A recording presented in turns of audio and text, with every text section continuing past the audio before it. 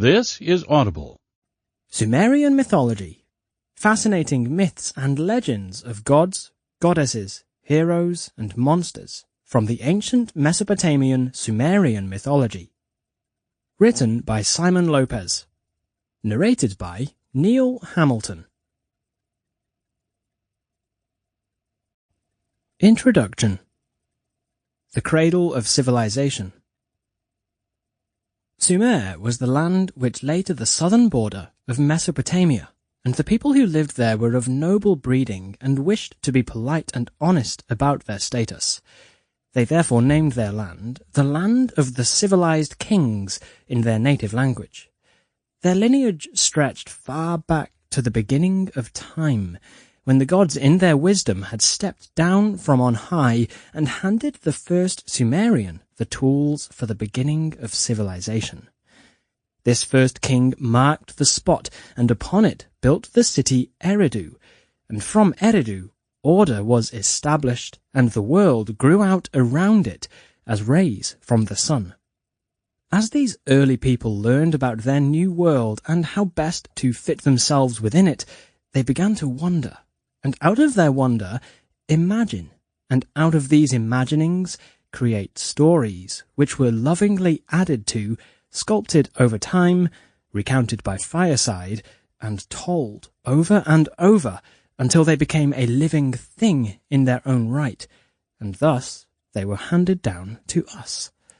By reading them today, we can learn much about what the early Sumerians thought about life, and therefore we can learn much about those early Sumerians themselves. From the people come the myths, and therefore, by studying the gods, we study the people. The Sumerian religion was important in that it was one of the first of its kind. The stories which follow heavily influenced the various Mesopotamian religions which followed it.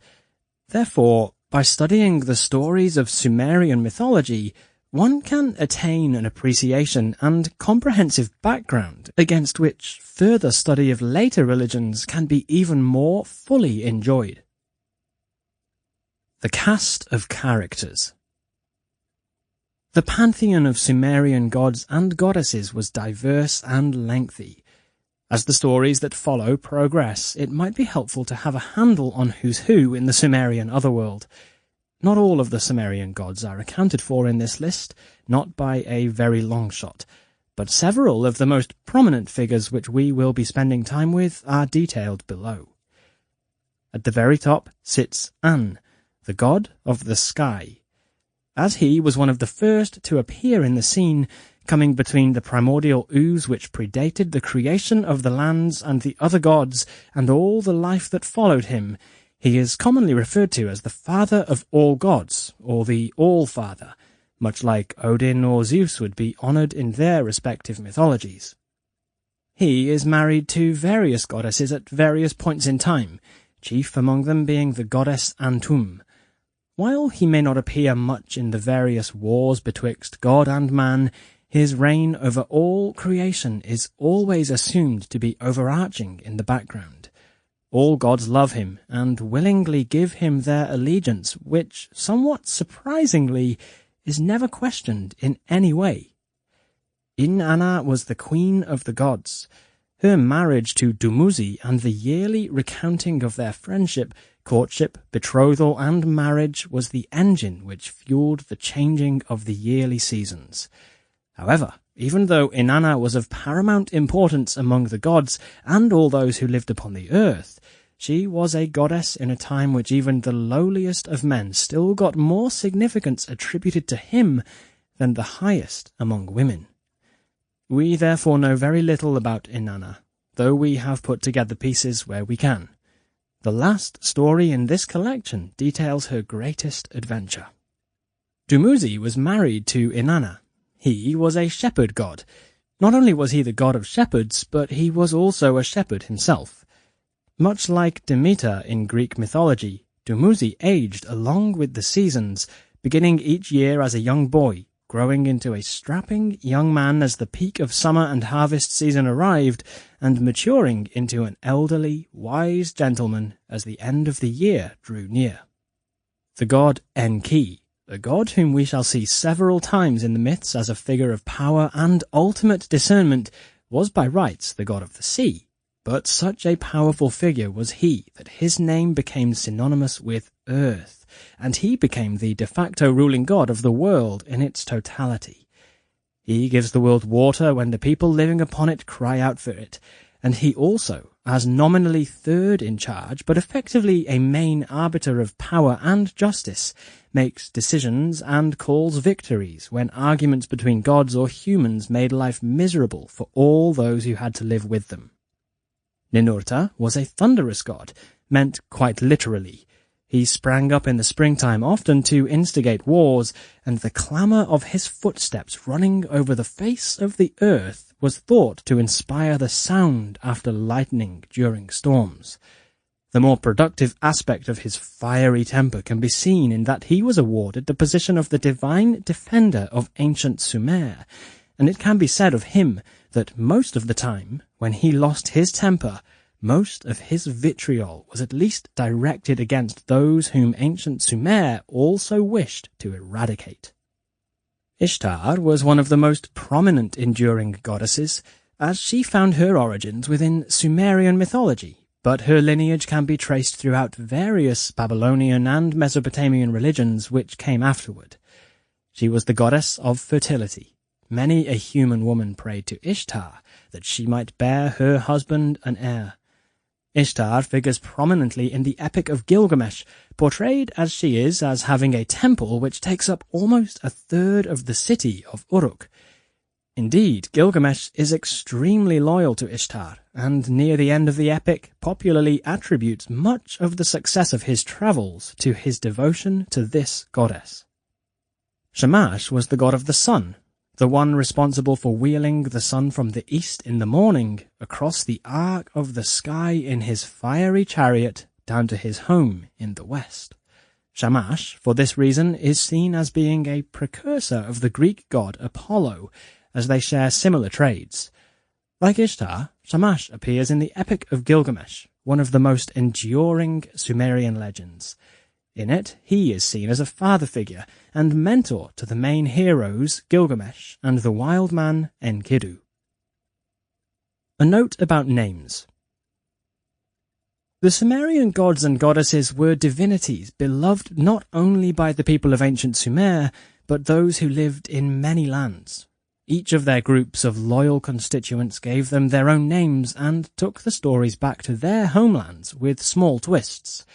In the myths that follow, every attempt has been made to keep naming traditions uniform where possible, but if a god is given a different name in one story from the next, know that it is most likely because the stories just came from different times or different regions within ancient Sumer. A note about translations. These myths and legends were recorded in hewn cuneiform symbols on rough stone tablets from millennia gone by. The passage of time and the battering of the elements were often not kind to these records, and so, in many places, the myths went unfinished, or had gaps in their contents, or even seemed to start out of nowhere. Sumerian anthropologists have done their very best where possible to reconstruct the myths based on knowledge of the languages used and the customs of the times, but in many places these legends have just been lost to the past.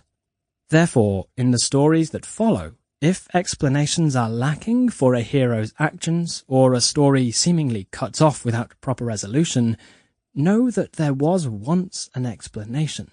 An ending once existed, and now it is up to those of us living in modernity to wonder and imagine endings to the stories as best we can.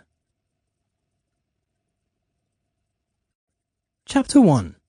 The Creation of the World. In the beginning. Before there was anything, there was nothing. There was no darkness, there was no air. In every direction, infinity stretched on, empty. Every direction, except for one. Down, down on the deep floor of the uncreated universe lay the goddess Namu. She lay there, alone, staring up at the nothing that was everything, and a soft tear slipped down her sleek cheek. It slid down into the water which softly lapped around Namu, and she closed her eyes and was sad. Quiet and Namu. Namu was the sea. Her waves roiled with primordia, but she did not know this. She simply was, and always had been. But she liked the prickling feeling of tiny living things, and so, even though she did not know why, she smiled. This spark of joy did dangerous things. In the middle of the empty eternity which was all that she knew, she felt deep within her a stirring, a glowing. This twinge grew from something small into a breathing, moving world inside her. She let the small world grow inside her, giving it warmth and love, until it grew too big for even her, the endless waters. So she gave birth to the universe. She named him Enki, and she loved him very much. He had within him multitudes, including the dome of the heavens and the vast, ragged plains of the brand new earth. Enki grew and grew, then turned inward and looked inside. When he looked back up, his eyes glowed, and he breathed out the very first air, which rushed over the waters of the goddess Namu. This wind they called Enlil, who rose up and claimed dominion over heaven, earth, and sea. Namu and Enki were quite tired from their genesis, so they allowed their progeny to rise up, and the sea, heaven, and earth became subject to the wind, which roared over all. Enlil was pleased, and looked out to the future. He sculpted from the matter around him 2 companions, that he might not be alone. From the sky he pulled and twisted to create An, the god of the upper world. Using the mountains and the dirt and the stones and the trees, he made Ki, a beautiful goddess with hair the colour of all that grew upon the earth. He crowned her queen of all that stretched below the endless sky. Enlil saw that she was good, so he made himself her king, and the 3 of them lived on happily, realizing the full wonders which lay in each of their parts of the created world. Enlil and Ki, after a time, felt the urge to further create, so Ki became ripe with child. Her belly grew, and a mountain range was formed. She smiled, because she knew, so a valley rippled across the surface of the earth. She gave birth. Enlil and Ki became father and mother to Enki. They looked about and wanted to give their child everything, so they confined the world's rushing waters to just certain pockets of the earth's surface and gave him the pools to play in. Enki, the baby god, grew up with dolphins and crabs. He roved under the surface of the waves until each trench and algae was as familiar to him as the back of his hand. And when he grew up, his mother and father gave him rule over all the oceans. Thus, Enki became god of the sea. As he was a prince, he was also the Dauphin, the inheriting lord regent over all that was in the universe, heaven and earth and land and sea combined. When it came time, Enki looked over creation and wanted to add his own spin on things. He took water from the slumbering Namu and streaked it over the surface of the dry land. It was the first time something like this had ever been seen, as Enlil and Ki had moved all waters to the same location for their child's safety. But the child was a child no longer, and so Enki invented the very first river. He looked at it, the bright blue burbling alongside the red dirt and green trees, and loved it. Immediately thereafter he brought more water into the land, furrowing the mud, and created the world's second river. He named them the Tigris and the Euphrates, and they have endured from that moment unto this very day. As the water from the new rivers lapped up onto the surrounding banks, the mud which had been dry and dead came to life. The primordia which had made Namu smile coalesced into the tiniest of living, growing animals, and they crawled from the water onto the mud, and the mud became fertile. Instead of the cracked desert plains over which Enki had previously ruled, the ground was starting to produce more things, to be land which was productive. The world of Enki became 1,000 times more colourful, in what felt to him like the blink of an eye. He watched curiously as the primordia took root, as the bacteria infested the waters, and as vegetation began to take root far below and slowly reach up towards his wondering face. The land between the two rivers became a valley of rich wonders, with lush gardens and forests popping up over the first millennia of the young world's existence. Enki was watching a daisy burst forth from the earth one day, when he saw an oozing primordium meet a few trailing bacteria, and when the three conjoined, there was a spark of electricity which radiated off the resulting being. Enki was captivated. He spent the next millennium joining tiny living things together to create larger living things, and he marveled at the result. Chapter 2. Enlil, Ninlil, and the creation of the moon. The creation of the moon. The young gods and goddesses all found their favourite parts of the lush valley between the Tigris and Euphrates. Enlil himself settled down in a city known as Nippur and set himself up with a magnificent mansion and many good friends. He thought he knew everyone in the city. It was possible to at that time, because there were very few gods and goddesses, and Enlil, as their young king, had prided himself upon knowing each of them at sight. One day his eyes came to land upon one he did not know.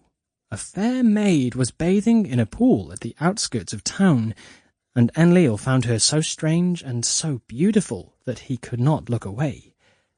The maid was known as Ninlil. She was a young woman of a rebellious sort who had wanted to go swimming that day against her mother's wishes.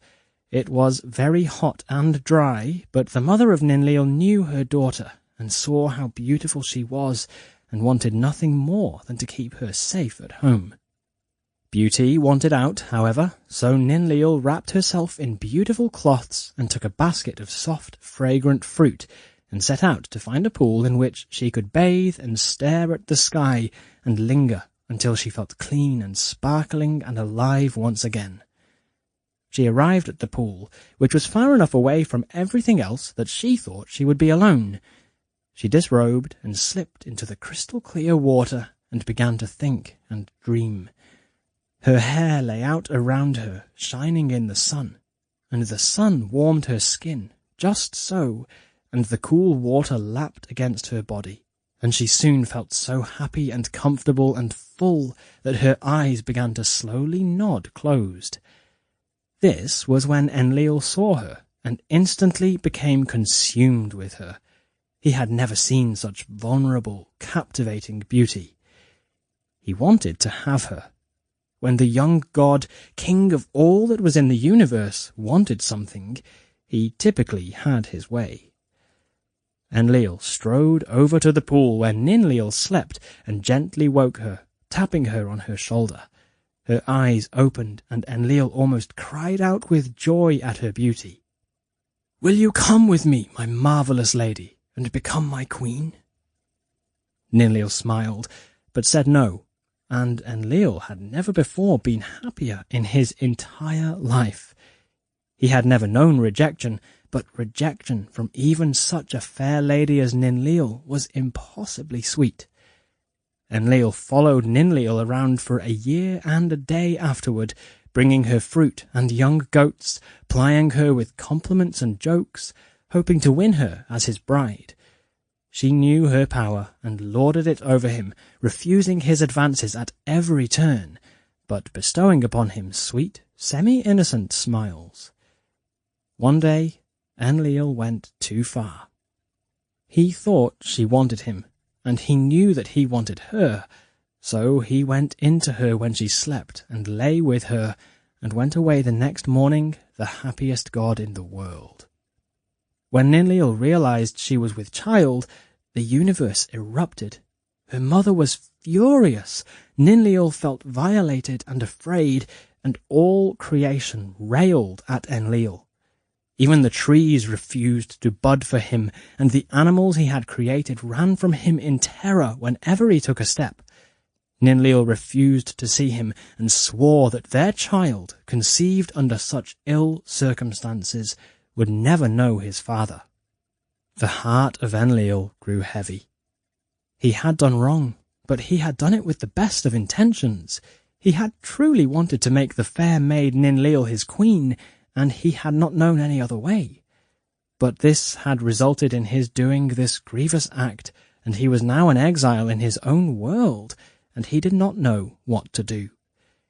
He wanted to bury himself and his crime, and rise anew and cleaned. So he burrowed down within the earth and began to crawl to the underworld. He thought that possibly, among the dead, he might find answers, or he might go to sleep for eternity and thus forget the awful thing he had done. He thought he would never be able to erase the sight of his beloved Enlil's face when she had raged at him after he laid with her. While the young king of the universe was travelling to the underworld, Enlil, above, was beginning to miss him. She knew it was folly. She knew it was impossible. But she had fallen in love with Enlil when he had been courting her. It did not excuse what he had done. Nothing excuses one person laying with the other without proper permissions granted, but in spite of everything which had occurred, she loved Enlil. She looked inward and smiled bitterly, for she knew now that she had within her a daughter, and she wanted nothing more than to forget everything which had transpired and be with Enlil and raise their daughter together. She heard that Enlil was preparing to go down to the underworld to die, to be lost forever because of what he had done, and she knew that she had to stop him. And so the pregnant goddess Enlil rose up and prepared to crawl down into the netherworlds alongside him. She thought that she might in this way rescue him, and the three would be able to live happily together after he was far removed from the perils of death, and, of course, after he had apologized to her profusely for the horrific way he had treated her. Down, down, down the pair went, Enlil hurrying as fast as she could to Enlil's side. The two met up about halfway between the surface of the earth and the bowels of the underworld, and had a strange, joyous, repentant reunion. Enlil, after much reflection, was horrified at what he had done to Enlil, and did not know if he was worthy of spending another second with her, much less returning as her husband and the father of her child. He apologized and threw himself at her feet. Enlil was very aware of this, but committed the very first act of heroic forgiveness, and allowed Enlil to come to her side. There was rejoicing between the two of them, and Enlil told Enlil that he was to be the father of a beautiful daughter, and Enlil knew a happiness beyond any pleasure he had felt when taking things that didn't belong to him. The two continued on their way as lovers do, not realizing precisely where they went, and it soon became time for Enlil to give birth to their child. Enlil looked up in alarm and realized where they were, just at the door of the underworld, and panicked, for he knew that if their daughter was born in the underworld, she would be doomed, and would be forced to live out the rest of her days among the dead. This could not happen. Enlil picked up the labouring Enlil as gently as he could, and began to sprint back up, whisking her to the safe surface world, where Enlil gave birth to their daughter, a girl who was as fair as the sun, but colder. They named her Inanna, and when she grew up, she rose heavenward and became the moon. Chapter 3. The Creation of Man. Heretofore all of the living, walking, intelligent beings upon the planet had been gods. Animals gambolled about. There were birds in the sky and fish in the sea, but the gods remained the only organisms which talked and thought and laughed. However, this meant that all the chores which were required to maintain the young world had to be performed by the gods, and no god loves to weed or sow the fields or dredge the sea. So it came to pass that a lesser order of thinking beings was to be created, a version of the gods which was not divine, not immortal, and could be set in charge of the chores which the gods were tired of doing. It was fitting, though, that the precipitating incident which forced the gods' hands was one of rebellion, for not all of the gods did chores. The great kings of the gods, such as Enlil and Ninlil, sat back and did nothing menial with their fair hands, delegating the toil and work of the world to a minor class of gods. These lower gods tired and rose up in strike. Burning their tools and marching upon the palace, they promised that no more work would be done, that, in effect, the world would not be maintained and would go to chaos if a set of worker beings were not created. They marched, and the young world began to deteriorate far before its time. Enlil grew afraid of their anger and of what would happen if no work was done, and so he sought the advice of the other great gods. He went to consult Anu and Enki, for he knew their wisdom was sound. The three of them came up with a plan to create a lesser race of efficient workers to populate their world, to live under the influence of the gods and perform all of the menial tasks which were so under their status. They were to be servants to all the divine. Enlil was excited about this prospect, for there had never been servants before. In order to create, however, there must be sacrifice. Their friend, a god named Gesh-tu-er, was summoned. He had distinguished himself with his great intelligence, and Anu, Enki, and Enlil thought that their servant class should be a smart one. The three of them killed Gesh-tu-er, and from his body ground a thick paste. They then summoned the goddess of birth, a maid named Ninmah, and asked her to work her magic to form a young race of energetic, smart, ungodlike versions of the gods. Ninmah smiled grimly and began her work. The paste that had been Gesh-tu-er she mixed with clay, and when that had been done, she asked each of the gods to spit upon him, which they did. The resulting morass she formed and worked with her own hands until it became smooth, and she handed it back to Enki with very specific instructions.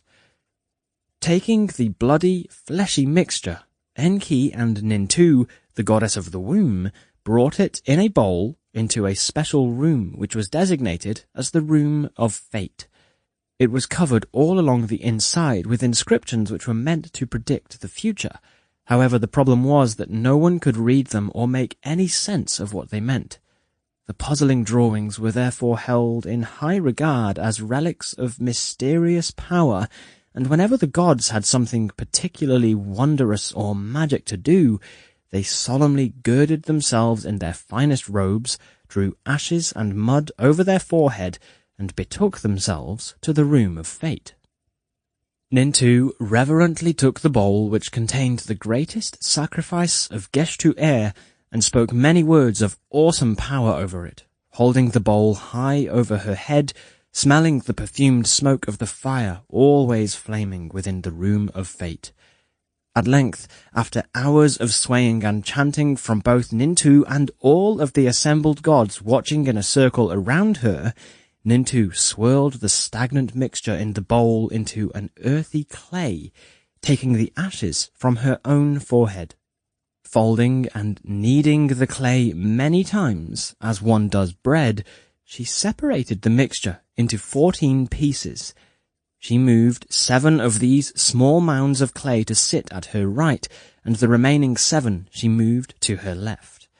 After praying over these small pieces of clay, within the centres of them formed the smallest pieces of life, swirling about in the clay which was half god and half earth. The living clay to Nintu's right contained the first dregs of human men, and the clay to her left would one day become the first women. However, men and women are not today formed from clay and baked in the sun, and neither were the first men and women. Men and women are distinguished by being born of another, and the gods knew this. And so the womb goddess, Nintu, took these 14 young humans and gave them their first home in the rich cave inside her, which had been prepared specifically for humanity and the wonder of childbirth. 9 times the daughter of Enlil and Ninlil waxed and waned, shining her white light at night over the surface of the earth. 9 times the tides came in and relented. 9 times the wolves howled. And so, after 9 months were gone, after the clay had formed to small humans inside the smiling Nintu's belly, Nintu gave birth to her 14 half-god, half-earth children, the first humans. Smiling and gurgling they were, for the process when being born is much easier when your mother is divine. All the gods cooed over them while they were young and gave them every advantage, for they were aware that when the young humans were fully grown, their strength and happiness would profit the gods manifold, doing all the hard labour for which they were created. As they were so overjoyed at their impending freedom from chores, the god Ninmah made a pronouncement that forevermore, whenever a new child, a new worker, according to the gods, was born, all creation would celebrate the gods' impending lessening of their workload for 9 days and 9 nights, 1 day and 1 night for every month that their mother had carried them within her womb. Chapter 4. The creation of various animals and the arguments they shortly had.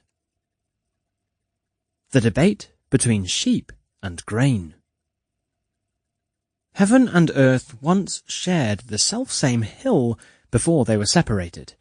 Upon this hill the god An created and brought forth unto life the gods known as the Annuna. As they were immortal, they required no food, drink, or other sustenance. Yet this did not stop them from becoming very hungry, as food quenches both a physical need and the softer but just as urgently felt desire for good-tasting things. An had provided them each other and the hill upon which they stood, but he had not yet created things to eat. The grass on the hill was inedible, and there was not yet any grain to be harvested, nor sheep to be butchered. This presented other problems. As there were no sheep, there was no wool, and since there was no wool, there was no cloth. Therefore An had not gotten quite around to inventing the concept of weaving yet, so there were no clothes. Those early gods, and later the first humans as well, ran about in the sunshine quite free with themselves, which was not an issue in those early days, as bad weather also had yet to be invented. However, these most early of entities did not know the pleasure of eating bread, or the joy of pulling one's cloak tight about oneself in the wind. They ate with their teeth, plucking up grass like sheep, and sucking water straight from puddles. The higher gods looked upon them with pity, and created for the inhabitants of earth both grain and sheep. First, however, they tested them out themselves, as they did not want to harm their human sons and daughters by sending out into the brand new world any strange new creations which they knew nothing about. So the gods first tried bread and mutton, and even though they did not need it to sate their non-existent hunger, they were glad that they had tried, for they found food was delicious. They tried milking the sheep too, and found that this was quite a workable alternative to drink, having before only experienced water and certain fermented juices. And so that the creation of sheep and grain had been decided to be a success, the gods asked An if they could be pushed down from the holy mountain into the world where people could enjoy them. As the experiment had proved a success, An was amenable to this, and soon the humans woke up and saw with astonishment that the first field of grain had grown overnight, and there were new 4-legged woolly mammals which were eating the grass around them.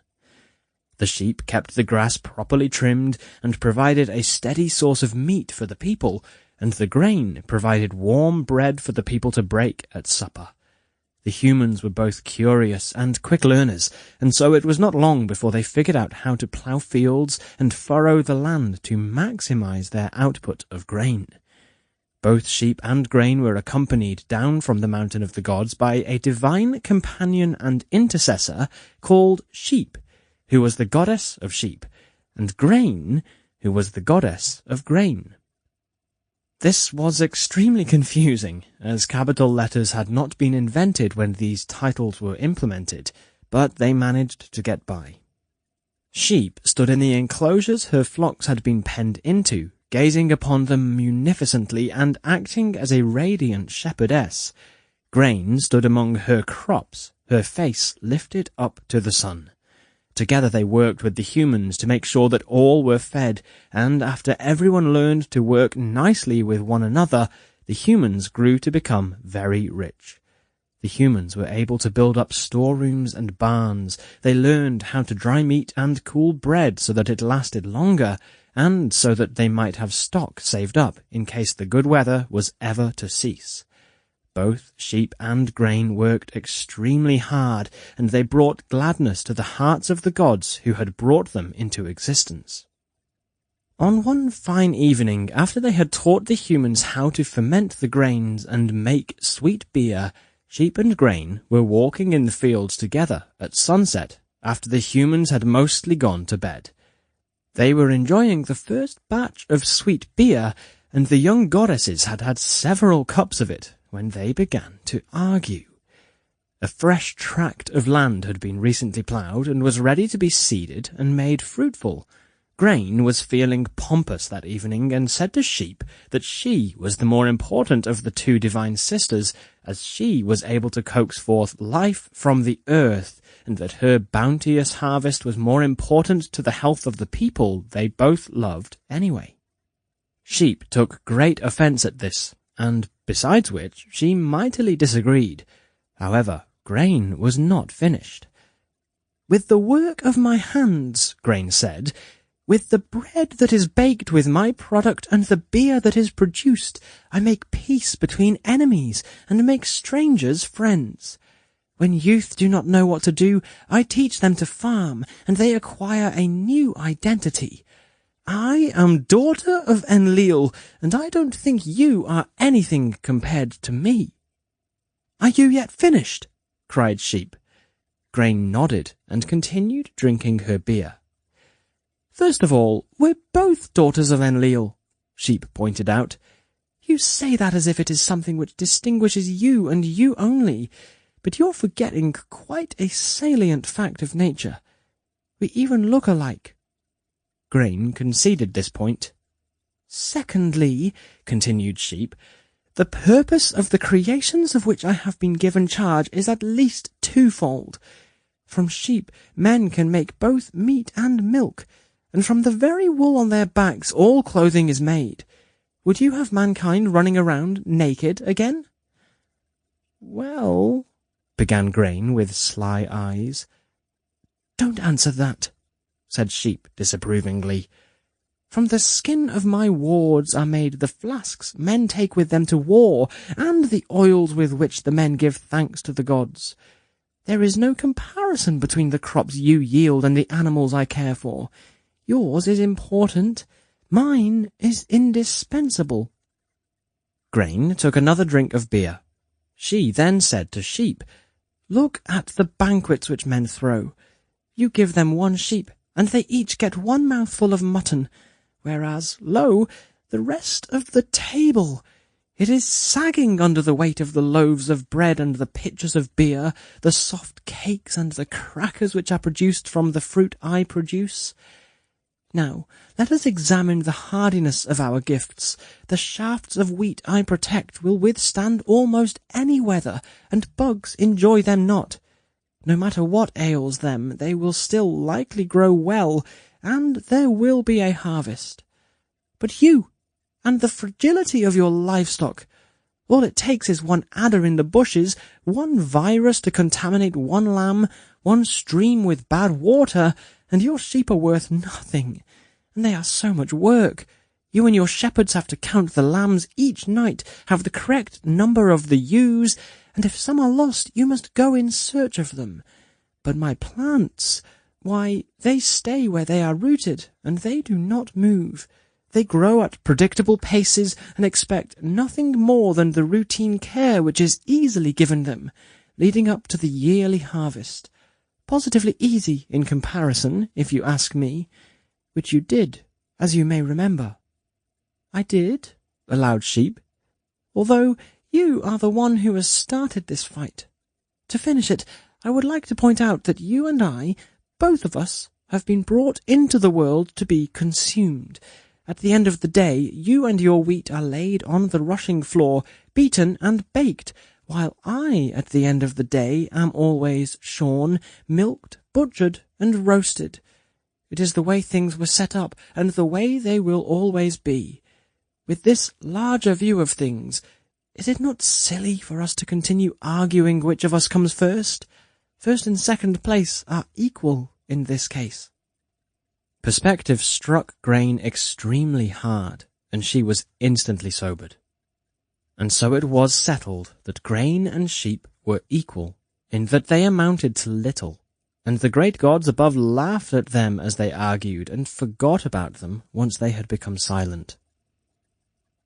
The debate between bird and fish.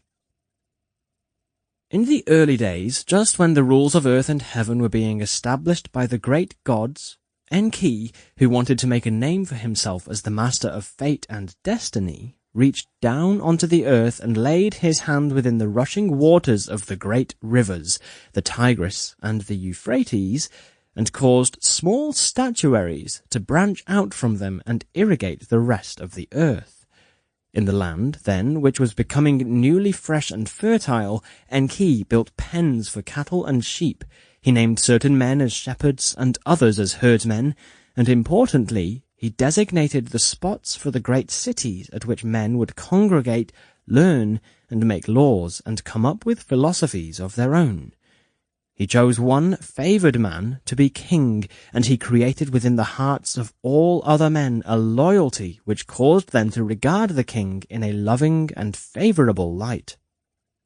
Enki turned back to nature and continued creating. The marshes he knit together with reeds, and he populated the forests and swamps with birds and fish in every colour of the rainbow. Each type of animal he made, he instructed the humans as to how they could be used for sustenance, and he instructed the animal as to how to behave according to natural law, so that no fish would be caught flying, nor any bird be found attempting to swim under the water. When Enki had departed, one fish splashed up to the surface of the water. He was the very biggest and most colourful of the fishes, and so he had decided that he would be the spokesperson for all of them. He was annoyed at the clucking and whistling of the birds in the trees, and he decided that it was high time that he did something about it. Fish raised his voice and spoke up to a nest which he saw in a tree hanging over the river in which he swam. "Bird, bird, you make such a squawking noise.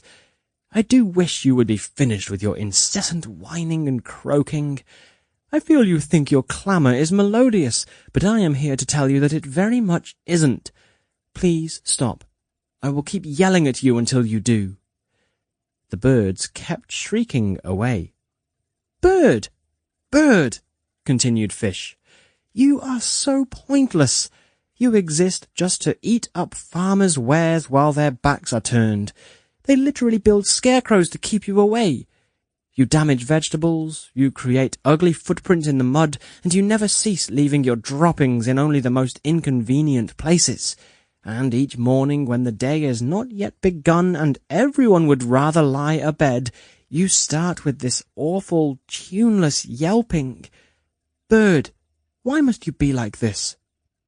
The birds continued to chirp innocently throughout this entire assault on their being. "Bird, bird," said Fish once again, Don't you see where this is headed? Everyone hates you so much that even those who love you bring you sooner or later to be fattened, coddling you and feeding you just so that you can be murdered and roasted.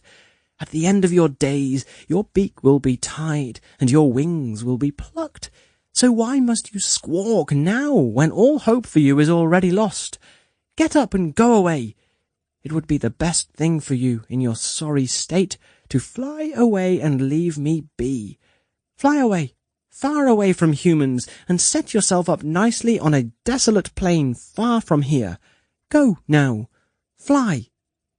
The leader of the birds, Bird, was stroking his own plumage up on the highest branch of the most beautiful tree.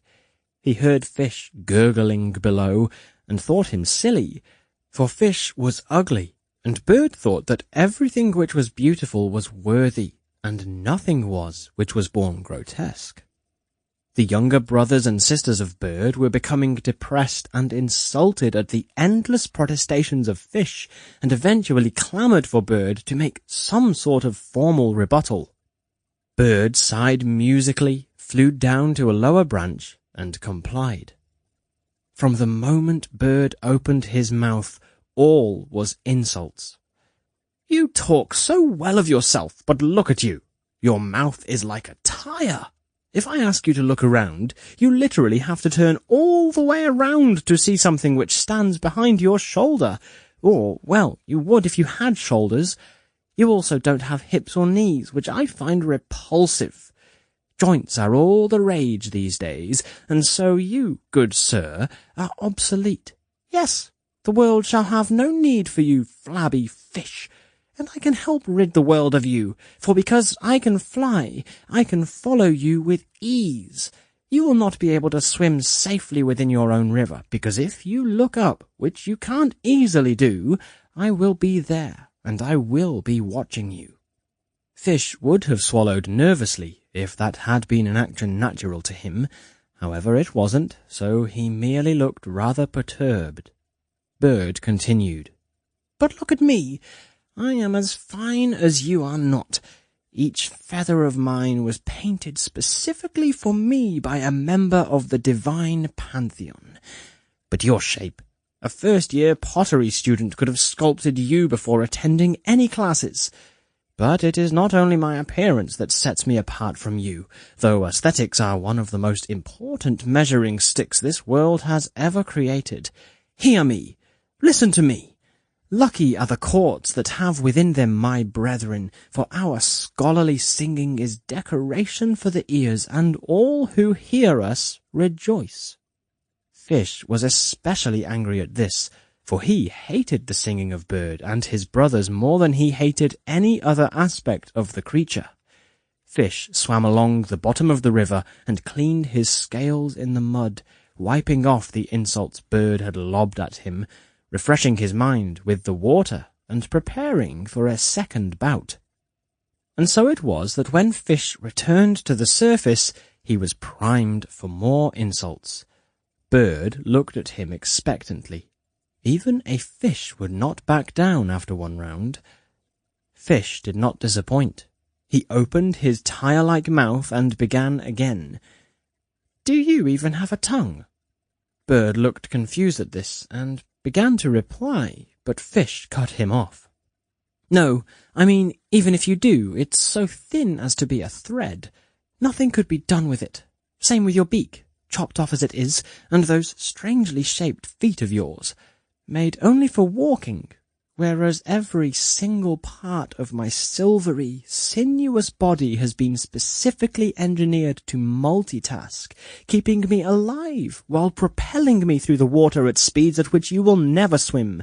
You say that your song is decorative.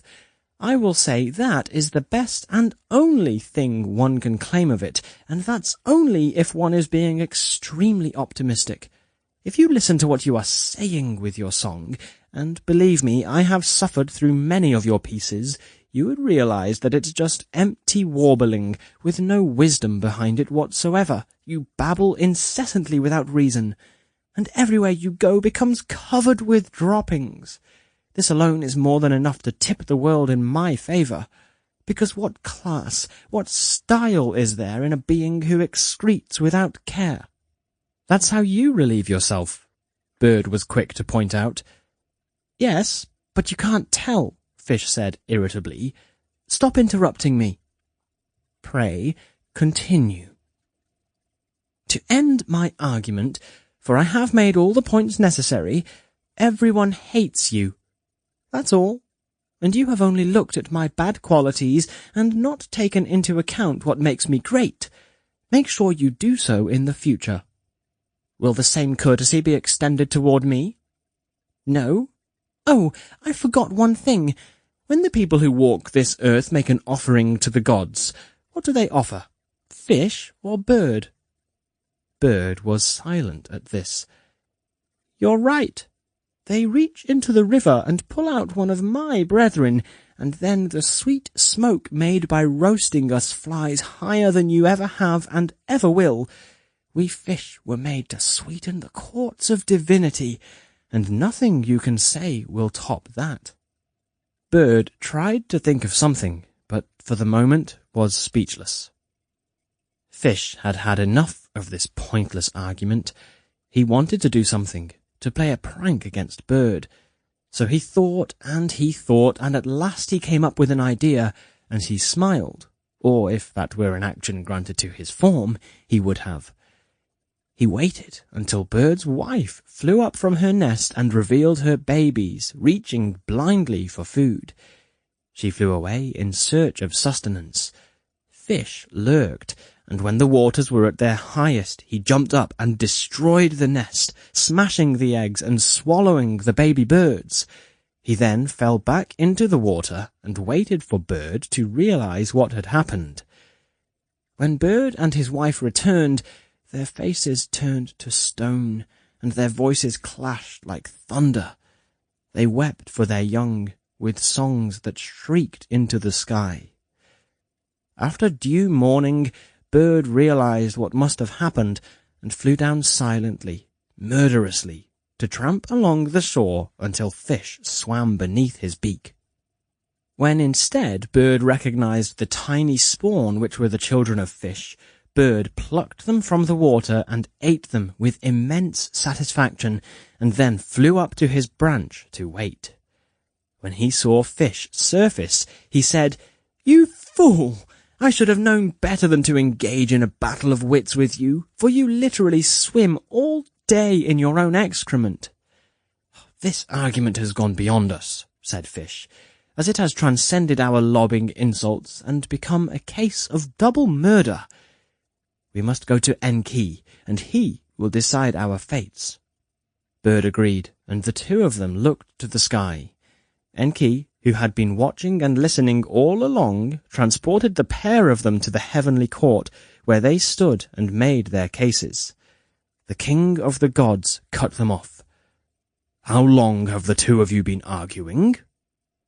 Bird and Fish eyed each other nervously. They did not know. Forever, as far as they were concerned. Enki was ready to give his pronouncement. "I am going to say that Bird is superior, for if you look at their typical altitudes, Bird literally comes out on top." Fish opened his mouth to protest this seemingly arbitrary ruling, but never another word he spoke. The gods took both Bird and Fish into their hands and roasted them for that night's supper, and since then neither Bird nor Fish have ever tried to argue, for it only gets them eaten quicker. The debate between winter and summer. It was a Monday, and the gods woke up feeling productive.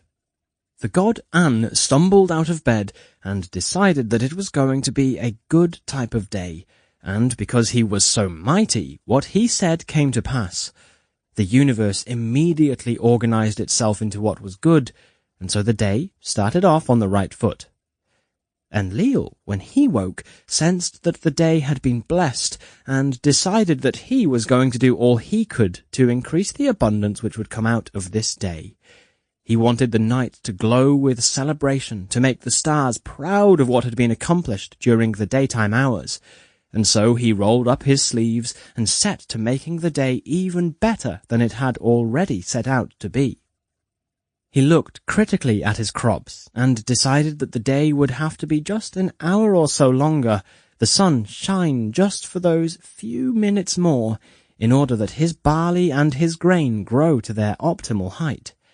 As he was a god, he could make that happen, but he could not make every day longer, so he decided that as the harvest peaked and waned, the sun would stay out longer and then go down a little earlier each day to compensate. And so Enlil invented the concept of seasons, but he did not know this yet. He just knew that on this particular day the sun would shine a little longer, and he was happy. He realized, though, that having just invented something of this type of historical magnitude carried with it certain responsibilities, and so he set about determining the type of individual characteristics which would distinguish the shorter days from the longer days, aside, that is, from the simple fact of their length. To the summer, the longer days, Enlil gave the founding of cities. People would travel during these warmer days and find new places in which to live. He gave to the late summer the harvest, the reaping of all the plants upon which the sun had smiled. He gave oxen to the summer to aid the men in ploughing their fields when the time was best suited for such activities. To the winter, the shorter days, Enlil gave the earth the quality of sleep. He determined that during these cooler days, men and women would huddle in their homes and create the next generation of labourers, that the earth would look within itself and use it as a time of reflection and rejuvenation. And to the end of the winter, when summer was nigh, Enlil gave the falling of seeds and the moistening of soil, the budding of flowers, the time at which the sleeping earth would raise its drowsy head. And so the first summer came and went. All the gods and humans rejoiced in the good weather, and Enlil, who alone knew what was to come, helped the humans store up grain and food to bolster themselves against the cold days which were to come. During the first winter, the ewes bore new lambs, which frisked about in the crisp white snow, and all who saw them hobbling about on their new legs laughed. The cows became fat with milk, and the humans learned to make butter and cheese. The stags and deers upon their mountains hid with their young in the caves to which Enlil had led them, and the birds, high up in the trees, clustered together for warmth. Within the ponds the fish still swam, for Enlil in his wisdom had provided for their safety. The top of their lakes simply froze over, allowing for warmer water to flow underneath. When next the summer came, Enlil prompted the people to come out of hiding and go exploring to see what the world had wrought in its slumber. He blessed the fieldwork of everyone who set out to make the ground arable underneath the blazing sun, so that their output was multiplied, just enough so that they could hope to live off their harvest year-round, that their food supply would just last them through the winter. He had the people build temples, and then blessed the stones in the walls so that they would perpetually be warm, so that even in the winter the people would have places to go in which they could be properly heated. Enlil was a generous god who cared for his people. At the end of one summer, Summer, the god of the warmer months, brought together all of the finest things which had been grown and built during his reign, and put them in a large basket to send to Enlil in thanks. This included healthy cattle, fat ears of corn and flour and malt, pigs and sheep and tortoises and onions and turnips, among many other wondrous things. It was quite a large basket. Winter, the god of the cooler months, saw this happening and scowled. Now he had to get something put together. With a wave of his hand, he summoned piles of gold, silver, and quartz, and pulled them into leather pouches. Boxes of cedar and cypress and oak he fashioned at a glance, and then filled them with dried fruit and thick honey. Pomegranates and grapes and winter cucumbers filled the other box, and to complete his offering, he tore down leeks with his own knife and collected a vial of cool rainwater for Enlil to drink. Summer and winter walked in tandem, hating each other, up to the courts of Enlil, each with their own offering in their arms, or in some cases walking behind them. On their way there, Winter decided to begin quarrelling with Summer. "Watch out how much you boast, for everything which you say you bring to the table actually took root in my season. You merely take the credit for processes which go on year-round. Harvest just happens to fall within your season. I do equal work." Summer smiled at this, and did not rise to the bait, for he thought it obvious that his season was stronger. Winter saw that his brother was inclined to be silent, so he therefore continued with his barrage of insults. "Summer, your months are full of rude sounds and sweaty men and animals. All you know is toil. During the winter months we rest, we love our families, we sharpen our minds and enjoy our lives. But you, why, you are a common labourer. You just don't know it. You can only go until your limbs get tired. I am set to hibernate for as long as I need to. Which brings me to another point. You eat so much. You have your fill of the harvest and think that you can gorge yourself aplenty. But by the time it is the dead of winter, we are always on starvation rations. Have more foresight. But in the meantime, it is not then surprising that we in the cold have less energy, for we need to keep ourselves warm, and we are doing it on less sustenance. We are hardier than you. When it is a cool or a rainy or a windy day, you go flying in search of cover, while we of the colder months stand tall, ready, willing to go about our day's business. How do you say, then, that summer ousts winter?" Winter looked at Summer, rather winded after this rant, waiting for any response. Summer was finally ready with a reply, for even as he believed that he was the older and wiser of the sons of Enlil, his younger brother had taunted to a point which was really beyond bearing. "Thank you, dear brother, for explaining the rationale for your argument. I still fear that it rather fails to hold water. Just as a person eats an apple and discards the peel, just as a cook cuts off both ends of a vegetable, so your beginning and end of the year just stand in service of the core, the meat of the year, which is my domain.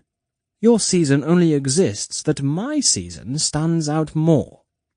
Winter pointed out to Summer, "Ah, but I am in control of the water. I freeze and preserve it. I melt and release it to you in the spring. Without me, you are nothing. Let us consult Enlil. He will agree with me." Enlil had, of course, been listening to his son's bicker, and at this point he cut in. "Both of you are important, but Winter makes a salient point. Because of water's immediate importance to all that is alive, I cede his point. Summer, make your apologies to Winter." Summer was not happy about it, but he apologized to his brother, and then both of them made praise to their father Enlil and ceased to fight for the rest of their days. Chapter 5. The Challenge between Enki and Namu.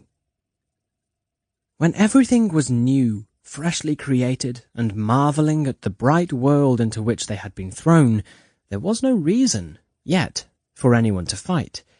In order for arguments and grievances to pop up, there must be some ideal against which the actions of others can be measured, and, for better or worse, such conventions as good and bad were invented slightly after those gods and humans who could perform objectively good or bad actions came into the world.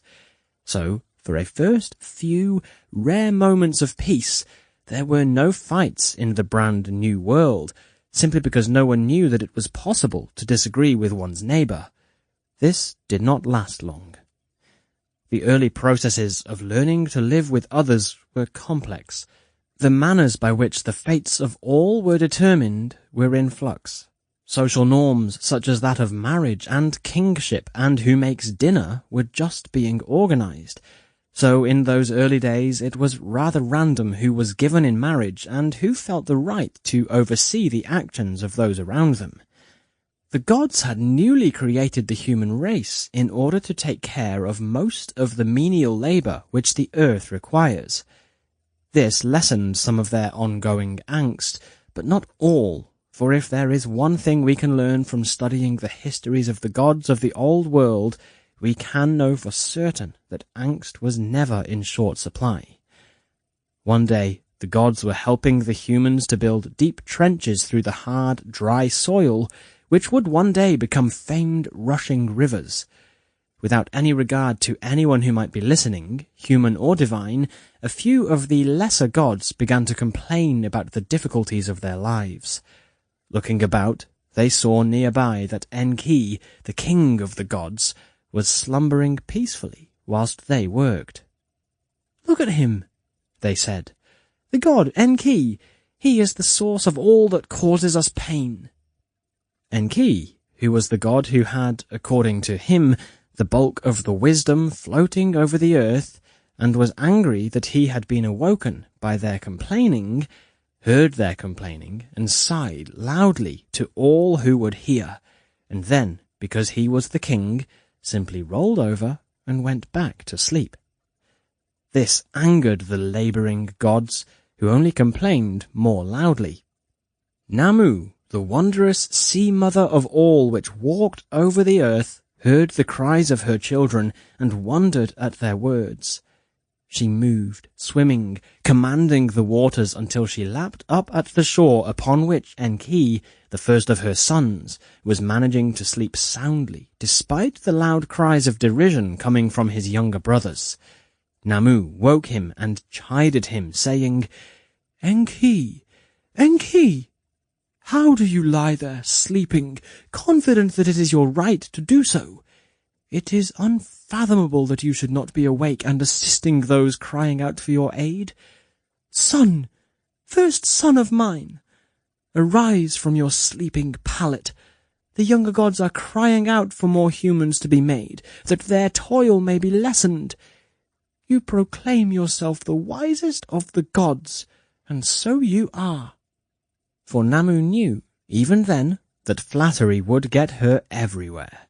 Indeed, that was one of the first laws which had been created upon the new earth. She continued, "So please, my son, use your wisdom and find a way to create more humans and faster, so that your younger brothers may know the same rest which you so obviously treasure." Enki was a young god, but he was no longer a disobedient teenager, or, at least, he did not want to appear so. So when his mother asked, he got up and went to his room of pondering. He was the king of the gods, and therefore he had specialized places for the activities he pursued most often. The room of pondering was more of a cave with a jutting rock in the center, with one hole in the ceiling which functioned as, simultaneously, a skylight and a spotlight. Enki enjoyed retreating to this cave, perching on the rock in the spotlight, and thinking very hard about whatever there was to muse upon, and so this room became known as Hal-Ankug, the room of pondering. In it he thought for many hours about the problem of creating more humans.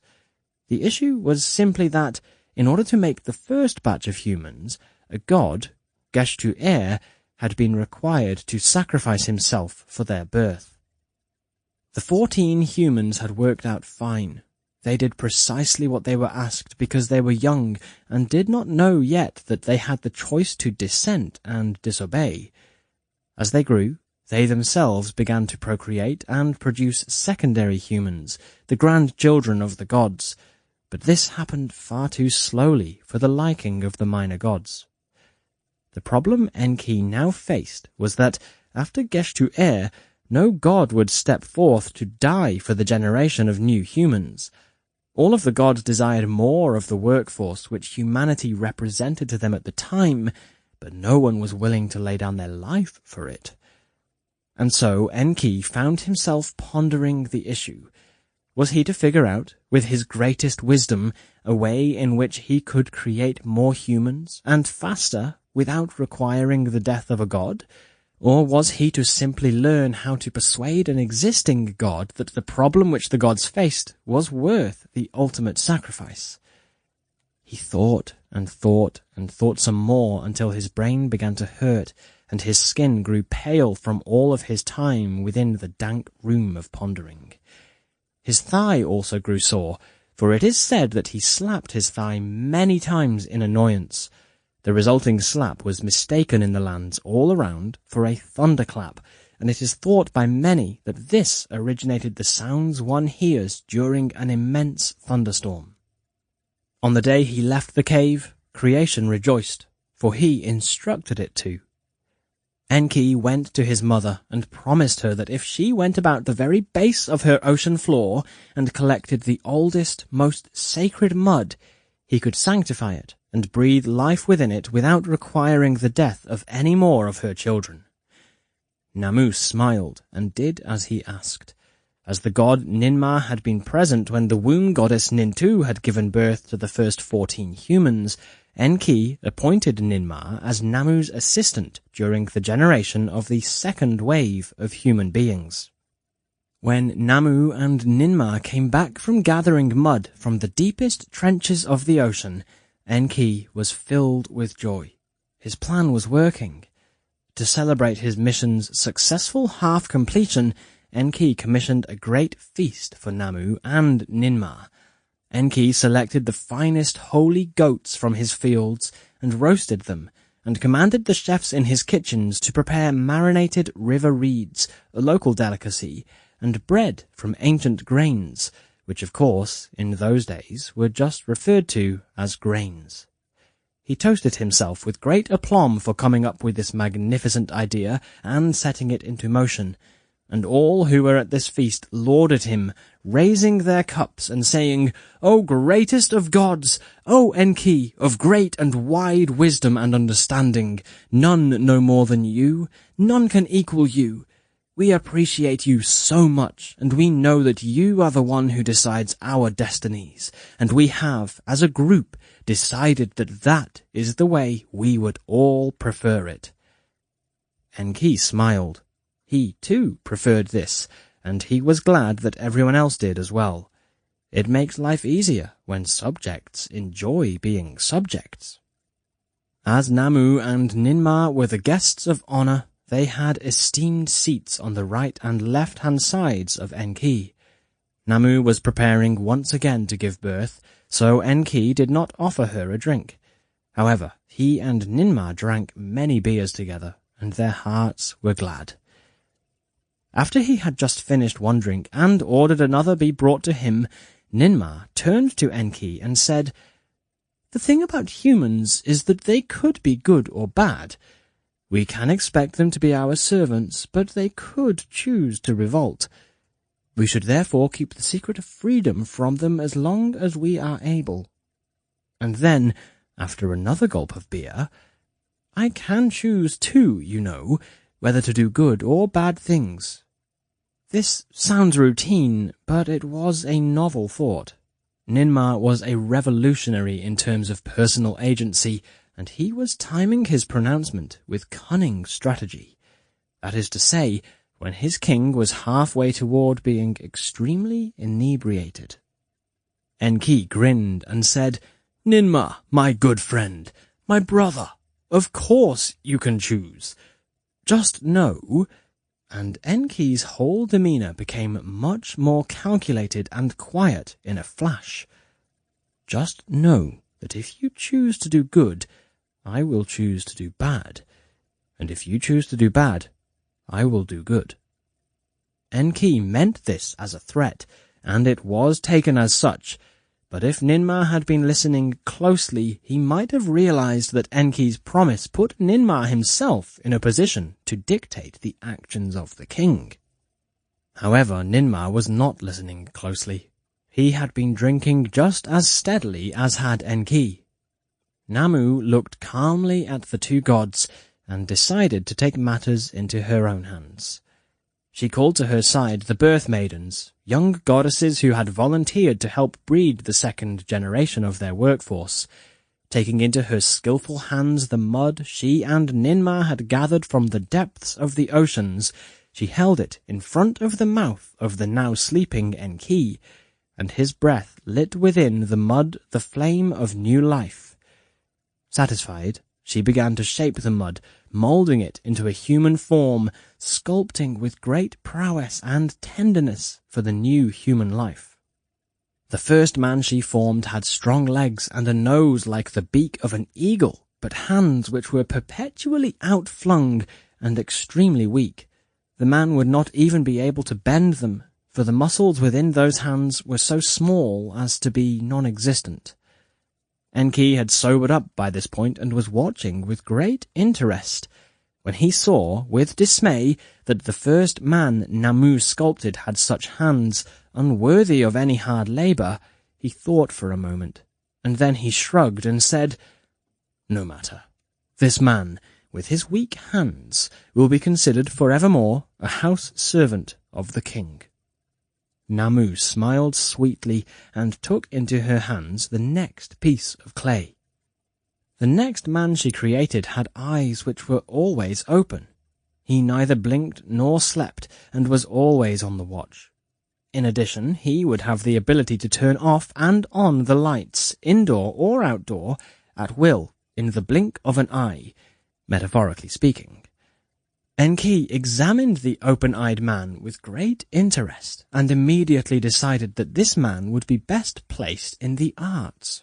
He decreed that this man, and all others alike, would spend their lives as chieftains of music, making music within the courts of the king, sweetening the air for all those who would listen. The third man Namu sculpted from the primordial mud was a man whose hands were strong, and whose eyes were covered with properly functioning eyelids, but whose feet were broken. They were twisted, bending in upon themselves, and paralyzed. Their form would make walking extremely painful, or indeed impossible, for this man for his entire life. Enki looked upon him, and considered at great length what his utility to the gods could possibly be. And then, for he was a compassionate king, he created from the depths of the earth a stone forge for this man, and made him the very first of the silversmiths. Next, Namu pulled from the earth an idiot. Her fourth sculpture was of a man who unfortunately did not have enough room in his small head for even the most rudimentary of brains. He lolled about, using his limbs in arcane and foolish ways, all with a grin on his face which made the contortions of his body comical rather than off-putting. Enki watched him for a while, and then said with a smile upon his own face, "This creation, this man, will be appointed as our personal court's jester. Everyone needs to smile from time to time, and as this man's grin is perpetual, he will earn his keep by sharing his placid joy with us." And so the poor man got an odd cap and a seat in the throne room of the gods, but as he did not know any better, he was quite happy. Namu's next creation was even less productive. Enki looked at her quizzically when she turned to him with pride, showing off her latest sculpture. Namu, in her infinite wisdom, had formed from the earth a full-grown man who did not have any control over the workings of his own bladder. When he had a need to relieve himself, urine poured out of him with no warning at all, or any attempts from the man to stop or direct the stream. Enki closed his eyes and thought. He then used his magic powers to enchant the man's muscles into working more properly, by bathing him in a nearby stream, and then saying specific words quietly over him. Fortunately, this worked, and Namu's fifth creation was able to walk the earth with both confidence and continence. Namu took a deep breath, for the strangeness of her last creation had shaken her.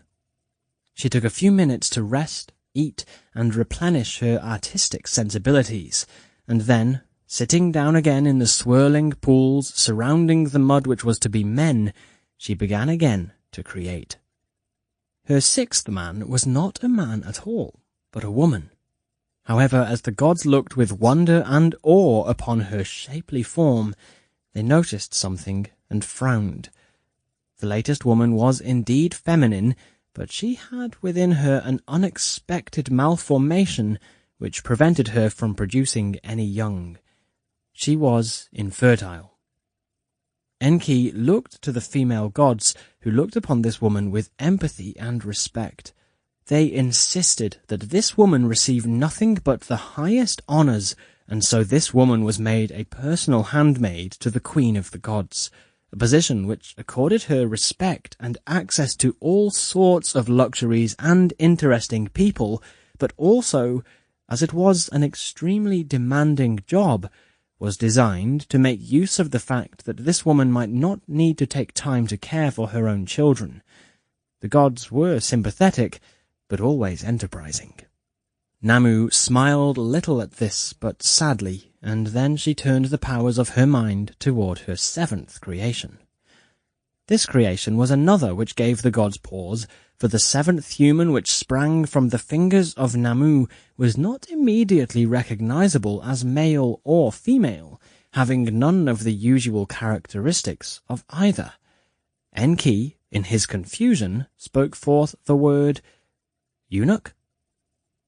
And so from that day, any who were neither male nor female were known as eunuchs, and they served a special place in the courts of the king of the gods.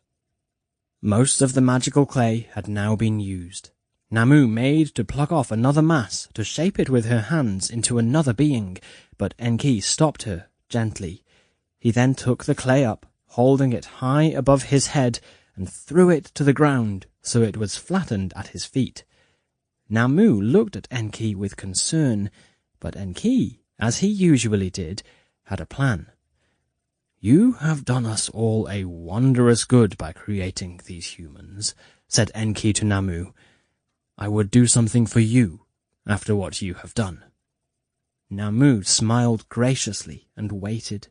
A gift from Enki could be beneficial or frightening, so it was her plan to reserve judgment until she had more information. Enki continued, and he was so excited and happy that his face glowed. "I would try my hand at the same act of creation at which you have proven to be so adept.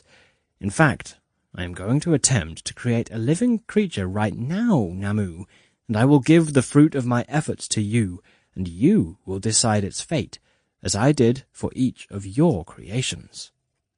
Namu again decided to reserve judgment, for this could either be a promise of happiness or an anchor to be hung around her neck for eternity. Enki was oblivious to Namu's lack of inherent excitement, as he had more than enough exuberance for the both of them. Enki sat happily in Namu's previous place and began to sculpt. He first made a lumpy, spherical shape which was presumably meant to be a head, as it had a gash across the front which could, if one squinted, be assumed to be a mouth. Enki, for all his talk, had little of the skill which naturally flowed from the fingertips of Namu, or, as it turned out, the stamina required for good art. From the gash mouth leaked a fluid which might have been saliva. Enki gathered it up in a flask. After Enki had crafted what might have been the head of a human, he made an extremely odd request of Namu. "Namu, to finish my creation, I would like for you to impregnate a woman with this." He handed the vial of mud saliva to Namu, "and stand by for the fruit of her labour." Namu looked what she thought, and she clearly thought that this was a dubious order at best, but as Enki was the king of the gods, she obeyed. She sought a human woman who consented to this sort of experimental science and promised to reward her mightily for her contributions. The woman, after 9 months, gave birth to a deformed being whose head was misshapen, who did not have eyes, had a crooked neck, and whose vital organs were all in the wrong places. The poor child could barely breathe. His heartbeat was irregular, and as its bowels were tied in knots, the child had little control over his processes of elimination. The child could not bring food easily to his mouth. His spine was shaped like the letter S, nor could he ever hope to dance in the fields, and it occurred to the gods, watching in horror, that the purpose for which he was ostensibly formed, manual labor, was a goal that was completely outside of the reach of this poor, misshapen child. Enki looked upon him with love.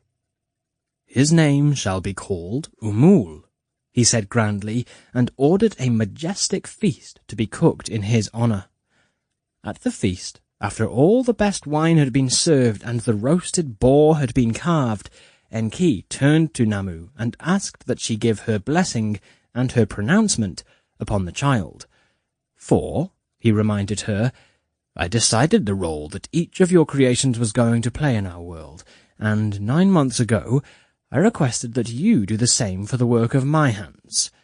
He looked fondly upon Umul, and then turned to Namu with great expectations writ clear upon his face. Namu hesitated. "I must know more about Umul before I decide his fate," she said, and she moved to sit near Umul. She tried to ask him a series of questions, to try to learn more about what Umul might desire from the one life granted to him, but Umul was unable to answer. Namu, thinking that Umul might be hungry, gave him a bit of the finest bread they had near at hand, and exhorted him to feed himself. This he was unable to do. Namu took a step back and forced herself to evaluate Umul objectively. She saw that he was unable to sit or lay flat unassisted. There was no question of whether he would ever be able to build a house or take to himself a wife. Namu turned back to Enki with a mournful expression. "Enki, it is after great thought and consideration that I ask you to hear my words, and hear them well. Umul, the child you have created, cannot support himself. It is his fate, therefore, to be one whom we support. He is incapable of holding any sort of position in the king's court other than the child of the court. We must take turns caring for him and love him as our own, for we are the ones responsible for bringing him into the world in this way." Enki was enraged at this. "Namu," he cried, "you play me false. When you created a man with hands that were weak, I made him my own manservant, and when we found that one of your creations had eyes which would never close, I proclaimed that from that day forth that man would be in charge of all the music played in our halls. The man whose feet were twisted and bent, I provided a place for at my table, and the man with the problematic bladder I cured. In every case in which the creations springing from your hands has presented a difficulty, I have thought long and hard, and made the life and station of your men possible and practicable. Do you not offer to do the same for the one child I created?" Namu was silent for a while, and then replied. "Enki," she said, "your head is in the clouds. You dwell on the highest mountain top on the land, but rarely come down to look at that which is going on down below. Hear my words. Actually listen to what I am saying. You have no idea what you have done to this child, nor what you are asking of me to do. I promise to you now, I will ask only one favor of you from now unto eternity, and it is this. Leave the child be. Listen to me, and respect my wisdom. Umul will come into our care." This was a wise and almost irresponsible request on the part of Namu, but once it left her lips, she could not take it back. Enki decided to be magnanimous and acquiesce to the request of Namu. And so Umul lived happily with Namu until the end of days. Chapter 6. The Epic of Gilgamesh. Tablet 1. Gilgamesh, king of Uruk, was known by all as the man who could see into the deep. He knew the very heart, the very foundation of his good city. He breathed the air above and instantly could tell what was happening in its depths. And as he was thus all-knowing, people thought him wise. This may or may not have been the case, for as we who have the benefit of millennia of experience backing us know, knowledge does not necessarily equate to wisdom. But we shall see. The following song sings of Gilgamesh and his exploits, and at the end you shall stand as judge of his wisdom. As king of the city, no door was closed to him. Gilgamesh went where he liked and learned all he could. No drama went unplayed without his watching. No story found its summit without his ear pressed up to the door. He learned from all that he encountered. He knew the price of a pea at the city bazaar, and he knew which husbands were faithful to their wives in the highest seats of his own royal court. All which was secret was under his purview, and all which was hidden he soon found. This is how his city had been founded. He had been in search of such secrets, on a journey to uncover stories which he should not have known, when he came upon the future site of Uruk and felt that the ground was whispering to him. He was weary, and the voices had told him to find peace. So upon that ground he designed and built the stone walls that would surround Uruk, known also as the sheepfold, and added beside it large granaries, including Inanna, the holy storehouse. Let us walk up beside Inanna now. Its walls were so fine and so smooth that one could easily mistake the oiled brick and crushed mortar for a finely spun and woven sheet of wool, could one not? And that tower, there, its architecture was considered almost extravagantly modern for its time. The way the parapet tilts and the outside stair wends, spiralling around the brick. This was not something that had been heard of before Uruk, and before Gilgamesh dreamed it up and forced it into being. Many believed that the city itself was half divine, as Gilgamesh too was rumoured to be. The many odd staircases which Gilgamesh had insisted upon building, many of which had no rational or apparent use, some of which just trailed off into the sky and stopped. Many thought that he had built these as a direct stairway to the heavens, and that they were for the use of godly visitors such as Ishtar. These staircases were therefore avoided by most people, just in case they might be struck down by lightning for daring to suppose they could set their feet where the divine chose to walk. Let us climb up onto the wall itself, the massive wall surrounding Uruk, and marvel at how high and thick it is.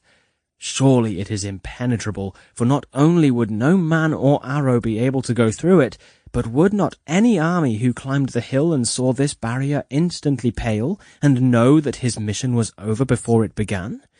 Examine the brickwork. It is so intricately laid that a master architect would have scratched his head and then learned all of his own mastery over again, just by examining it. And yet it was the work of Gilgamesh, who had never gone to school for building. It was rumoured, too, that Gilgamesh had as his special advisers the 7 sages of heaven, the wisdom of the gods themselves, when he was creating Uruk. There cannot be found a better city. I dare you to look for one. The really amazing thing, too, is that Uruk consists of so much, and yet it takes up so small a footprint, for the entire city lies only within 3.5 square miles. There is the city itself, with its buildings and ramparts and homes and temples and the palace, but there is also 1 full square mile that Gilgamesh set aside for a grove of date trees.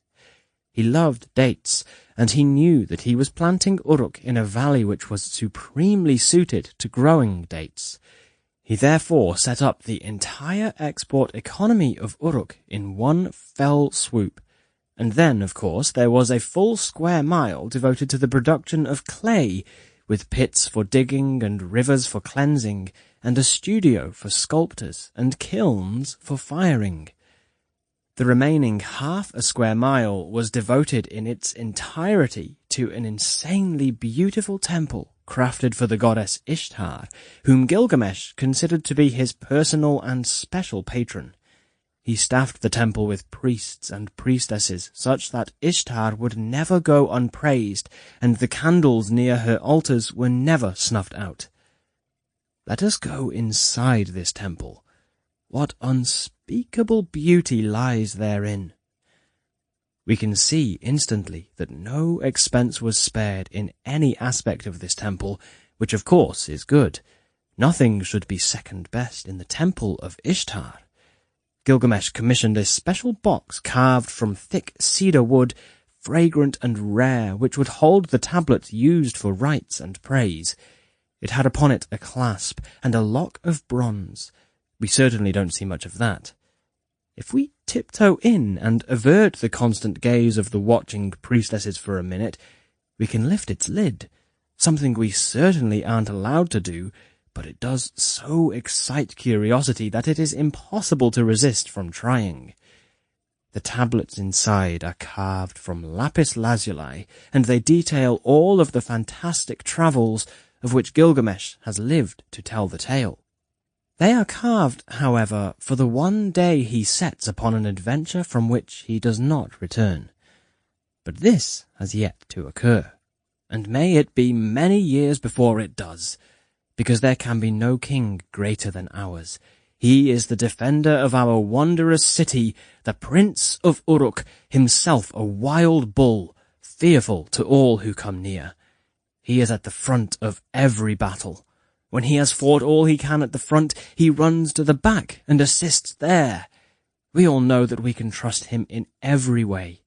Great is Gilgamesh, words with which we are born, often the first we are heard to speak. He is an august ruler, as tall as he is brave. However, such men often clash with others. He is as terrible as he is wise. We know to look away in his anger, but when he shouts mightily and beats his savage breast, many of us have learned to simply go home and wait until he is in a more peaceful mood.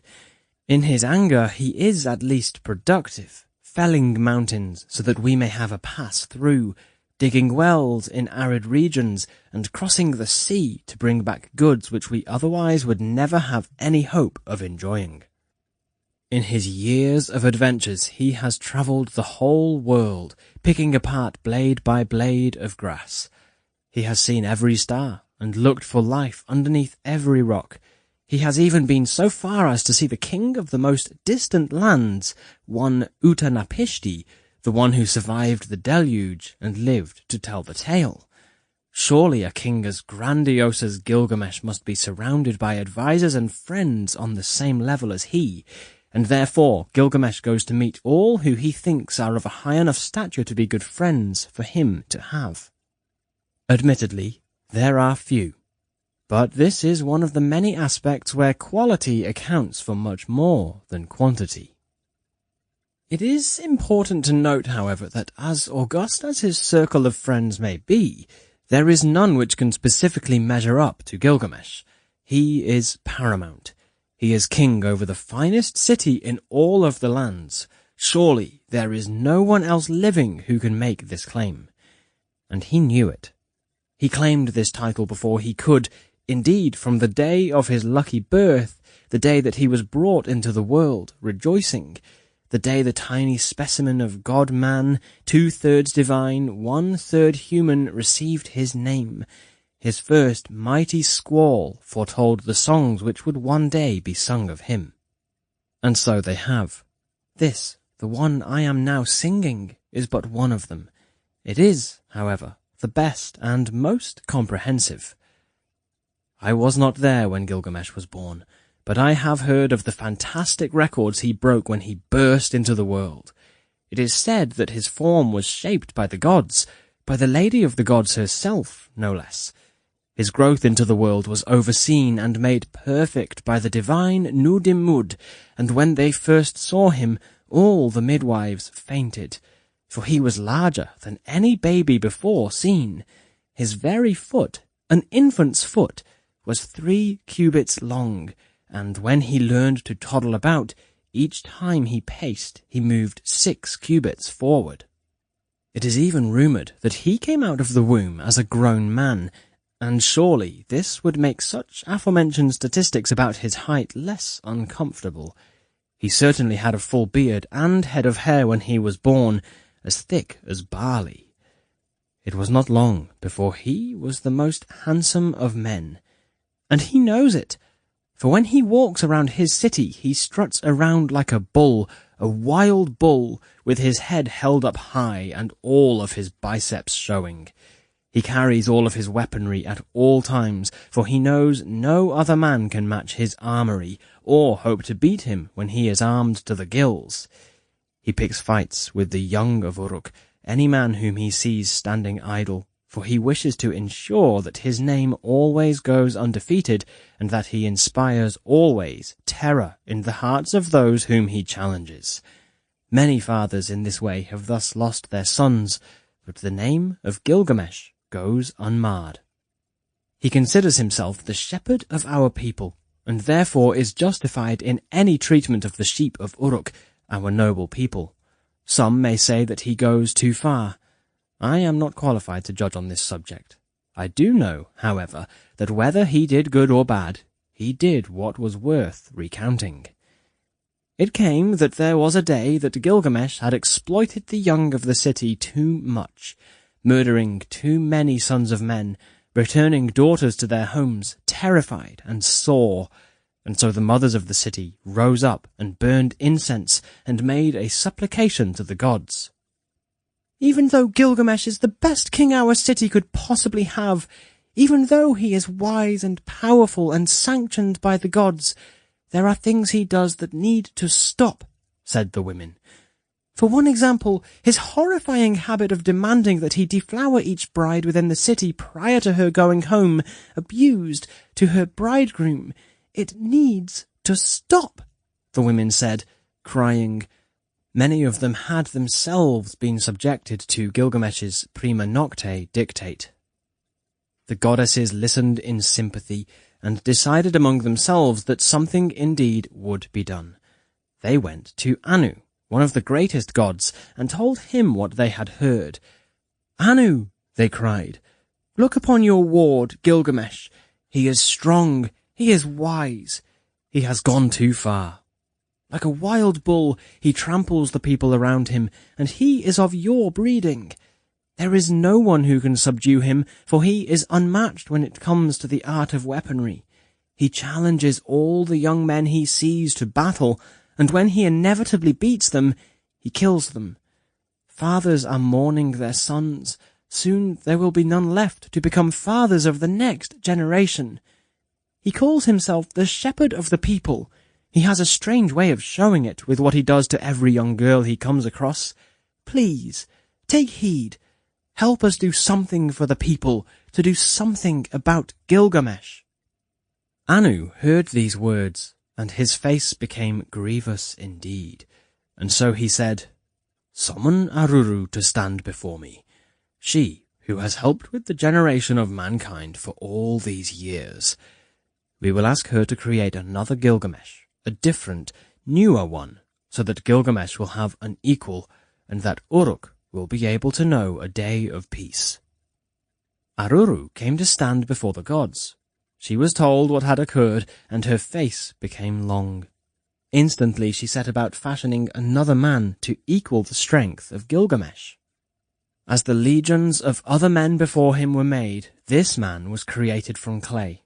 Aruru took into her hands a piece of this earth, rubbed it with her hands, and threw it into the densest portion of the forest she could find.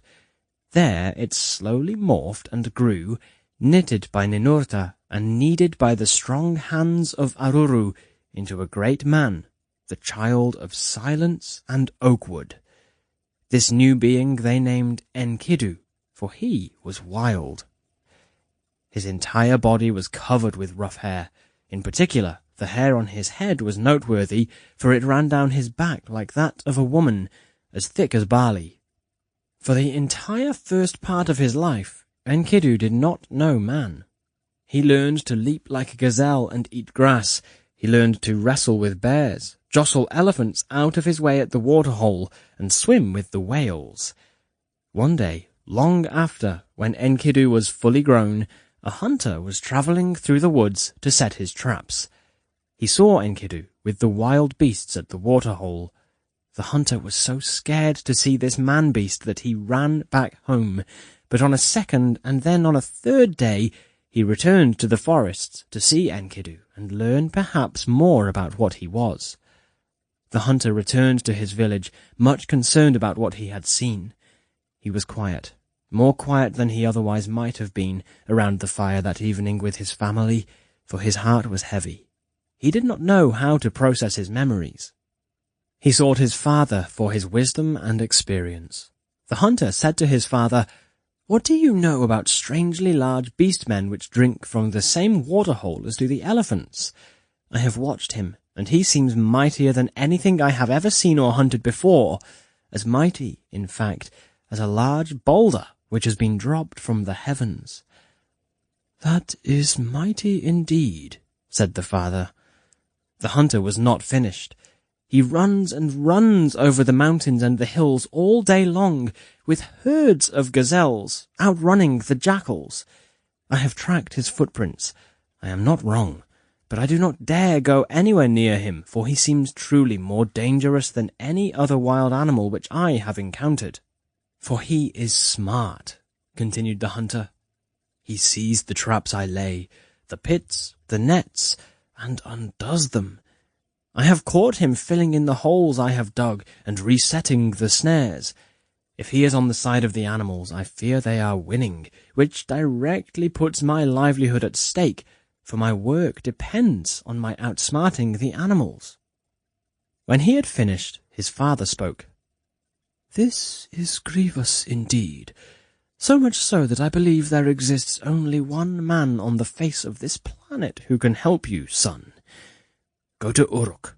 Go to Gilgamesh. You will see in his presence that the rock he drops from the sky is much greater than your man-beasts. Take the road which leads to Uruk. Go and speak to Shamhat along the way. She entrances even the mightiest among men, and will be a good backup in case Gilgamesh does not have time to help. Have Shamhat go to the waterhole, where we know the man-beast goes to drink, and when the sun is highest and the man-beast has drunk his fill, have her drop her dress down to her feet and stand in all of her naked splendor before him. He, as many men have before him, will be entranced by the sight of her and will go to her, wanting to be with her. When the other animals see him approaching a human woman, they will be disgusted by him and turn a cold shoulder. He will never again be welcome in their lands." The hunter was pleased with his father's advice, and therefore set off that very day toward Uruk. He sought Gilgamesh, but kept a wary eye out for the beautiful Shamhat along the way. When he had reached Uruk and achieved his aim of having a private audience with Gilgamesh, the hunter prostrated himself and began to describe the affliction he had undergone. "O great Gilgamesh," he said, "the beast of a man which stalks our country is becoming too much for us to bear. He is found by the waterhole in our mountains. He is mighty beyond belief, mightier than a rock dropped from a great height. He roves over our lands all day, taking what he wishes, doing what he likes. None of us dare approach him, for he is quite fearsome to behold." Gilgamesh was intrigued, for he had never met any beast or man whose strength came close to challenging his own. However, Gilgamesh did not wish to appear too eager by accepting the challenge when first mentioned, and so he said to the hunter, "Before I come and try to rid your village of this fearsome beast which you have described, I wish you to try one experiment for me first. Here is a beautiful lady, Shamhat is her name. Take her with you. Bring her to the waterhole, and let her work her charms upon the man-beast. If that does not work, let me know, and I will come with you." The hunter was surprised. "That's the exact advice my father gave me. Gilgamesh smiled. "He is a wise man, as wise, possibly, as am I. Take Shamhat and go." Accordingly, the hunter offered the lady Shamhat his arm, and off they went. They took to the road later that same day. 3 full days it took them to trek out to the home village of the hunter, and 2 more days to scale the mountain up to the waterhole, and, after that, 2 more nights before any herd came to visit the waterhole. Jackals and elephants and impalas, they all stood, gambolling and delighting in the water together, and among them was Enkidu, the one whom they had come to snare. The hunter, whispering, pointed him out to Shamhat. "That's him. Quick, take off your dress. Show him all you have to offer. Don't back away from him. Lean in until you can smell him. We want him to see you, to approach you. If he does that, don't hesitate to lie down and let him do what he wants with you. We want his passion ignited, so if he tries to embrace you, let him. While he is thus occupied, we may strike him down, and you will be considered a hero." Shamhat did as he requested, and went out to the waterhole. Her beauty so entranced Enkidu that he immediately came and lay at her side for 7 days and 7 full nights. At the end of the 7th night, Enkidu rose and went back to his herd. As both Gilgamesh and the hunter's father had predicted, the animals were so disgusted by Enkidu's behavior that they shunned him, making it clear that he was no longer welcome in their company. The gazelles ran away from him as he approached. When he saw this, he stopped and considered. Enkidu was no longer sure that he even wanted to live the life of an animal. Laying with a human woman had awakened his senses of reason and understanding, as well as lessening some of his more purely animalistic tendencies. Going back to Shamhat, Enkidu kissed her feet and watched her intently, wondering what it was that made him different from her. Shamhat realized what chaos was going on inside the head of Enkidu and smiled. She then spoke to him, for the first time, as a human. "Enkidu, come with me. You are handsome and manly. You are built like a god. It is beyond me why you ravage the world with animals, like an animal yourself. You can be a great hero if you learn to be a good man. Come with me. We will go to Uruk, the city where walks the greatest man alive. This man will be your brother, if you so choose. As he is perfectly strong and brave, so will you be." Enkidu did not know the content of the words she spoke, but the gentleness of her tone and her soft beauty overcame him, and he followed her wherever she went. He knew a friend when he saw one, and so Shamhat became the first friend Enkidu had ever had. He then spoke his first human words. "I will go with you, Shamhat. Let us go to Uruk, and to the temple which Gilgamesh has built there. That will be the place where I will begin my true life. I will be sanctified, and then I will challenge this Gilgamesh, this perfect man you speak of. Because though you say that he is as strong and as perfect as a wild bull, I would like to see his strength against mine, for I have actually lived with wild bulls, as a wild thing myself. I doubt he has. And then, when I have won, you and I, Shamhat, will decide how things are done in this land." Shamhat very much liked the sound of this, especially after all she had just done for her king and country. She decided to help him in his mission. "Go with your face uncovered to Uruk. The young men there have never really known pain. There will be a festival happening, for truly every day there is some reason to throw a festival in Uruk. They do so. There will be beautiful women dancing. There will be boys and girls playing games. Even the old folk get up and head out into the city when Uruk has proclaimed a festival day. Because of the city's state of celebration, Gilgamesh will have his guard down. I should tell you now that he is utterly handsome and dignified. Do not allow yourself to become entranced by him, as many others have before you. Laugh if you want, but he is part divine. He will surprise you. do not be taken in." Shamhat herself, in the course of her speech, changed her mind about Gilgamesh, so in love with Gilgamesh was she, even though she knew it not. "Now that I'm thinking of it, Enkidu, perhaps it would be best if you thought about joining forces with Gilgamesh instead of conquering him, for his strength is renowned, and the gods all love him. Besides, he has seen you in a dream. I heard him talking about it the other day, so he will have prepared for your coming.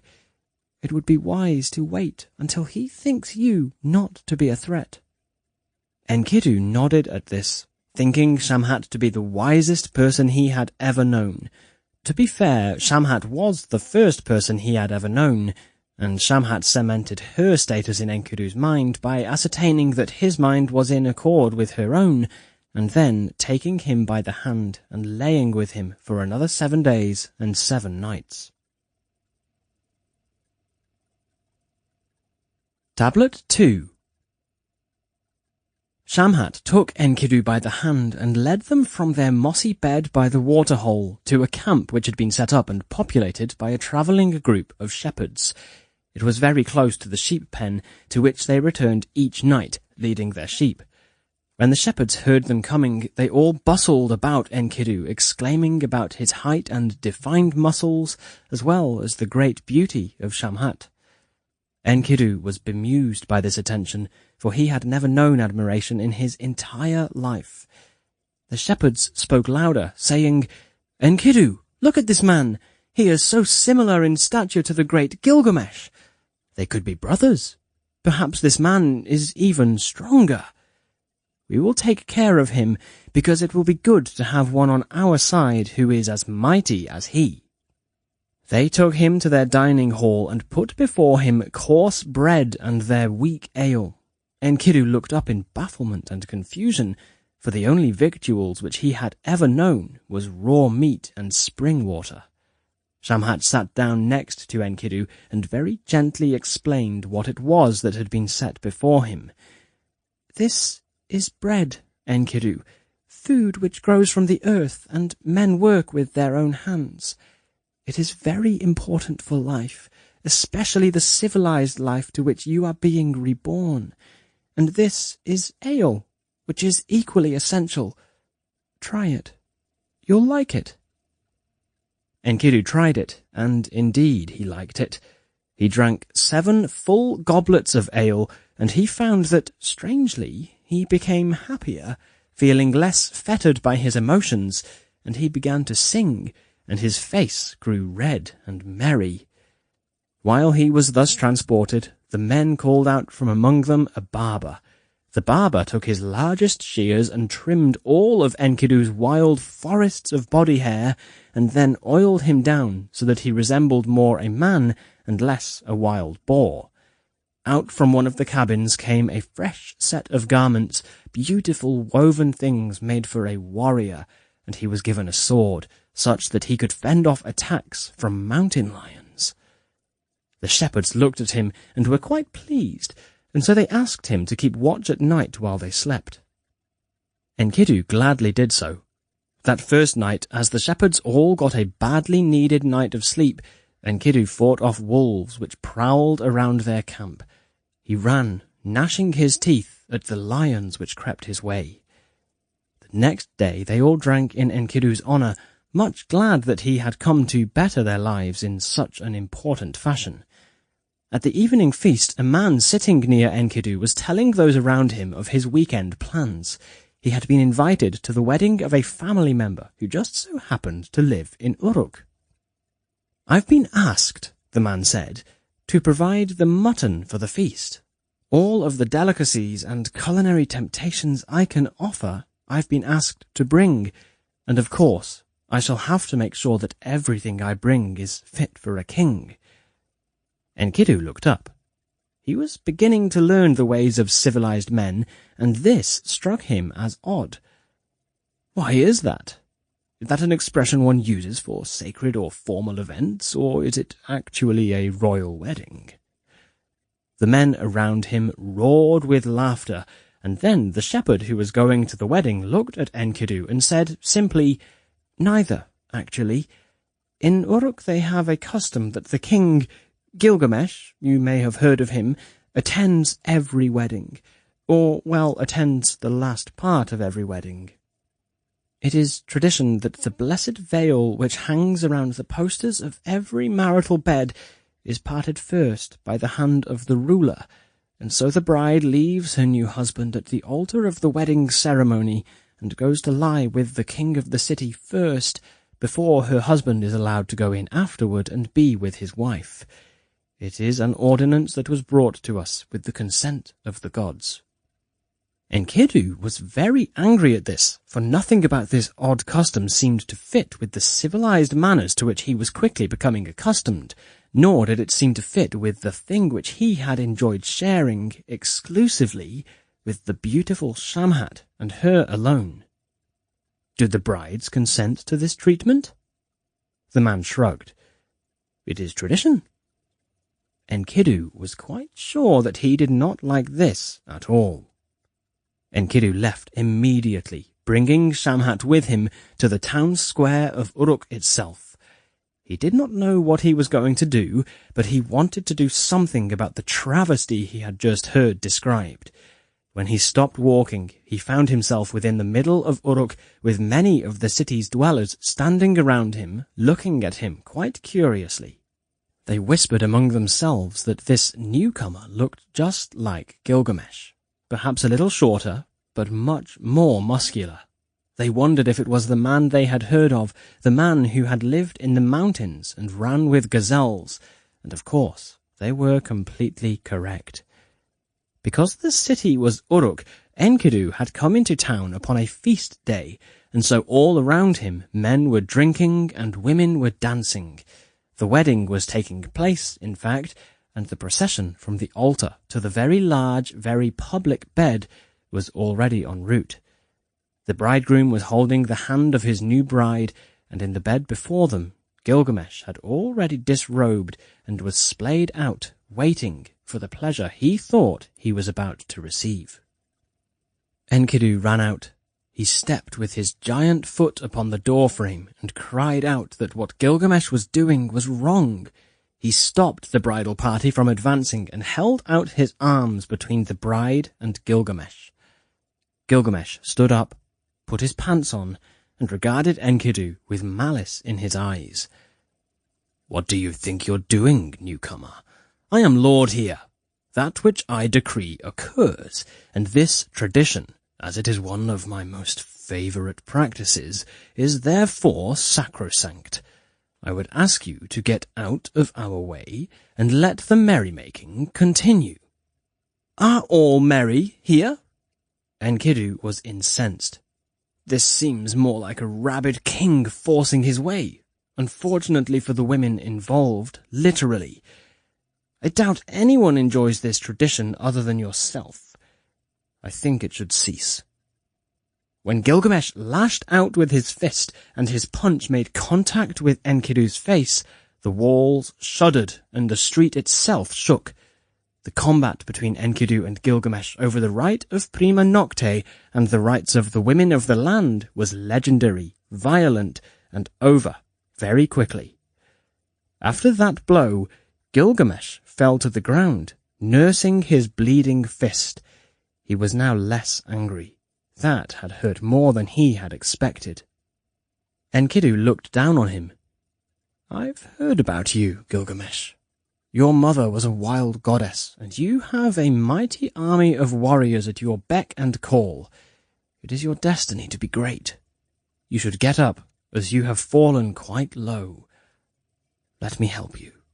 Stop fooling around with your revelry, and be a good man, with me at your side." Enkidu helped Gilgamesh up. They embraced, and were fast friends from that day forth. Gilgamesh opened up the sky to show above them that the wild goddess Ninsun, his mother, was watching and smiling from them up above. "For our first joint brotherly mission," said Gilgamesh, "let us go slay something." "Let us do so!" Enkidu was excited. "That does sound like fun." I have heard of a ferocious beast which lies in wait somewhere within the cedar forest, said Gilgamesh. His name is Humbaba. We should rid the world of him, so his power will not affect our people unduly. That does sound like a good use of our time, said Enkidu, who loved nothing more than efficiency. Let us go. Wonderful. Where shall we start? Gilgamesh had spoken before doing proper research on the whereabouts of his proposed victim. Luckily, Enkidu had a plan. I knew this Humbaba back when I was a ferocious beast myself, said Enkidu. I trawled the depths of the forest as no other living man has, and therefore I know its ways and its shadows, its holes and its caves. I believe that I can lead us to his home. Gilgamesh was much glad, and he said to his new friend, I will go with you. Lead the way, my friend, and I will follow you up and down the slopes and ridges of the dark forest. At Gilgamesh's confident cry, all of the hubris Enkidu had been carrying dropped out of his heart, and he suddenly felt weak and afraid. I can lead us to Humbaba, I can navigate the cedar forest, but what shall we do when we meet him, face to face? For his breath is a gust of hot winds and fire. He has sensitive ears. He will know we approach. He may even be able to hear us now, making plans to fell him. He is huge. He is mighty. He has powers which make ours seem as small in comparison as the tiniest of toenails.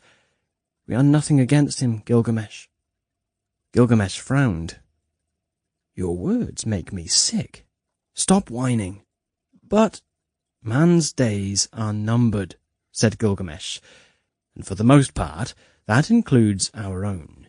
What better way is there to spend them than in pursuit of glory?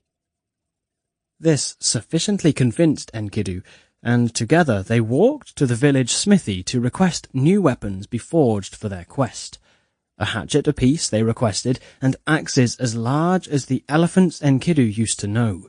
Daggers with blades as long as trees, and as wide as the stone table they feasted on, they asked for and received, and they practiced mock battles with each other, careful not to nick skin or draw any blood.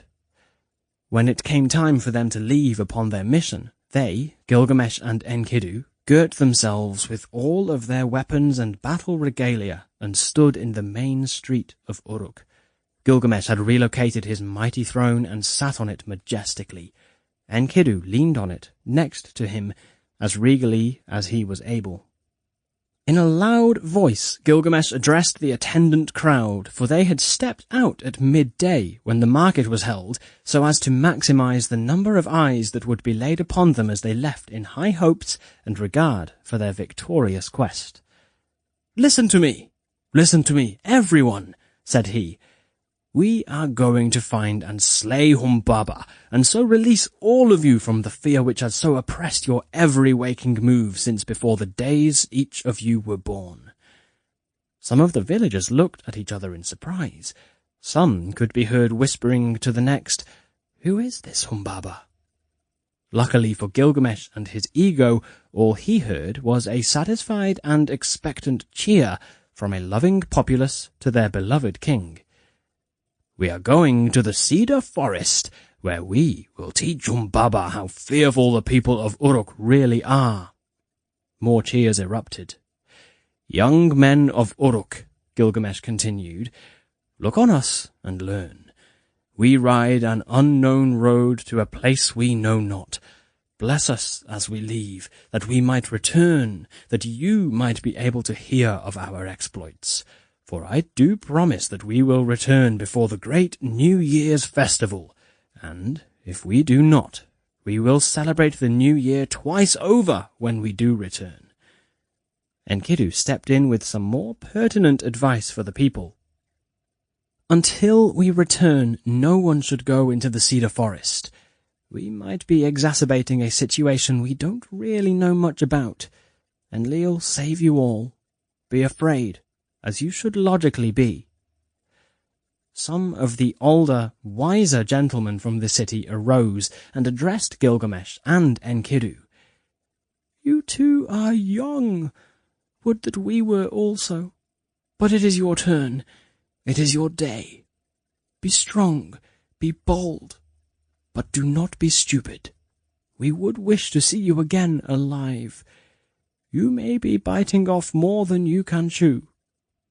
Gilgamesh laughed. "Look at these old men, Enkidu, and the stories they tell. I'm so afraid I might change my mind and call this whole thing off." Enkidu thanked the elders for their time and wisdom, and at that the two warriors set off. Tablet 3. "But wait! Come back!" At the cry, the retreating Gilgamesh and Enkidu turned, slightly miffed that their regal exit to their courageous journey had been offset so quickly. "What is it?" said Gilgamesh, as politely as he could. The elders of the city of Uruk had convened for a moment and surfaced with a thought. "As we are old and wise, and you are young and brash, we thought we might offer some wisdom to you as you leave on your quest." Gilgamesh and Enkidu looked at each other skeptically. "My first piece of advice," cried the elder, "is that you listen carefully to the words of those who came before you. One never knows whether one might hear something interesting." He leaned heavily upon this last word and widened his eyes significantly at the two young warriors.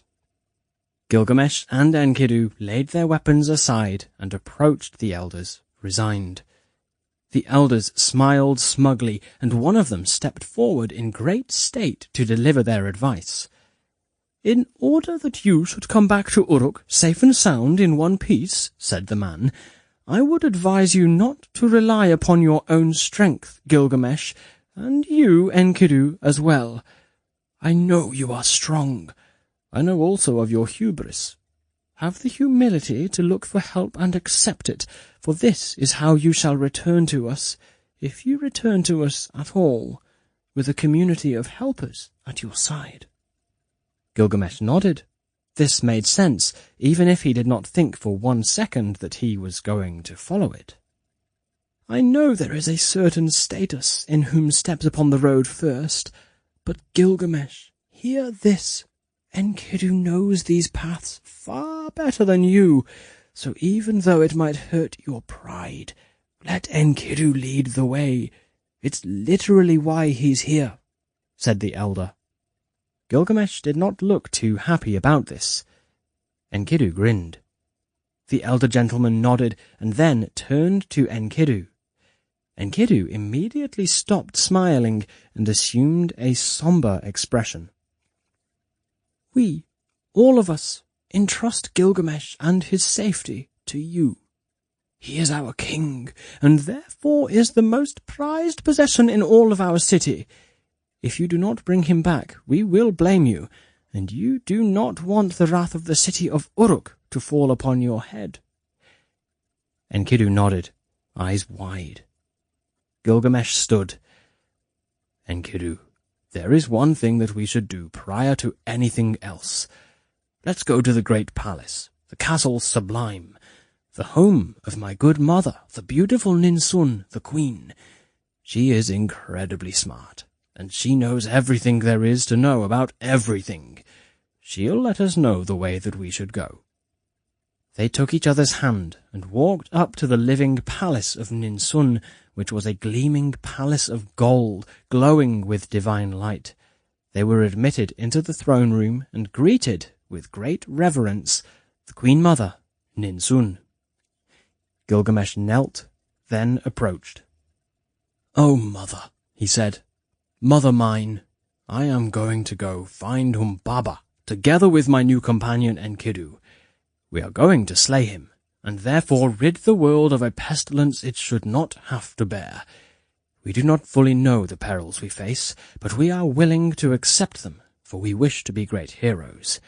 We have come today, therefore, to beg you for your blessing. Let your face shine upon us, that we may return to see it once again, and then go back to our people in Uruk."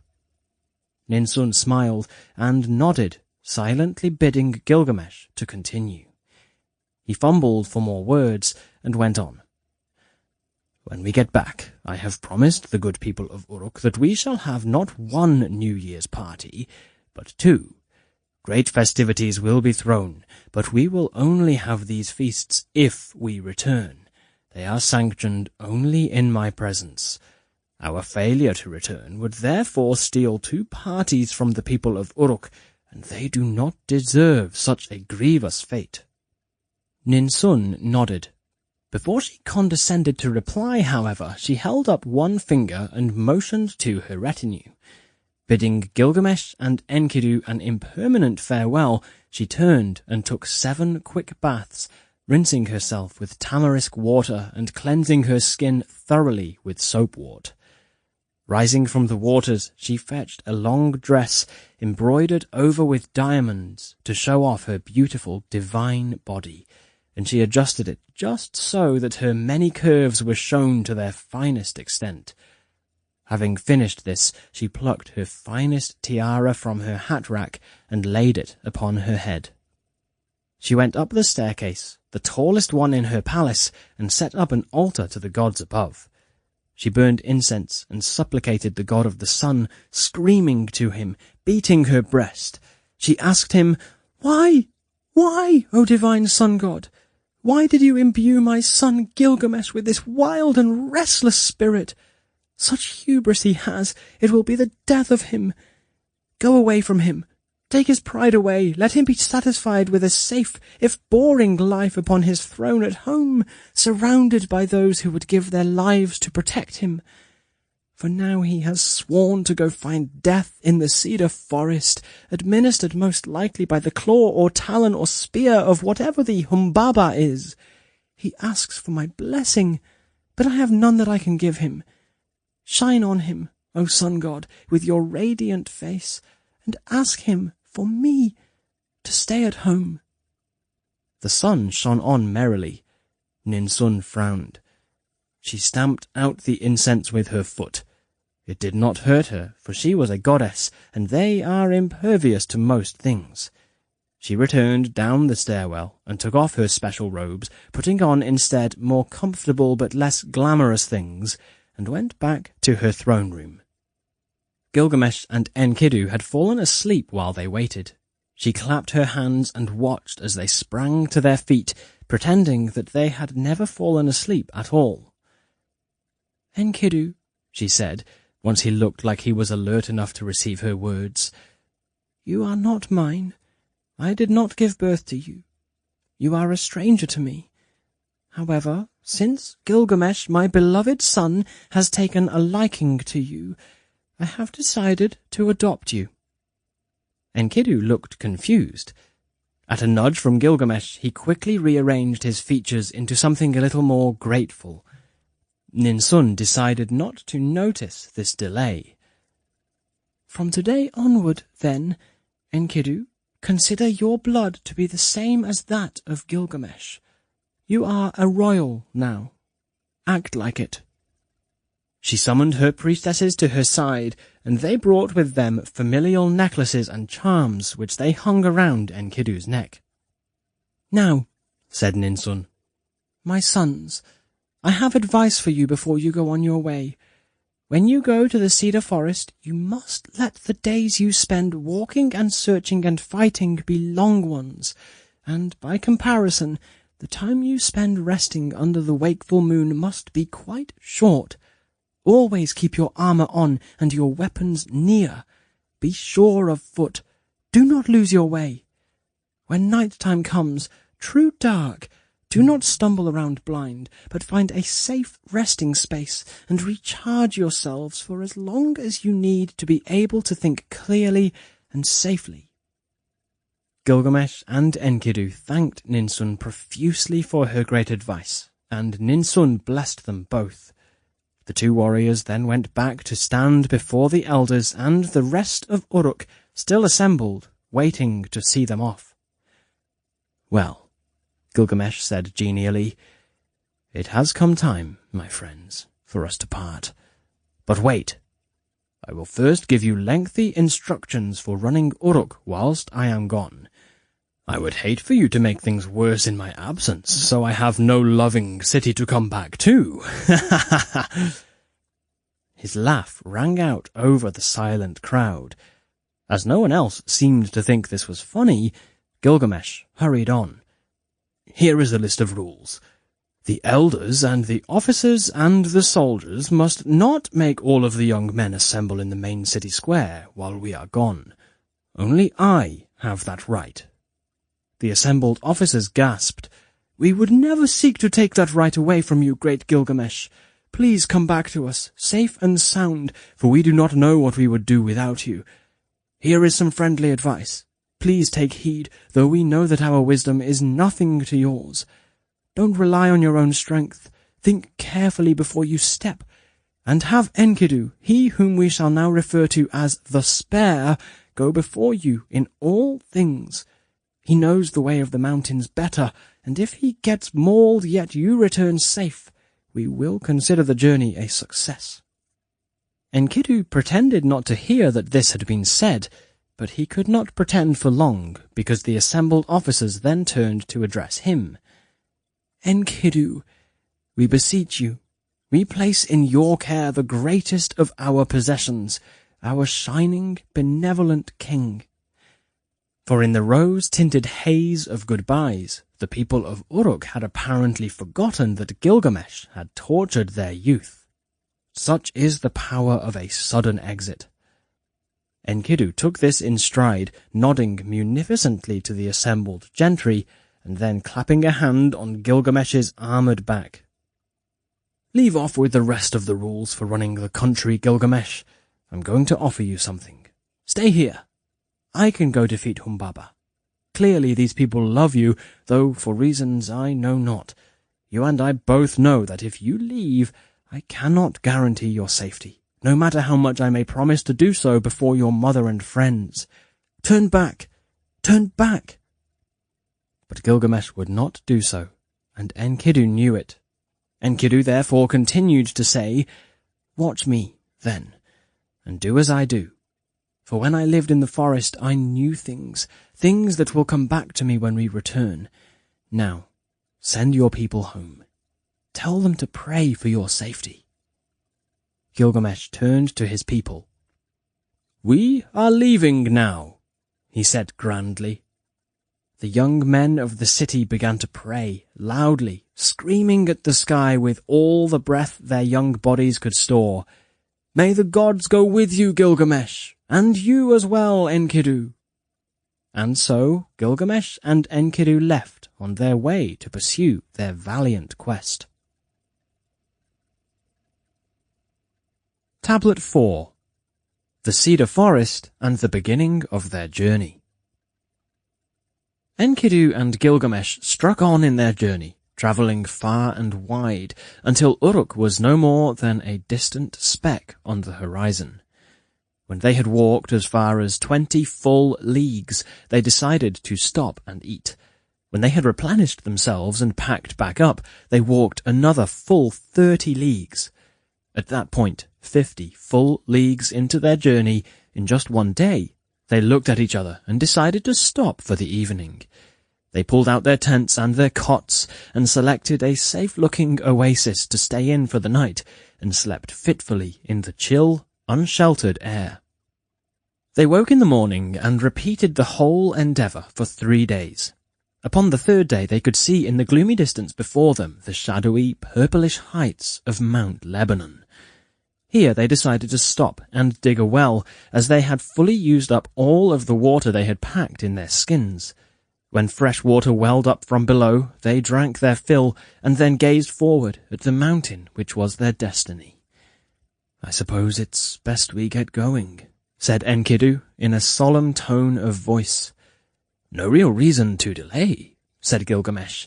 His face indicated he might rather have wished it otherwise, but with a complete lack of any reason not to keep marching forward, march they did.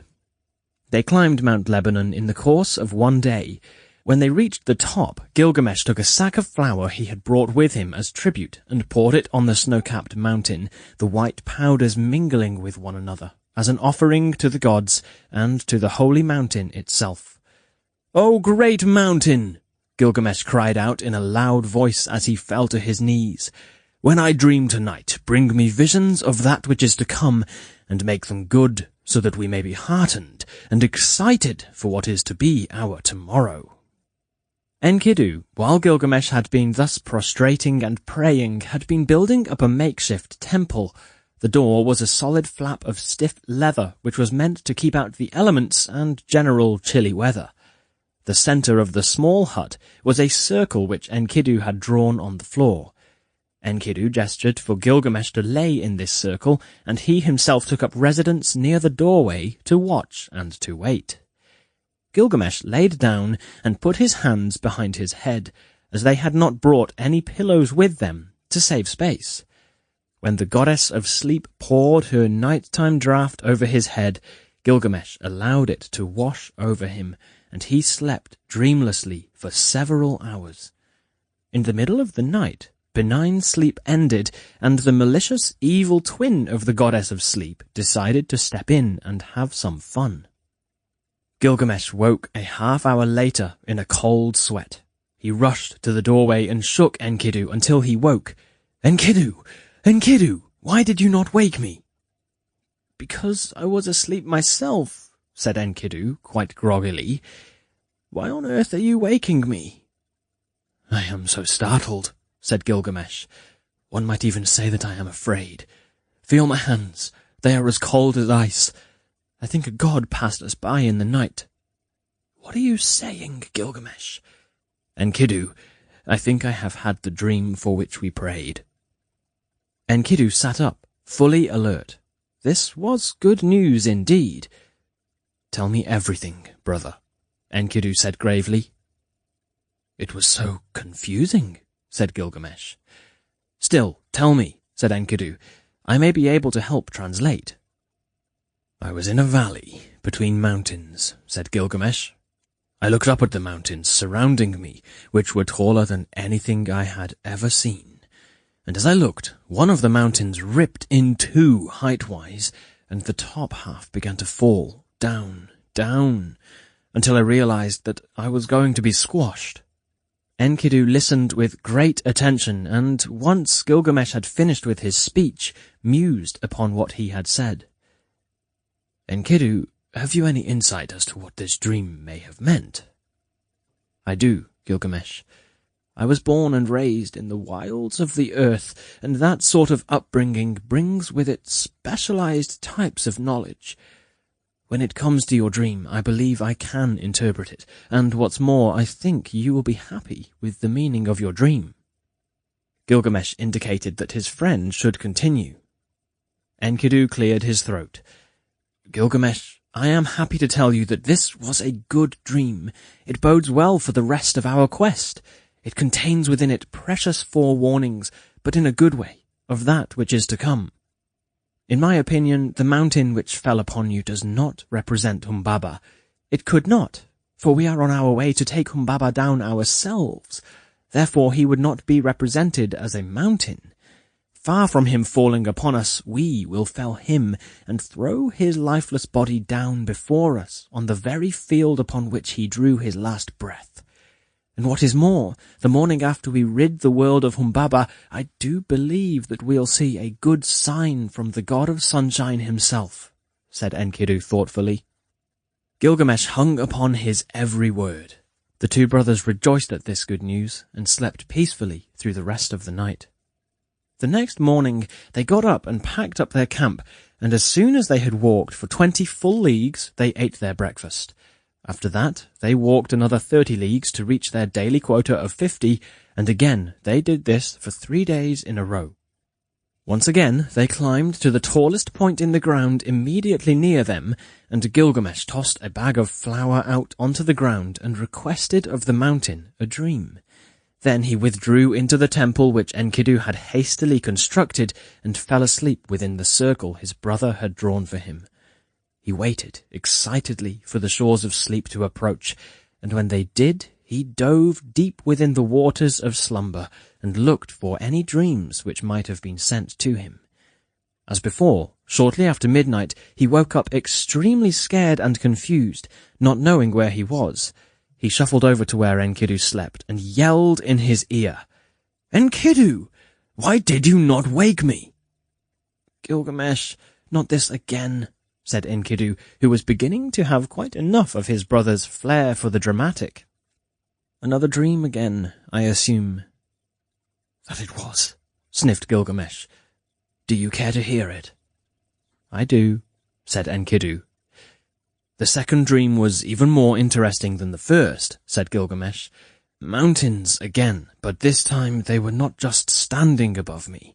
The mountain itself took me up in its grasp, holding me by the feet and swinging me round its snowy cap before tossing me away. I sailed over land and sea like a comet and drew near to the sun itself. The intense light seared my eyes, and I fell, but I knew not where. But before I knew it, a man was helping me to my feet, and he was beautiful. Beautiful, Enkidu, quite the most handsome man I had ever seen." "He surpassed yourself in looks, did he?" Gilgamesh glared at Enkidu. "I'm only saying that his beauty was surprising. He pulled me up and gave me water, which I drank, and felt quite refreshed after my ordeal. But then he disappeared, and I knew not his name." "That's unfortunate," said Enkidu lightly. "Interpret my dream for me, brother," commanded Gilgamesh. "I will, but only because you asked so nicely," said Enkidu. "I believe that this is even better for us, brother. Keep dreaming these dreams, for they are filled with good omens. I believe, again, that this dream tells us that we shall overthrow Humbaba and be victorious in all that we attempt for the rest of our lives, but specifically for this quest." "I appreciate hearing that," said Gilgamesh, and the two brothers decided to resume their slumbers. The next morning they woke up and packed their things and walked for 20 leagues again, as was their custom. They then ate breakfast, travelled 30 more leagues, and pitched camp again. And they did this again for 3 full days in a row. When they had reached night time on the 3rd day, Gilgamesh took out his last bag of flour and presented it to the gods, asking for dreams filled with good omens while he slept. Enkidu was thankful for having finished building his final impromptu tent temple. Gilgamesh drew within it and promptly fell asleep within the circle Enkidu had drawn on the ground in the center of the shelter. Gilgamesh fell asleep and dreamt deeply, and before he knew it, he was once again waking up Enkidu in the middle of the night. Enkidu was even more grateful now than he had been earlier that this was the 3rd of the 3 times he would have to do this. "Well, out with it," he said. "The 3rd dream. Tell me all about it. It had better be a good one, after all the trouble we've gone to get it," Enkidu said. "I hope you're ready to interpret," said Gilgamesh, "for this one is particularly weird. When I entered the dream, heaven was screaming. Earth was quaking all over the place. The entire day stood still, and from beneath the ground a gush of darkness grew upward and spread over the earth. When the cloud of darkness had spread out all over everything, a blast and a quick flash broke the darkness in two. Lightning streaked through the darkness and set the world ablaze, and everything on the earth died, burning, turning quickly and painfully to ash." Enkidu stared at him blankly. "You cannot tell me, brother, that this is a good omen." "I say that I can," said Enkidu. "Listen to my words. Sometimes dreams speak in backward ways. This is why we look to experienced and wise people such as myself to interpret them. It may not seem that it could be so, but this is a good omen indeed. We are very close to the forest in which Humbaba resides. The battle we will wage against him will be short and swift and deadly. Much like the extinction of the earth, which you just had the good fortune to witness. Humbaba should fear us as much as we should fear a bolt of lightning. He should fear us as one would fear a flood, for we will be a relentless onslaught unto him, and he will tremble, and he will weep. Gilgamesh, you must fear not, for when all other warriors are seen next to you, all of the other warriors run away, for they can be nothing next to you. Nothing, Gilgamesh. You must listen to me. Take heart in your own excellence. You have nothing to worry about, friend, brother. You, my friend, will be as strong and as fast and as fearsome as a wild bull when you come face to face with him. I am not scared, and neither should you be." Gilgamesh looked at him doubtfully.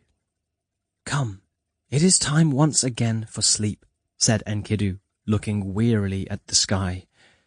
"Let us go and make use of the rest of the night." The next morning they woke up as they had on all the other mornings they had ever lived, and they packed up their camp and walked 20 leagues as was now their custom. After this they ate breakfast and then went to travel 30 more leagues for a sum total of 50, and after 3 days they had travelled 150 miles. When they arrived at the place they wanted to be upon the 3rd day, they dug another well, as their waterskins again needed replenishing. Once this had been completed, Gilgamesh drew out a secret bag of flour which he had hidden from Enkidu and emptied it out upon the ground. "O gods above," he whispered, "bring me another dream, better than the terrifying one I had last night." Enkidu overheard him. "What is this, Gilgamesh? We were only supposed to do this 3 times. What are you doing, pestering the gods for a 4th dream? We already have all the omens we need." "We're going to do this again," said Gilgamesh, a little testily. "I did not much care for the omens we have received thus far." "Right, well, okay," said Enkidu. "Will you be requiring another dream hut tonight?" "Of course." "I'll get to work on that straight away," said Enkidu, none too happy about the prospect. But then again he supposed that he really didn't have much else to do. He built Gilgamesh another temple with a leather door flap to keep out the rain, and drew a circle upon the ground for Gilgamesh to sleep within. Quite predictably, Gilgamesh fell asleep at the prescribed time, and then, several hours later, in the darkest depths of the night, he awoke. So afraid and confused was he that he ran over to his brother's side and hurriedly shook him awake. "Enkidu! Enkidu, wake up!" said Gilgamesh. "I have had the most awful of dreams. Care you to listen?" Enkidu muttered something incomprehensible about obscene wake-up hours and the importance of sleep. "Enkidu, I would wish that you would hear my dream."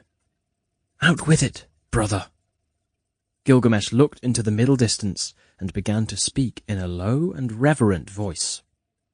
"The 4th dream was insane, brother. It far outstrips what we have discussed about my earlier dreams. I saw a dragon, rising up in the sky, hovering as a cloud does above us all. It was blurred at the edges. So hot was it I could not even see it clearly, though I strained with all my might. He was breathing fire at us. We had to run to take cover. I saw a man also, just standing there within my dream. He shot down the dragon and took my arm, and together we ran away, to safety." Enkidu yawned. "Brother, what does it mean?" "Gilgamesh, I would not be half so worried if I were you. Clearly within your dream there was a beast, and it was slain by a man. That man was you. We are going to be fine. Stop worrying and get back to sleep." "But stop it.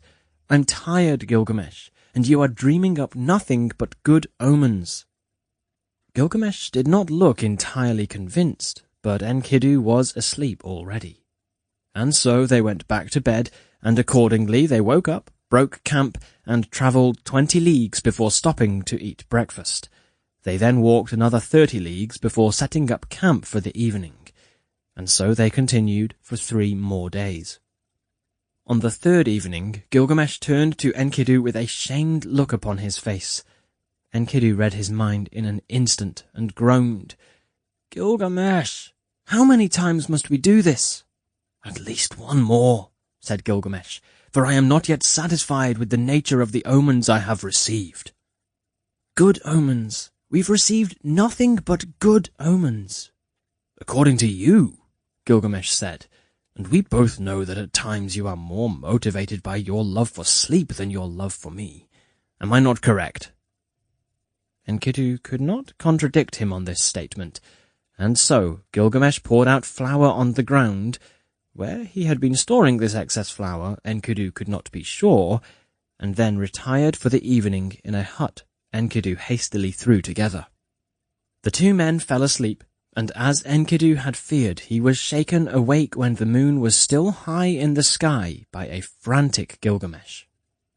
"You really shouldn't be curious anymore as to why I'm not waking you up in the middle of the night, brother," said Enkidu.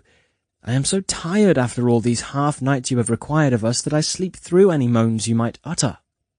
"What use are you?" said Gilgamesh. "I think that I can read the meaning of this dream all by myself. It is as clear as day. So if I am useless, am I to understand that you woke me up in the middle of the night for no reason at all?" Gilgamesh was silent for a moment, and then he said slowly, "No, I want your opinion," he said quietly. "Sure, brother. Let's hear the dream." "Such a strange dream, Enkidu. So unfortunate, so obfuscated. Why can my dreams never be clear?" Enkidu sighed. "Out with it, Gilgamesh." "In my dreams, I had lassoed a wild bull. It was stomping on the ground, narrowly missing my feet, and we could not see for anything, for all the dust it threw into the air." "Wait," said Enkidu. "I was there?" "Don't interrupt, brother. A god came down to me and took the bull away and threw him to the opposite ends of the earth. The god then saw that my cheek was burnt. I was surprised at this, and the god gave me water to drink from his own cup. What does it mean, Enkidu? What does it mean?"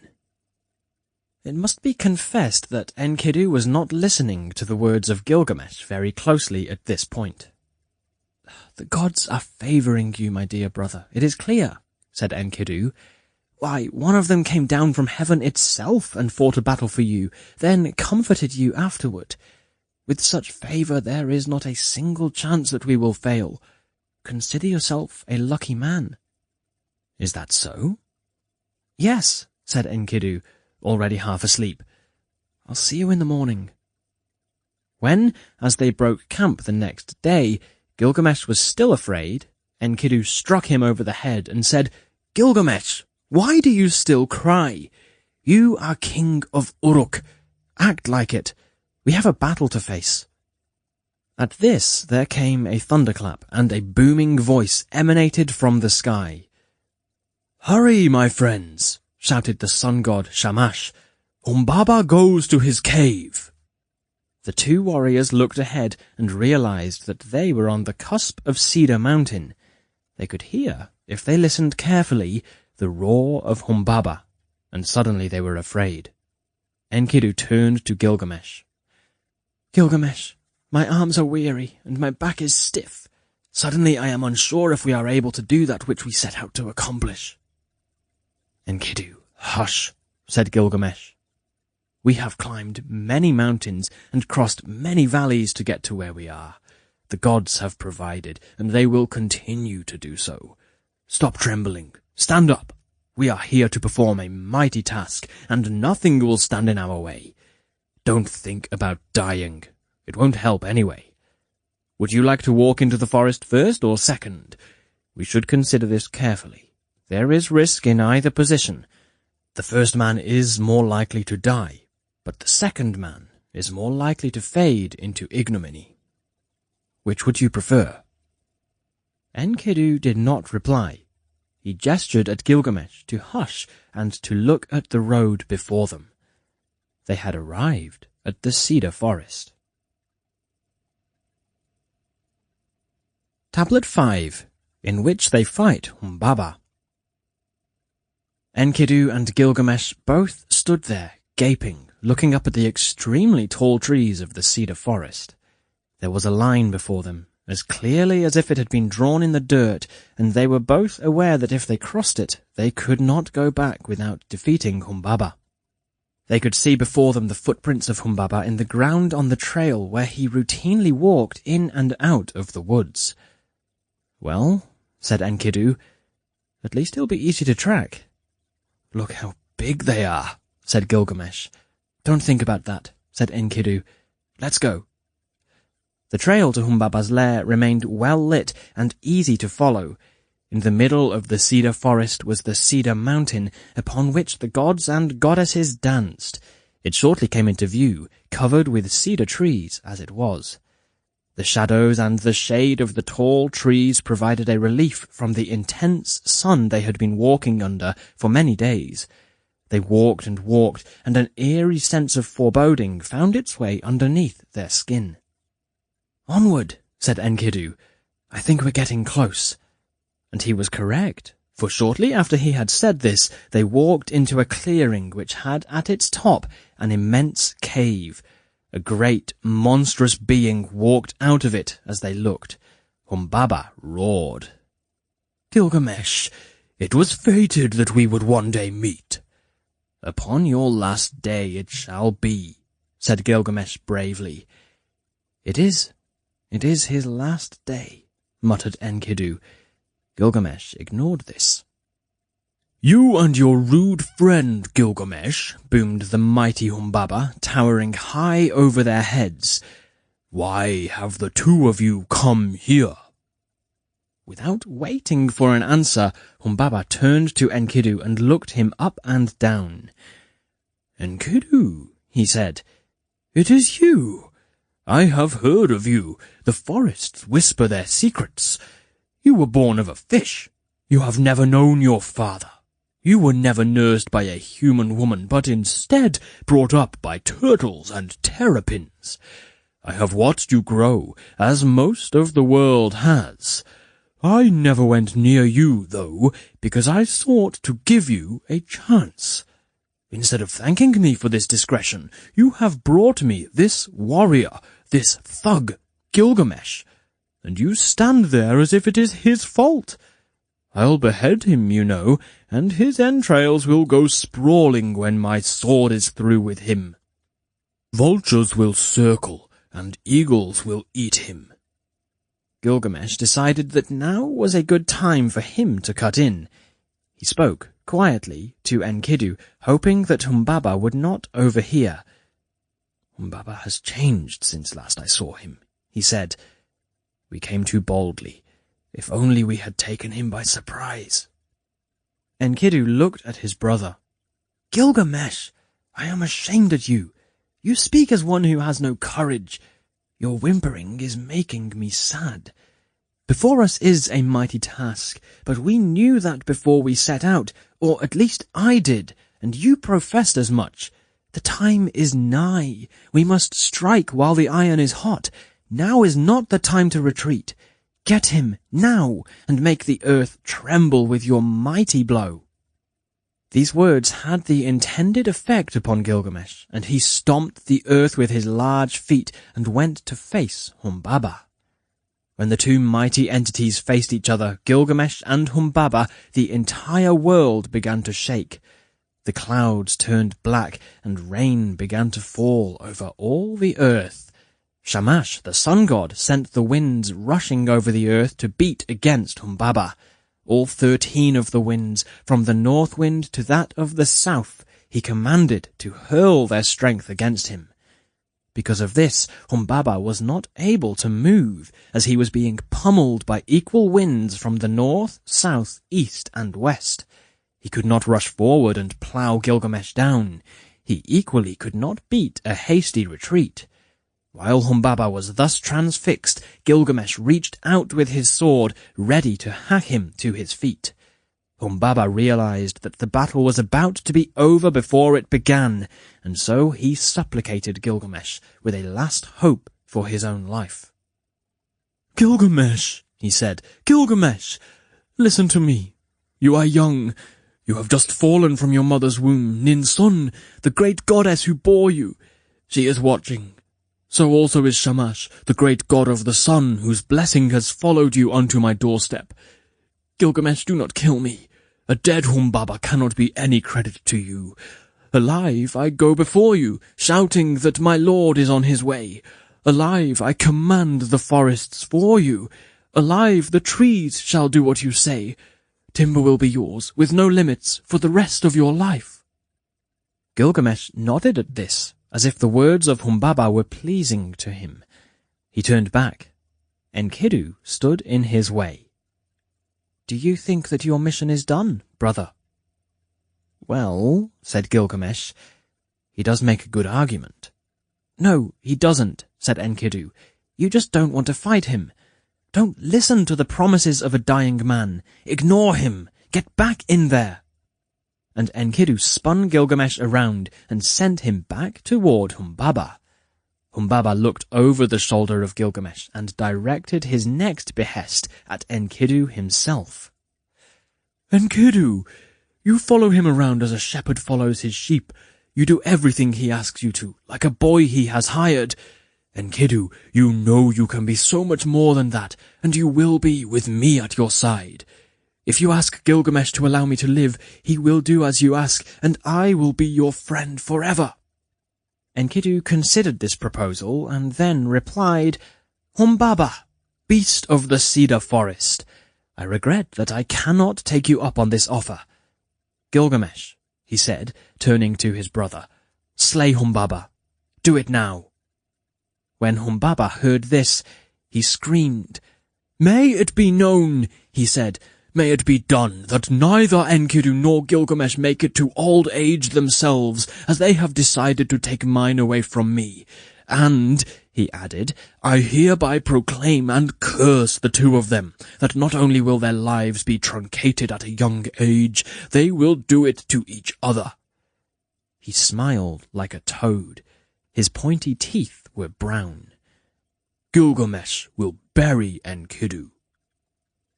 Gilgamesh and Enkidu looked at each other and laughed uncomfortably, for of course neither brother enjoyed the prospect of this curse being fully played out.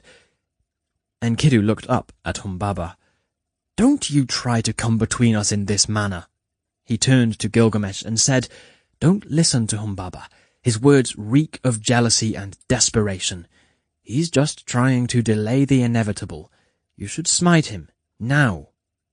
And so, when Gilgamesh had heard the good words of his brother Enkidu, he drew his sword from his side and cast a great blow to Humbaba, right in his neck. Enkidu stood to the side, and when he was sure that Humbaba had indeed been slain, Enkidu stepped forward and pulled Humbaba's lungs outside of his chest cavity so that they were just lying on the ground next to his body. They rejoiced solemnly at the demise of their foe and began to search around the area, pillaging what they might. The tusks of Humbaba they cut off his head, both for booty and for proof that Humbaba indeed was slain. As proof that Shamash above had seen all that came to pass, a light rain began to fall on the forest below.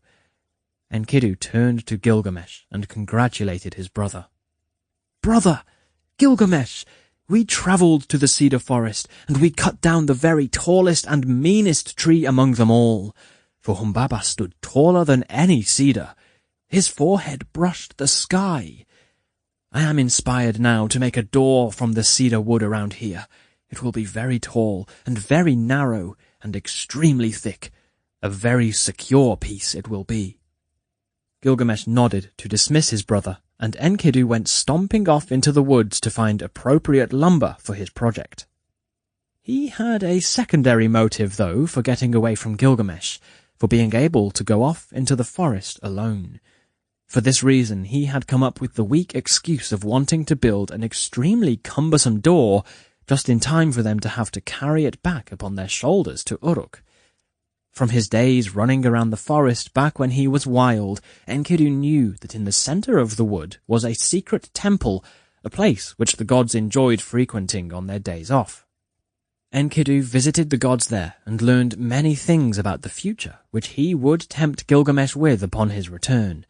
When Enkidu emerged, wiser, from the secret temple of the gods, he stopped upon his way back to Gilgamesh to pick up planks of cedar with which to build a door to the specifications he required, so that Gilgamesh would not be suspicious of his absence. When he got back to Gilgamesh, Gilgamesh helped Enkidu nail together his door, and more besides. They put together a raft and put the door on it, and, with Enkidu at the helm and Gilgamesh at the stern, they sailed back to Uruk with the head of Humbaba on the mast of their boat. Tablet 6. The Bull of Heaven and Ishtar the Beautiful. After many slow weeks of sailing, Gilgamesh and Enkidu made their way back to Uruk. They were hailed as victorious, returning heroes, which they were, by all the young boys and girls who met them in the village square. Gilgamesh and Enkidu went their separate ways after they made it to the palace, as they had spent months in each other's company and needed a few hours' respite. In addition, they had not bathed or showered for several weeks, and therefore both had some grooming that they needed to attend to. Gilgamesh, in particular, as the king, needed to restore himself to a sense of royal handsomeness, if not for his own sake, then for the sake of his subjects. He stepped into a shower and rinsed out his hair, which was all stuck together, containing bugs and mud and blood, and after that had been done, he made sure to clean off his sword and shake the splinters and dirt out of his tents and various pieces of clothing. His long hair, once dry, was shaken down and combed, long, all over his backside. He put on, for the first time in weeks, a fully clean tunic, overlaid with his royal clock, and tied with a silken sash. Once all this was done, Gilgamesh laid his shining crown upon his head, and went down to his courts to address them as their king. When he came to his throne, his courtiers and many subjects were waiting for him. Thunderous applause met him as he sat, and adoring eyes followed his every move. 2 of these adoring eyes belonged to the beautiful lady Ishtar. She had long harboured love for Gilgamesh within her breast, and now, as he was a bona fide hero and had cleaned the blood of Humbaba off his brow, he was more handsome than she had ever seen him, and more productive than he had ever been. She approached him, laying her cheek upon his knee as she knelt before him. She looked up at him, her blue eyes twinkling in the candlelight, and said, "Gilgamesh, I would marry you. Come with me, and I will make you the happiest of men. We will eat fruit and meat together, and I will bear you the healthiest of heirs. I am wealthy. You know this. And I only mention this because, if you wed me, you can rest assured that our lives will be full only of the loveliest of things." "Myself, obviously," Ishtar said, preening. "But also I will give you chariots of gold and pearl and lapis lazuli. Their wheels shall be inlaid with platinum. The horns the servants shall bear will be fully carved of amber. A horde of trained lions will follow you wherever you go. The largest mules in the world will be yours, the better for bearing all the treasure we will take with us, wherever we travel, just to show off and let the world know who is king. We will plant entire forests of sweet-smelling cedar trees in our homes, to remind us and all who visit who slayed the monster of the cedar forest. Indeed, our house will be monstrous in its beauty. There will be servants at every doorway who will kiss the feet of all who pass. We will install nobles and courtiers and lesser kings than you in every hallway, so that they might kneel and remember who is king whenever you go anywhere. And all who live in the world around us will bring us tribute, produce and goats and fruit and servants. Our palace will be great indeed. And the gods will bless us, and all in our house with the utmost fertility. Not just you and me, although of course the fruit of our love will be great, but even the goats of kid-bearing age will yield triplets. Lambs will go about as twins, for so shall they be born. And even your donkeys will be able to carry more and sprint faster than the mules of any other land. Horses who have the privilege of pulling your chariots will neigh with gratitude at the opportunity." Before Ishtar had the chance to heap more creative proposals at the kingly feet of Gilgamesh, Gilgamesh raised a hand, and Ishtar silenced herself so that Gilgamesh might have a chance to speak. "If, my beautiful Ishtar, I do take you as my own in marriage, am I to expect that you would care for my body and my clothing, darning my socks and mending my robes? Would you cook for me, and clean for me, and feed me bread which you have yourself baked, as is appropriate for the mouth of a god? Would you brew ale yourself, as should be done for the gullet of a king? I don't think so. For Ishtar, my beautiful Ishtar, you are nothing but words. I hear your proposals, and the words roll off my shoulders. For who would want to marry you? You are ice which repels frost. You are a door which does not keep out a cold wind. You are a shelter for warriors which kills all those who attempt to seek refuge within it. You are the elephant who does not know how to use its trunk or how to heft about its weight, and tramples all those who attempt to care for it. You are the water skin which cannot hold water, but instead sears and cuts the hands of all those who attempt to drink from it. You are the stone which does not bolster, but instead weakens the wall it is built into. You are the battering ram which flies back and knocks down the walls of those who try to use it to break the doors of their enemies. You are a shoe which eats the feet of those who wear it. I can tell you precisely what would happen, Ishtar, if I were to take you as mine own. Every man which you have professed to love has lived with you for a while, and then spent year after year for the rest of their lives wondering how you tricked them into choosing their own doom. Not for me. Here are those you have loved. The dotted bird, the alalu. You took him in, but then, once you had cared for him, you tore off his wings. The lion, whom you loved also, you took apart while he slept, and buried his parts in 7 different pits you had forced him to dig on the final day of his life. The mighty battle horse you tamed and tortured. The shepherd you turned into a ravenous wolf. Now he attacks his own flocks and fellow shepherds every day. His own dogs bite at him. Your father's gardener you also were quite fond of. He would bring you fruit each day for your table, and you led him on, and at last you rejected him. You fixed him with your cursing gaze, and he dwindled, morphing down into a dwarf. Any man who loves you suffers. You can see, Ishtar, why even though you are the most beautiful of women, I could not risk taking you as my own. Gilgamesh finished this treatise by taking a long draught of wine, for his throat was rough after having spoken for so long without a break. Ishtar heard what he said and paled. She left the room without deigning to bestow upon anyone gathered another syllable, and ran right up to the heavenly courts to see her father. She was raging. "Father! Father Anu, greatest of all gods," she said, crying, "I proposed to Gilgamesh, as I have deemed that he is the only man amongst the mortals which might tempt me into settling down for the rest of my days. But he scorned me. You should have heard the lies he told, the dark picture he painted of me. What will you do to recompense him for his slanderous words?" Anu stroked his beard, and then replied to his daughter, "Are you sure it was Gilgamesh who started this, or did you provoke him into lying about you?" Ishtar did not deign to respond to this, but instead made another request of her father. "Father, I would like to take for a day the heavenly bull, the ferocious, deadly one we keep locked up under all circumstances. For no particular reason, I'd like to take him with me for a stroll today. Please."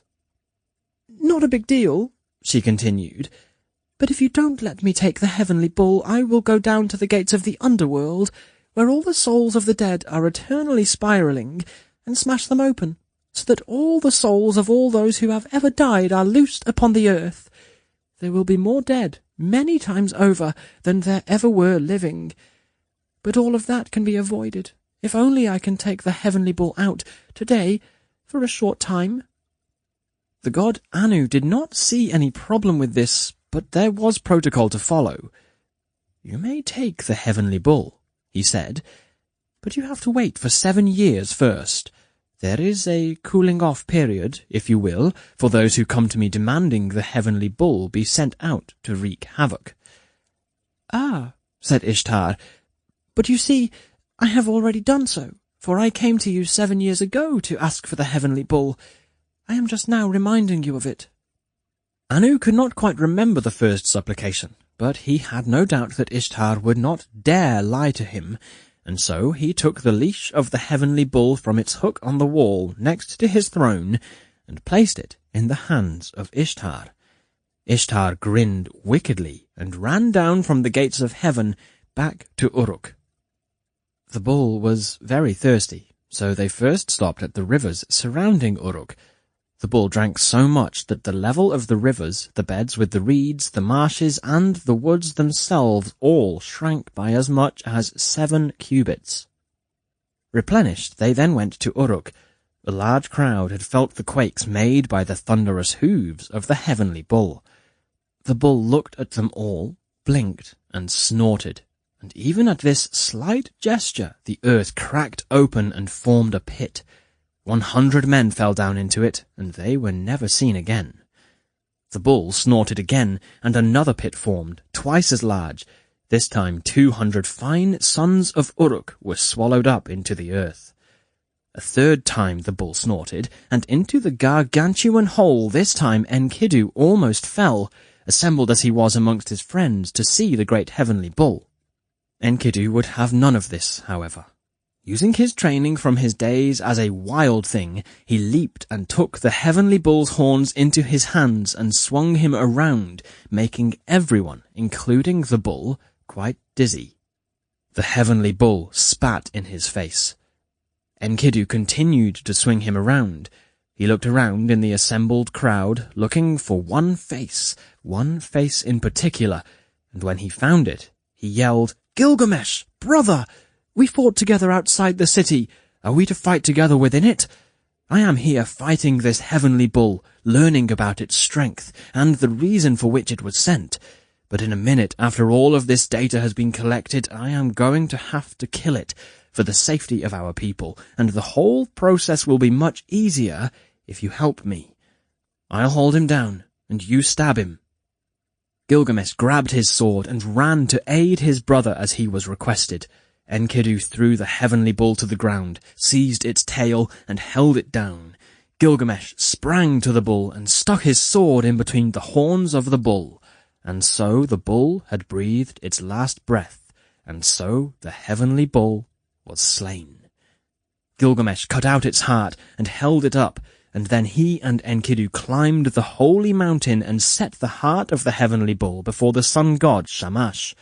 Then the two of them headed back to Uruk and cleaned themselves off after their battle. Ishtar, who had been watching the whole time, stood on the wall surrounding Uruk and shrieked sadly, "Oh, no! My plan has been spoiled, and now I need to tell my father that his pet has been killed, for Gilgamesh has managed to kill the heavenly bull, which all the gods had said was an impossibility." Enkidu heard Ishtar screeching, and took one of the legs of the heavenly bull and threw it at her, to let her know that he knew what she had tried to do. Ishtar sniffed at this, and then brought together the women of Uruk to help her embalm and mourn the heavenly bull. While Ishtar was preparing for this, Gilgamesh brought together the men of Uruk to deal with building a funeral pyre and to help prepare the huge, heavy body. When all their chores had been completed, everyone in the city washed their hands in the Euphrates River. At the feast later that night, for of course Uruk threw a feast in Gilgamesh's honor after he had killed the bull, Gilgamesh looked idly at the beautiful servant girls who were putting grapes on his plate and wine in his goblet. "Who," he asked them, "is the best and foremost man amongst all of humanity?" And the servant girls duly replied that it was he, and all was happy in the palace of Gilgamesh.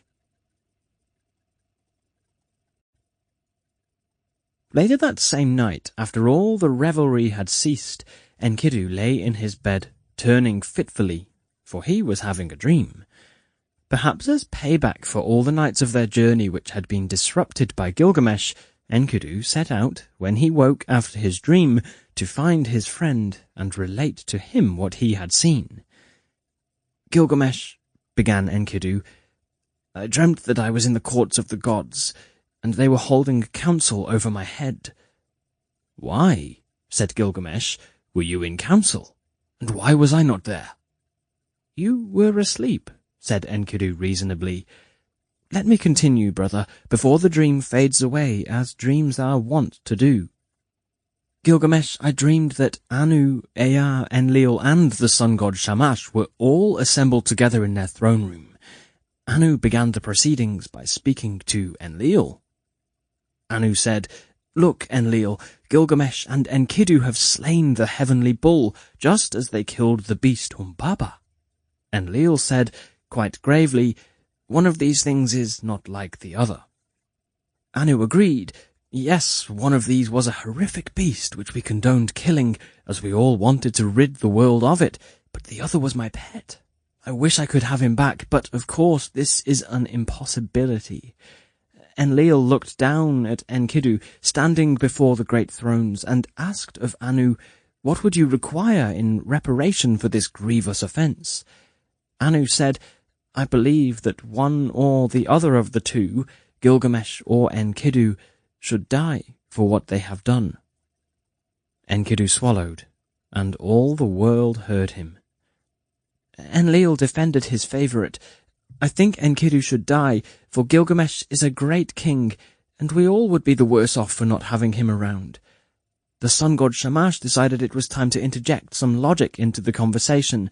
'Enlil,' said Shamash, 'wasn't it at your command that they got rid of Humbaba? And I believe, if you were watching as closely as I was, you might have realized that Enkidu didn't actually do any of the killings. He merely helped. It was really—' 'Hush, Shamash, we can't trust a word you say,' said Enlil, 'for you went with them the entire way upon their journeys. You're more a friend to them than you are to us, and therefore have certain biases which disqualify your judgment.' Enlil and Anu looked down their noses at me. Enkidu said, 'I was quaking in my boots before them, and in unison they declared that I was soon to die. And then I woke up.' Gilgamesh shook his head. 'Nonsense, brother. Nonsense. We should be fine.'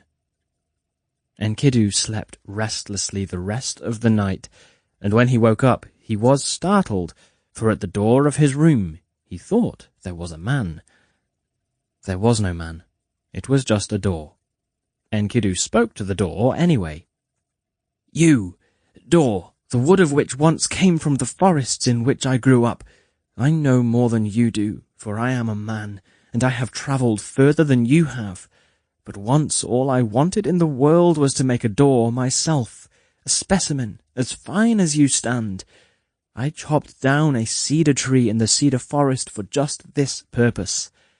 The tree I chose for my project was the finest tree in the world, and so I built a door which was extremely tall and very narrow and so thick that it might as well be considered a block as a door. But I tell you, door, I tell you now that I never would have made a door. I never would have put my sweat and blood into such a project. I never would have hauled it on my tiny boat all the way from the cedar forest back to Uruk if I ever knew that any door would stand before me as you do today, mocking me as I lay here sweating.' For in his delirium he thought the door grinned at him, and Enkidu had no time for such impudence. He railed against the door for several minutes more until his shouting woke up Gilgamesh, who slept in the next room over. Gilgamesh flew to his hurting friend's side, felt his fevered brow, and stared in exasperation at the door at which Enkidu was still hurling insults. 'Why, Enkidu,' said Gilgamesh, 'are you still speaking profanities which no one can hear? Yes, your dream was terrifying. I can see why you are anxious, but you are making yourself sick. Perhaps this sickness itself is the curse the gods were speaking of. You are making the dream come true, my friend. Get up! Get up!' But still Enkidu writhed helpless upon his cot. Gilgamesh threw his hands in the air. 'Enkidu, I will kneel down right here, right now, and supplicate Anu and Enlil for you, with you. That you may believe that you are safe, we shall do so. Come, come, listen. do you have anything to sacrifice to the gods with me?" A single tear flowed down Enkidu's cheek and turned into a diamond. Gilgamesh lit a fire, threw the diamond in the flames, and the two brothers began to address the gods. Enkidu went first. "Great Shamash, I ask you for my life, my one wild and precious life," cried Enkidu to the sun god. The gods remained silent, and as it seemed there was little point in continuing to address them if they weren't to speak, the brothers fell again into a deep sleep. Midway through the night, Enkidu awoke and shook Gilgamesh awake. "Gilgamesh, brother," said Enkidu, "I have had a second dream." Gilgamesh shook sleep off quickly, and his face brightened. "There," he said to his brother, I told you that the gods would see reason and spare you." "But, Gilgamesh, it is not a happy dream. Wait until I tell you before you speak." "Go on then," said Gilgamesh. Enkidu began. "I was standing on a field betwixt heaven and earth, when thunder arose from heavens, and when the sound made it to the earth, an echo was born. I shuddered at the sounds, and then, quick as a flash, there was another man standing before me, with a frightful grimace on his face. As I looked at him, I realized that instead of normal human hands, he had the paws of a lion, with claws at the end of them, like the talons of an eagle. He took me up by the hair, and we fought, but he was much stronger than I, and would like to crush me. But I did not want to die, so I let him do with me what he will, and he tied me up and took me to the shores of death, that cursed place where those who live never again see the light of day, the place from which no one ever leaves, and no one in their right mind ever journeys. We went into the crown room of the land of death, and saw the kings and queens of the dead lining the walls. They were feasting at tables full of burnt bread and spoiled ham, and there, at the head of the room, there was the queen herself, she who rules over all of the damned, Ereshkigal, the dark goddess. And beside her was her scribe, Belet-Seri. When they heard me come in, Ereshkigal demanded to know what I, a still alive, or so I hoped, man was doing in her presence. Oh, Gilgamesh, the rest is too terrible for me to recount. I can't bear it. But you see, I was taken down to the dead. That can't be good. There's no way we can spin that, brother." And Gilgamesh looked glumly at Enkidu, for he did not wish to agree, but also did not want to lie.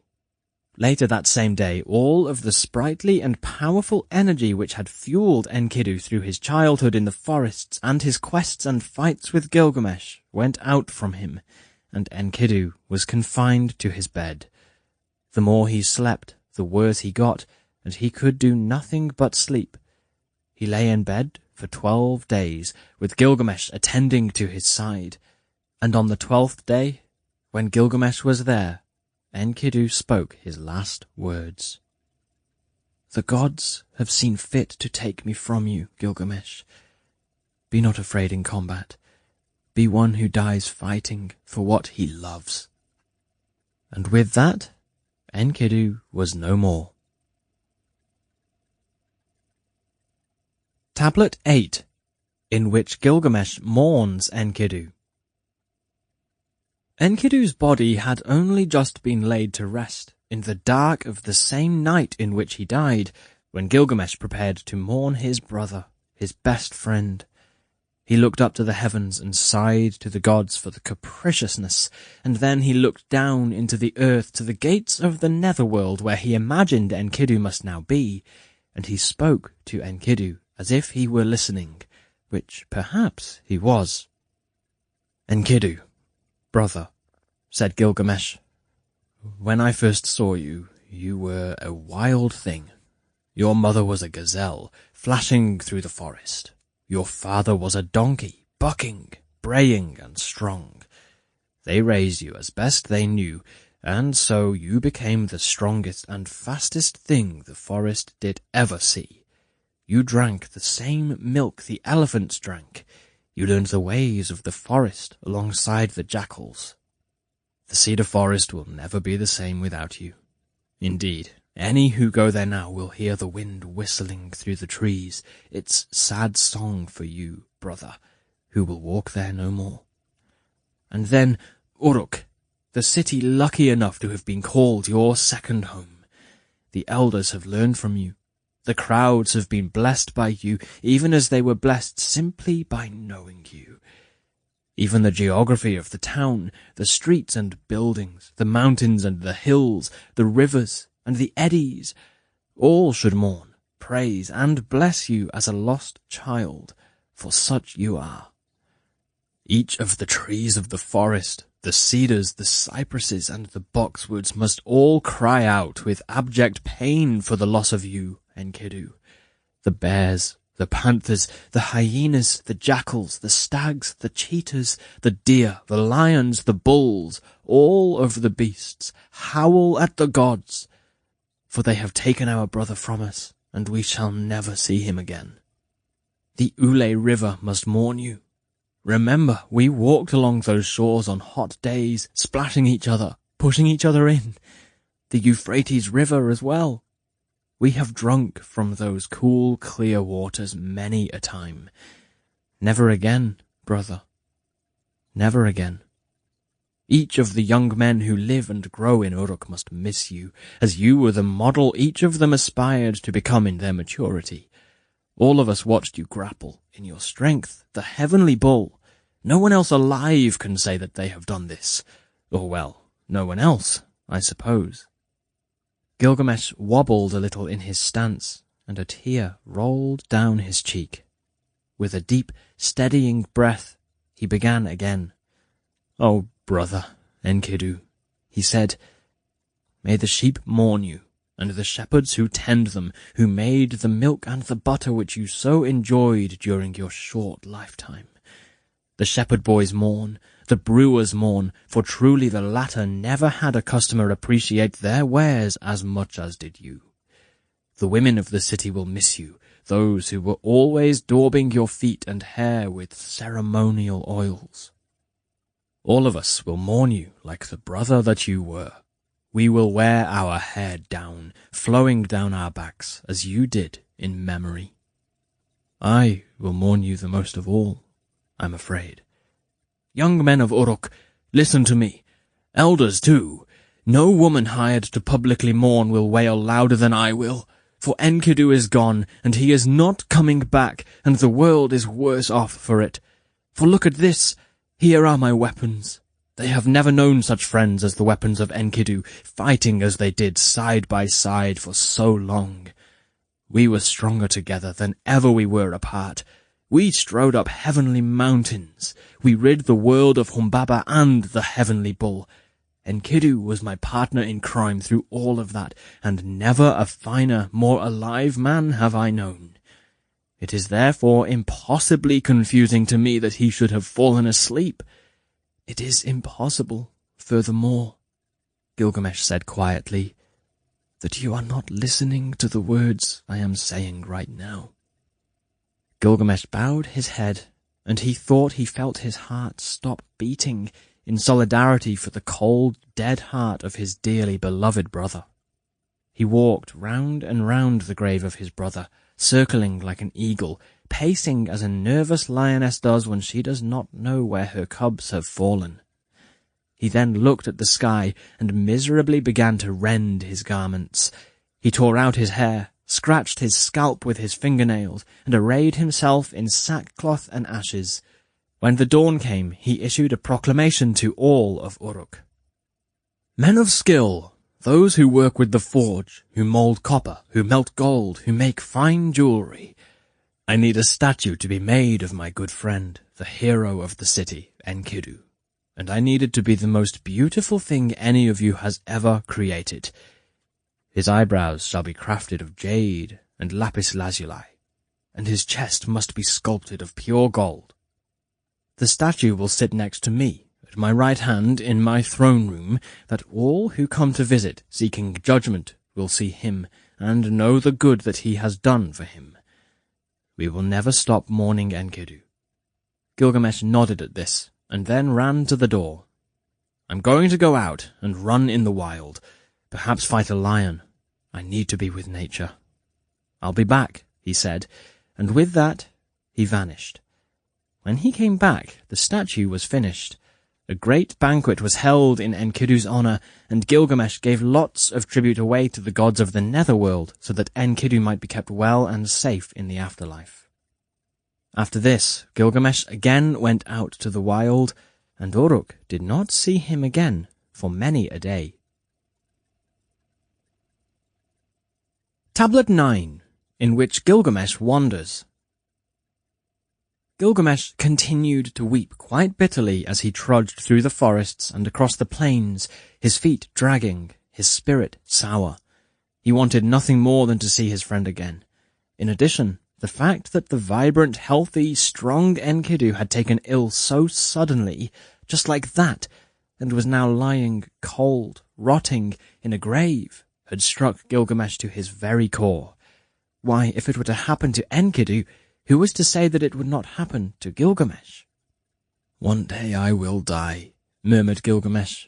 He had known that this would happen, of course, as it happens to all men who walk the earth at one point or another, but it had never been quite so near and dear as was this, and so he was sorrowful, and he was scared. He did not want to die. "When I die, I will be like Enkidu, and there will be those that mourn for me," said Gilgamesh.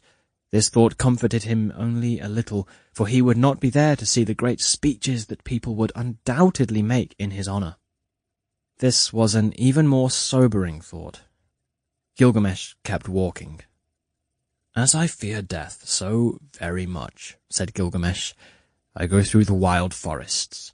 I need to seek the fabled outliver of death, the Uta-Napishti, so that I might learn his ways." Lifting his head to address the gods, he said, "Gods above, help me find my new mentor, and help me stay alive. I need it.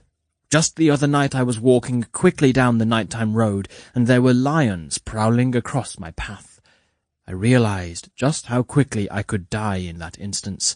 Just one surprising swipe of their claws in an unguarded moment from me, and I would no longer be of this earth. I would be in it, I suppose. So, moon god, I ask you light my way. Watch over me, and keep me from harm." And so he laid himself down to sleep, and so he tried to get some rest. But in the middle of the night he woke up, shaking and sweating, having just had a horrible dream. He looked around for Enkidu, that he might shake him awake and share his dream, and receive assurances as to its meaning, as he had so often done before. Enkidu was not there. Gilgamesh lay back down on his pillow and reviewed what he remembered of his dream, though it was quickly slipping away. The beams of moonshine made him happy to be alive. He got up, though it was still night time, and he picked up his axe and his sword. He ran back to the mountain where he had seen the prowling pack of lions, and he quickly felled them all, each and every one, with his quick and mighty slashing, and his light feet allowing him to dodge their assault. When all of the lions were killed, he skinned a few of them, and made himself a fearsome cloak, with his head protruding from the jaws of the most fearsome lion, with the largest mane and biggest teeth which he could find.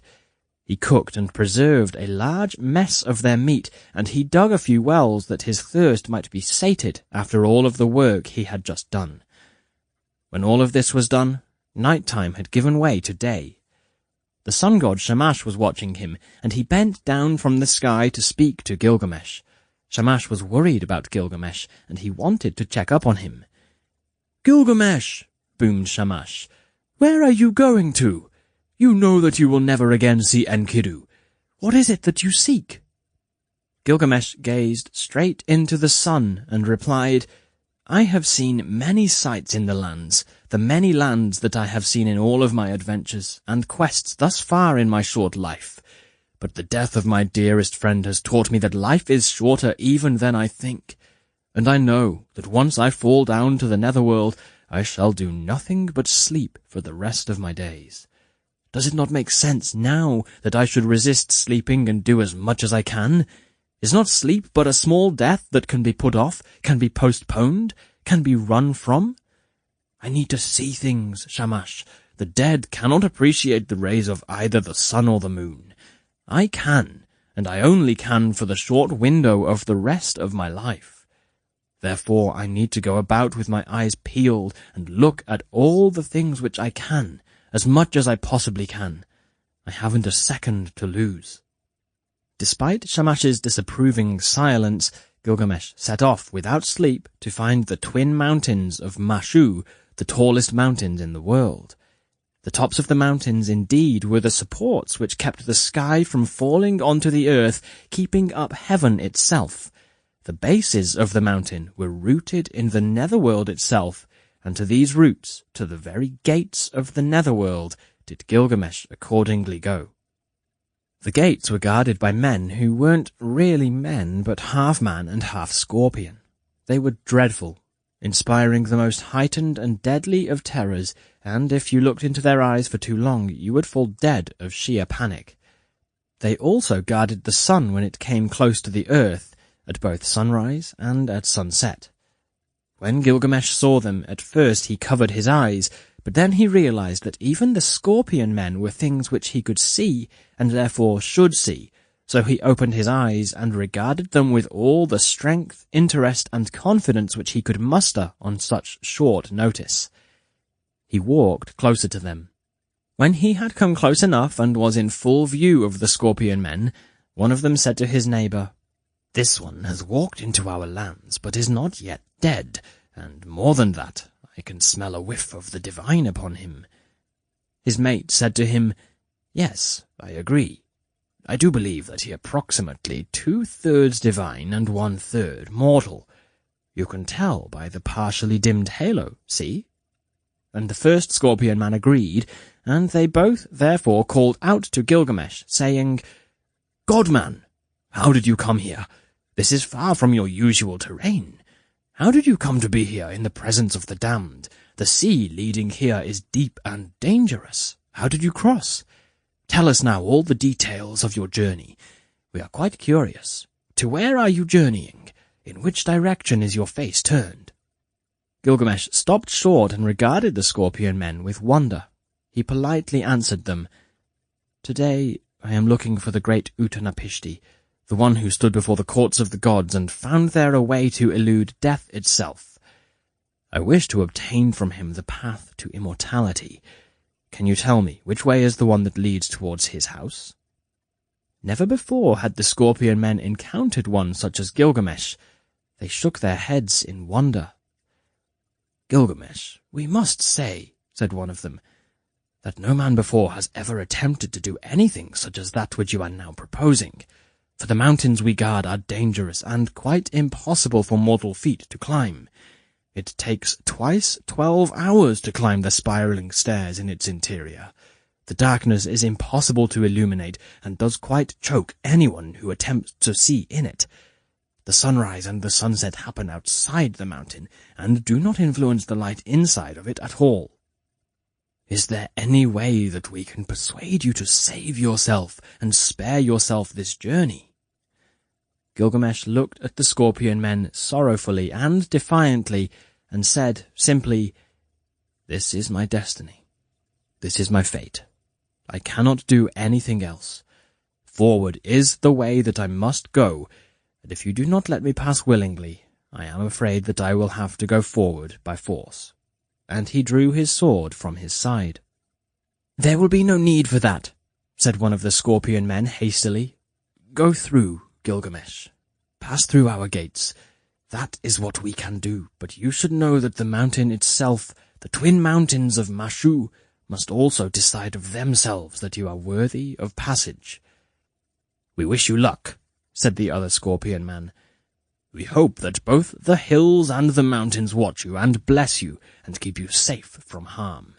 We hope that the gates at the mountains swing wide at your knock. Go, Gilgamesh, with our blessing." Gilgamesh heard these kind words and bestowed upon the scorpion men a perfunctory smile, and he slipped through the gates they opened and found himself upon the path the sun god Shamash took each morning and evening when the sun set and rose. It was very dark. He could see nothing. He walked all through the night, not being able to see anything, consumed by complete blackness on every side. When he came out after 12 hours of blindness, he saw that he had beaten the sun on its daily journey. The brilliance of the daylight almost blinded him again, but he saw that he had come out into the garden of the gods. The trees surrounding him were tall and fair, fairer and taller than any he had seen back in his realm, with leaves that were larger and greener than he could have himself conceived of. Nearby, a carnelian tree was growing, and the fruit it bore was quite ripe.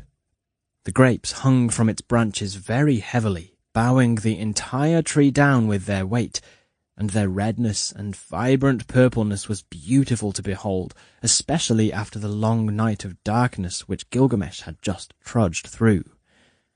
A tree nearby, one of lapis lazuli, filled the area with beautiful leaves and a delightful aroma. The fruit from this tree, as well as indeed every tree nearby, was ripe as well. Gilgamesh took a piece of fruit and ate it, and found that it was sweet and juicy and good. Around him also were cypress trees, huge cedar trees, and a plant which was curious to him. It had leaf stems that seemed to be made of lava cooled into rocks, and sea coral and reefs. Instead of thorns and flowers and fruit in the branches, there swam fish. He found a carob plant, sampled it, and was amazed at its sweetness. In a quarry just next to the garden, he found beautiful stones of all colours, of all hardnesses, stones such as agate, obsidian, hematite, and gems. He marvelled at all that he could see as he slowly walked through the garden. But then he realized that he had the prickly feeling at the back of his neck that one often has when one is being watched. He looked around and saw that, at the front of the garden, there was now a little old woman standing there, and she was watching him. Tablet 10. Gilgamesh finds the edge of the world. The woman's name was Shiduri, and she kept a small inn by the seashore. She had chosen this location when she built the inn because she liked hearing the waves lap up against the bricks of her bedroom wall while she slept. Inside of her small kitchen, she had stands of gleaming copper pots which lined the walls from ceiling to floorboards, and vats which had been cast of pure gold. Shiduri was a small woman, but no one could have known this by looking at her. She went about her life wrapped in layers and layers of veils, scarves, hoods, and blankets. And so the owner of the small inn, which was situated at the very edge of the world, in the god's very own green garden, was watching when Gilgamesh wandered into her backyard and began plucking fruit from the trees without her consent. He was still wearing one of the lion's skins which he had himself flayed from its owner several weeks prior. Shiduri could tell in an instant that here was a special man, one unlike any other. For the two-thirds divinity which Gilgamesh boasted spoke to her, even as the mortal half of him puzzled her. It was clear, also, that Gilgamesh was suffering, that he was full of sorrow. He was mourning, Shiduri thought, and those of us who have been journeying alongside Gilgamesh know that in this, as well as many other things, Shiduri was quite correct. In his long face was written his long, hard, solitary journey. The sun had beat upon his skin and burned it, tanned it. The wrinkles between his eyes and around his mouth had furrowed deep. His was now a hardened visage to match his slowly hardening, slowly chilling heart. Shiduri watched him approach, and as he walked nearer, closer, without yet seeing her, she wondered silently to herself. Obviously, thought Shiduri, this man is a hunter. Everything about him screams that he is one who stalks and pounces. But this, the route he is currently taking, is not one that a hunter would normally take, for not only is there no game in this garden, he has not his usual wits about him. He has not even seen that I am sitting here, openly watching him. Here he is, though, he is coming up, straight unto my doorstep." Chidori thought for a moment, and then she locked her gate and shuttered her windows, making it appear that nobody was at home. She then climbed up to her rooftop and watched to see what Gilgamesh did. Here she underestimated his divinity and his long-practiced hunting skills. For the moment she tried to conceal her presence, she inadvertently shouted it to him. Gilgamesh's eyes flicked to her on the roof, and he jutted his chin in her direction. "Hello," he said, very clearly to Chidori.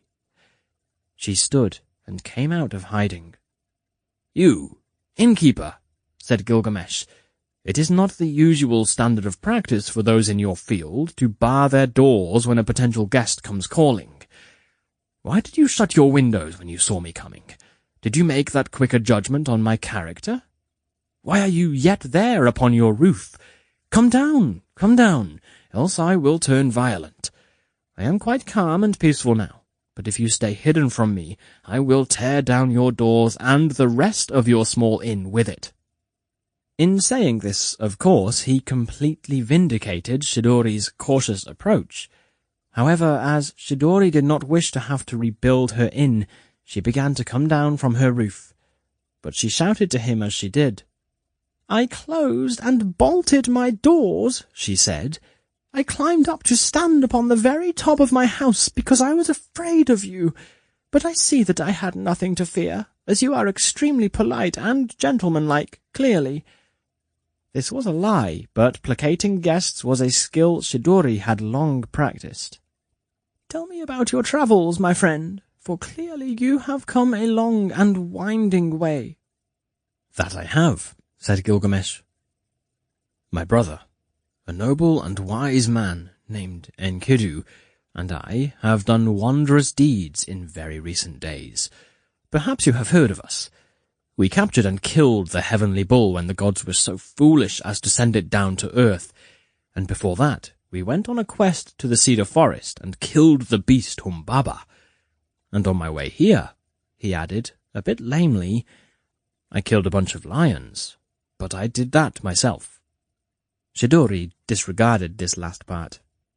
"Ah," she said, "you and Enkidu. Of course I have heard of you. You were the ones who rid the world of Humbaba, making the cedar forest safe for those who wish to visit, and all know of the ire of the gods when their heavenly bull was destroyed. But these sound like good things. Why do you come to me, then, the picture of despondence and grief? Your cheeks are caved in. You have hideous circles under your eyes. You're skinnier than a healthier man should be, and clearly your heart is drowning in much sorrow. Yet you wander the land ferociously attired, with your head sticking out of the maw of a lion. Very little about this makes sense. Tell me more." Gilgamesh was irritated at this. "Perhaps I was born this way," he said to Chidori. "Perhaps I am of a people who have naturally sunken faces, and perhaps I am just always rather down. You know, not all people can have good moods all of the time." "This is so, and that is natural," said Chidori gravely. "But what I am sensing in you is not natural." "To be sure, it is not natural," said Gilgamesh. "My best friend, my brother Enkidu, who has come with me all this long way, dropped dead recently, and that is the least natural thing that I have ever heard. So why should not my face reflect what I think? For there is sorrow in my heart. Therefore it makes sense that there should be sorrow in my face. Now tell me, innkeeper, I am looking for Utanapishti. Do you know which road leads to his house? Are you aware of any landmarks which might guide me upon my way? Tell me about them. If I have to swim across the entire ocean without a ship in order to see him, that is what I will do. And I know that is heroic, that is godlike, because only gods, like Shamash, the sun god, can cross the ocean unaided. But I am part god, and I am determined to see Utanapishti, so see him I will." Chidori smiled slightly at this, and replied, "Gilgamesh, I am not sure that there is a way that is not narrow, not alarming, to Utanapishti. In fact, there is no way to cross the ocean. This has not been done since days long ago, which are long since forgotten. Only the sun god Shamash can do such things. But you know this, and I digress. There is a dangerous road which you can use to get to Utanapishti. It is extremely narrow, and most fall off it before they get midway. And once you get midway, there is a river which is known to those who know it as the Death Waters, which completely block any hope that travellers may harbour within their breasts of going forward. So you can journey forward if you think you must, but no one can cross the Death Waters. It is simply unheard of. Well, I would advise you to begin listening, then, said Gilgamesh. Chidori sighed. Hubris was not new to her. If you were to manage to get past the Death Waters, which, as I have stated, is impossible, then you would meet Ur-Shanabi, who is the man who cares for and steers the boats which belong to Utanapishti. He has with him a crew, which we refer to as the ones made of stone. Good luck with them, Chidori said. But go meet Ur-Shanabi. If he sees your face and knows what I know, then he may assent to ferrying you to Utanapishti. He might. There is nothing which says that he must. You will have to be very polite. If he does not assent to taking you with him, then you will have no choice but to return here to me. Gilgamesh thanked her for her advice and left. He found his axe and his sword, which he had left at the gates of the garden, and crept downward on the crooked path which he had been told led to Utanapishti. He shot like an arrow along it, going faster than a mortal man could hope to go, yet not as fast as a god could. In fact, he was going so fast that when he came to the Death Waters, his feet simply skimmed along the surface, and he was on the other side before he realized what was happening. Without much delay, he found that he was standing before the ferryman, the tall Ur-Shanabi. He remembered that he was supposed to be nice to this man, but as he stood before Ur-Shanabi, his rage at being left without Enkidu and all of the grief which he had carried for so many miles welled up within him, and Gilgamesh took his axe and felled Ur-Shanabi with one blow. Out of the surrounding forests came the ones made of stone which Chidori had warned him of. With a few more swings of his sword and swipes with his axe, Gilgamesh made quick work of them as well. Gilgamesh went to take the ferry, but as he did, he heard a faint voice calling his name. Ur-Shanabi was wounded, but he was not yet dead. He lay on the floor, but his piercing glare hit Gilgamesh in the eye with much force. "Tell me," said Ur-Shanabi, "what is your name?" Gilgamesh looked down upon him and pitied him, and said, "My name is Gilgamesh. I am king of Uruk. I have climbed the inside of your mountain and sped across the road to you. I seek Utanapishti." Ur-Shanabi was unsurprised. Many were those who came to seek Utanapishti. He did ask Gilgamesh one question, though. "Gilgamesh, why do you look so sickly? A man of your youth and stature should look hale and hearty, but I have never seen such bags under anyone's eyes. Your skin is grey, your face looks sunken in. Clearly there is deep sorrow upon your heart, and you have come a very long way. I can see this from the frost still buried within your eyebrows, and the hard tan which you have come by on your way. And also, Gilgamesh, you are a king. Why are you then wearing a lion's pelt, which you obviously took yourself? Gilgamesh, you are a man of conundrums. Solve them for me." Gilgamesh said to Ur-Shanabi, "I'm really getting tired of people telling me that I should look happy. Why shouldn't my cheeks be sunken in? Must I be the picture of health at all times? What if I'm just in a really bad mood?" "You're correct. I have come a long way. That ought to leave me some allowances for looking as I do. But it's not just that, and you know it, for you brought it up. You are correct. There is deep sorrow within my heart. My dearest friend, my brother, Enkidu, and I have come a long way as well. We met in my city of Uruk, and we immediately bonded together, and have since fought a wild array of fearsome foes together, including Humbaba, the spectre of the cedar forest. He is no more, and the heavenly bull, whom the gods were careless enough to let stray into our midst. The lion I killed by myself, but that is because I was alone when I did so, and I was alone because the gods saw fit to take him from me. Enkidu, the man who went with me my whole life since we met, succumbed far before his time to that fate of all mortals, eternal sleep. And of course I cry. I cried for a full week, 6 days and 7 nights. There were maggots crawling all over him before I allowed the servants to retire Enkidu to his grave, and I have not been the same since, for I knew death would be a part of my life before, but now I know what it looks like. I have looked death in the face, and it chilled me, and I am here now to speak with Utnapishti so that I never have to suffer the same fate. The innkeeper told me, Ur-Shanabi, that you were the keeper of the way to Utnapishti. Tell me which way it is. Describe the road to me that I might not get lost. I will cross the ocean if I must. If I don't have to, I will cross the forests. Naught shall stand in my way. Point me in the right direction. Ur-Shanabi smiled a little sadly and said, Gilgamesh, my son, you have undone your own success.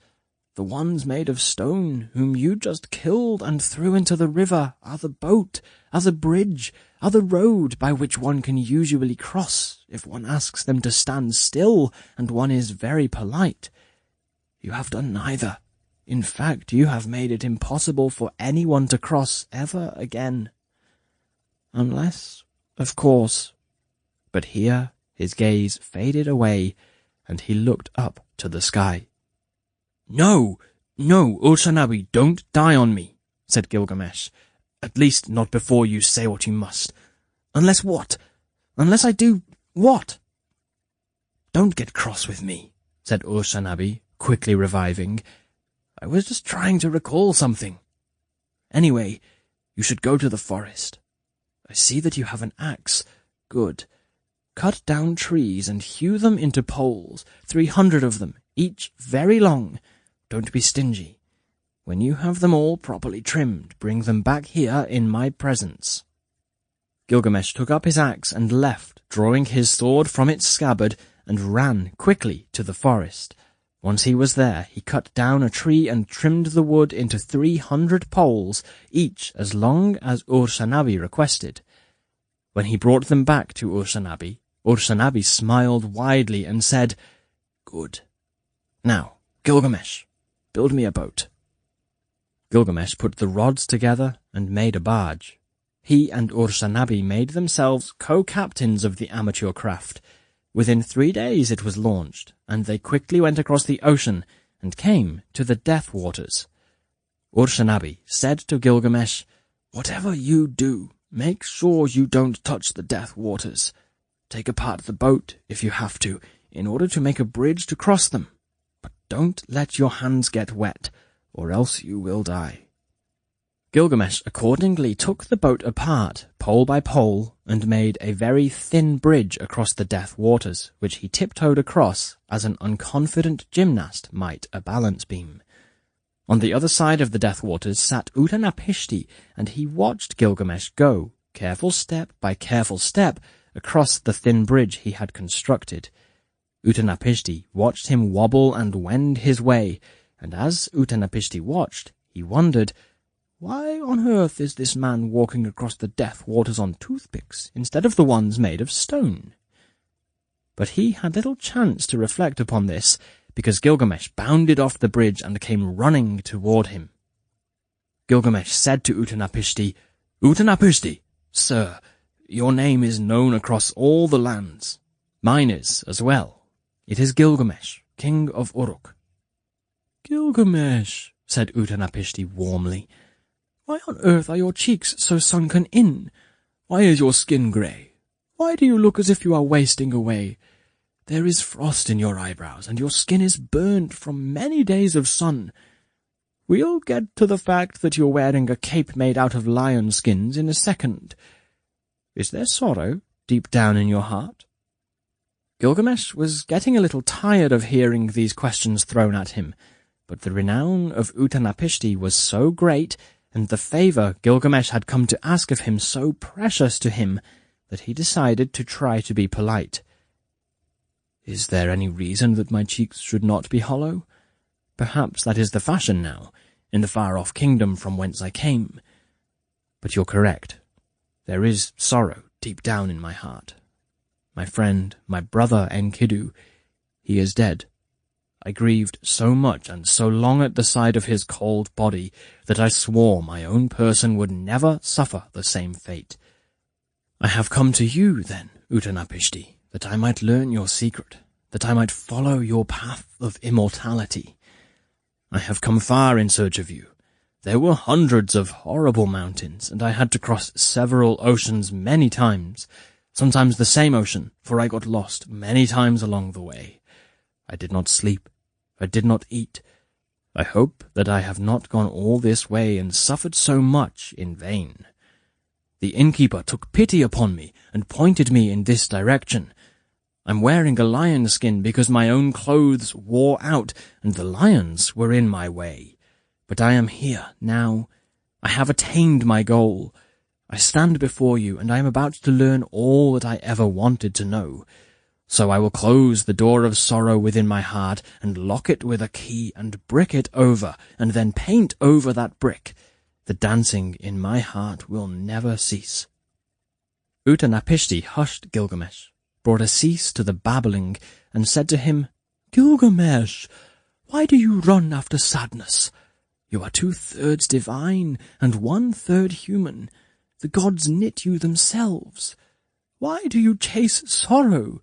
Why do you make yourself sad? Gilgamesh, think of all you are, all you can be as compared with the common man. You have been given a throne.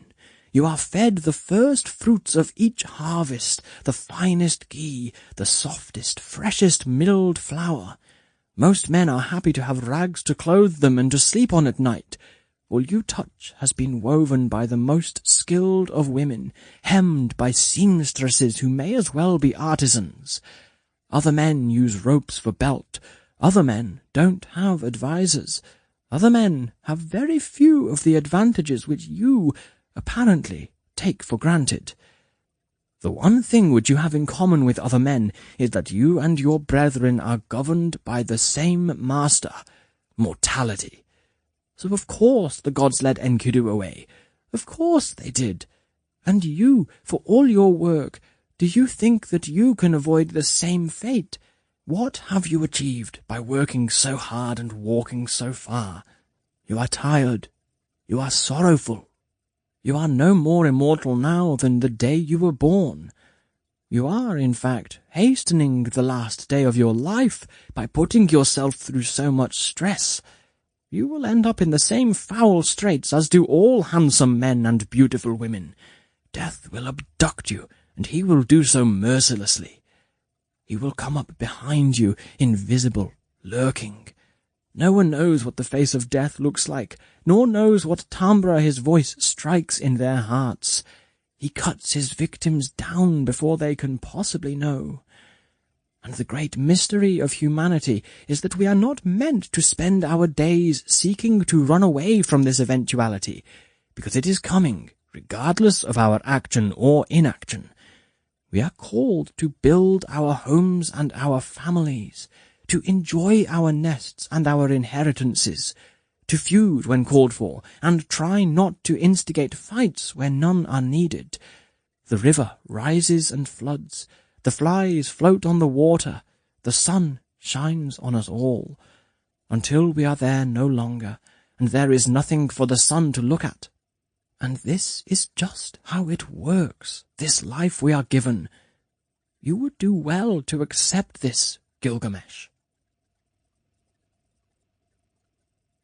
Tablet 11, in which Utnapishtim recounts the story of the Great Flood and Gilgamesh discovers that he is denied immortality.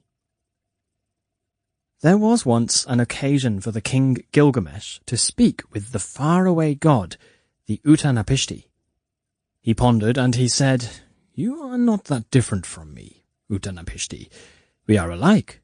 You look similar to the way I do, and because of this I wish you to know that I have very recently changed my mind. I had set my heart upon battling you. Instead, now, see, my arm hangs here, swordless, peaceful." And he gestured to his arm, which indeed was not holding a sword. Utanapishti looked less than impressed, so Gilgamesh continued, "Now that I have told you this, and that, since I'm not planning on attacking you anytime soon, and I have established we are very similar, like unto best friends, I want to ask you to tell me a secret." Utanapishti reserved his thoughts on this matter. "Far be it from me," said Gilgamesh, "to point out that I am king, and can therefore command you to spill any secrets which I may desire. No, that would be unseemly. I am coming to you today, Utanapishti, as a dear friend." Utanapishti wisely decided it was time to impart on his king a smile, and so he did. Gilgamesh seemed much relieved. "Tell, if you can," said Gilgamesh, "how you came to stand within the line of gods assembled on their divine mountain. How have you come to this life?" For not so secretly Gilgamesh wished too to obtain such a stature among the gods. Utanapishti smiled. "Settle in, my dear friend, for I have a long story to tell." And so he began. "I will tell you, Gilgamesh, a great secret, a hidden thing. It is something which is only whispered of even within the great hall of the gods. Do you know of the city Shuruppak?" Gilgamesh nodded his head furiously. He did not even consult a map. Of course he knew of the great city. It lay upon the banks flanking the great river Euphrates. Utanapishti narrowed his eyes. "The one on the Euphrates?" Yes, said Gilgamesh.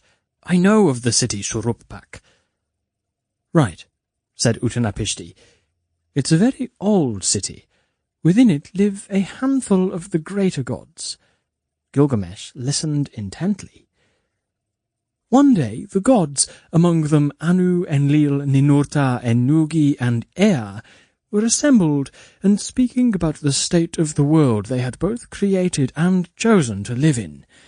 And they were sad about some of the unhappier elements of the earth, the rampant murder sprees some humans inexplicably loved indulging in, for one thing, but also how some of the crops which they had first planted had come to die, and how there were ugly buildings which they did not think should exist." "Go on." "So they decided that the best way to go about things would be to start fresh, to create a blank slate. And so these great gods decided to cause an immense flood. They spoke in hushed tones of precisely the method by which they would cause the great waters to rush over all of the earth, and when they were done, this small circle of gods swore extreme secrecy. Unfortunately, these gods, mighty as they are, intelligent they usually may be, had not considered properly the locale in which they were drumming up such plans. As it turned out, one of the walls of the house in which they were speaking was made only of soft reeds, and on the other side of that wall I sat, listening for everything that I was worth. And so I knew of these plans," said Utanapishti, "even though I was by no means supposed to, even though none of the gods who had sworn secrecy had broken their dread promise." Gilgamesh seemed sufficiently awed by this, so Utanapishti spoke on. "So caught up was I in the whispered secrets and the intensity of the violent plans with which the gods sought to clear the earth, that I did not notice when their meeting was over. I was so deep in thought, in fact, that I did not even notice when a sequence of footsteps came up behind me, and suddenly the hands of a god were around my throat, and I was in a very bad way. It was the god Ea. He must have heard me breathing. I struggled with him for a moment and managed to throw him off, and then we looked at each other, and he said, 'So, you know of our plan?' I assented," said Utanapishti. "For what else could I do?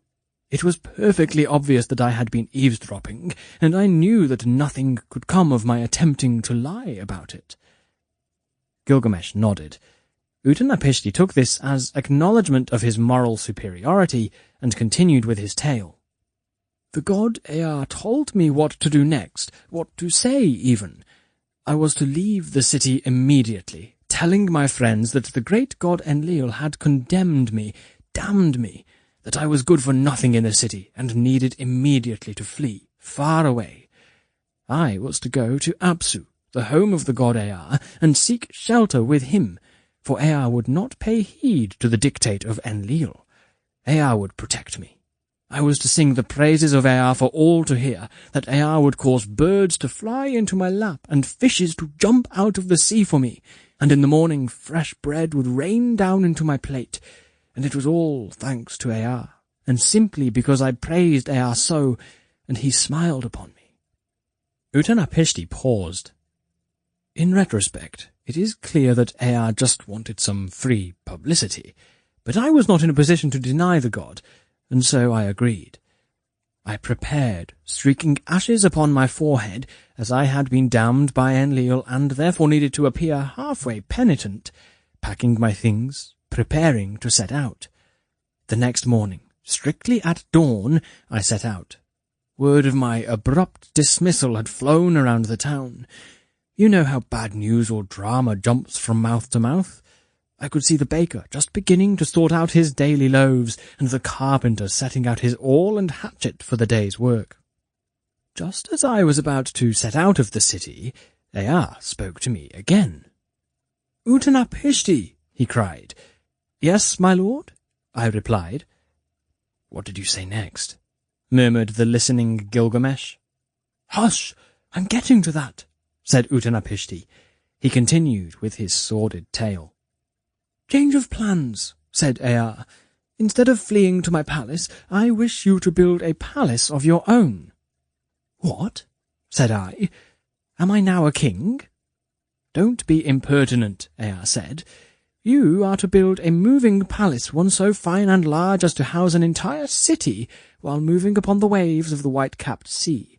And you are to build it from sustainable found materials, without harming the earth by cutting down any trees, or taking from the mountains any rocks, or forming from the earth any bricks. You wish to build me a large boat from nothing? You will build a boat. You will demolish your own house, and from the rubble you will build up a floating vessel large enough to transport everyone." "Everyone?" said Utanapishti. "For you see, Gilgamesh, I did not wish to be impertinent, but this was quite a large ask, and I had to make very sure that Ea and I were on the same page as far as expectations for this wondrous boat." Gilgamesh nodded. This only made good sense. Utanapishti cleared his throat and continued. "Ea confirmed that the vessel I was to construct must hold all the people, just all of them." I thanked him for his specificity, and set about demolishing my own lovely home. I enlisted the help of several village children to help me carry the raw lumber and stones I procured, after my house had been flattened, to a building site outside of the city, and then, of course, I set about building the great boat. "What did you do first?" asked Gilgamesh, breathless. "Quiet, Gilgamesh, I'm getting to that.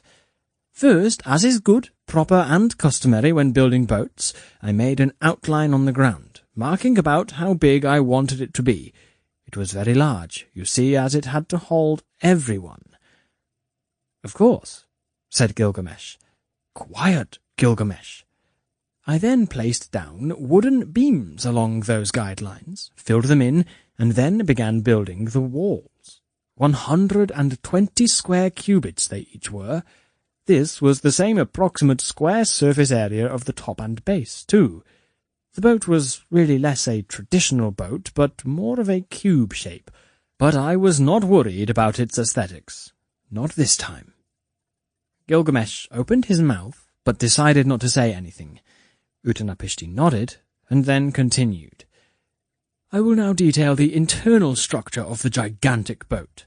There were within it 6 floors, which of course divided it into 7 different living spaces horizontally, and I divided the main floor vertically into 9 compartments, that those living upon it may have a little privacy.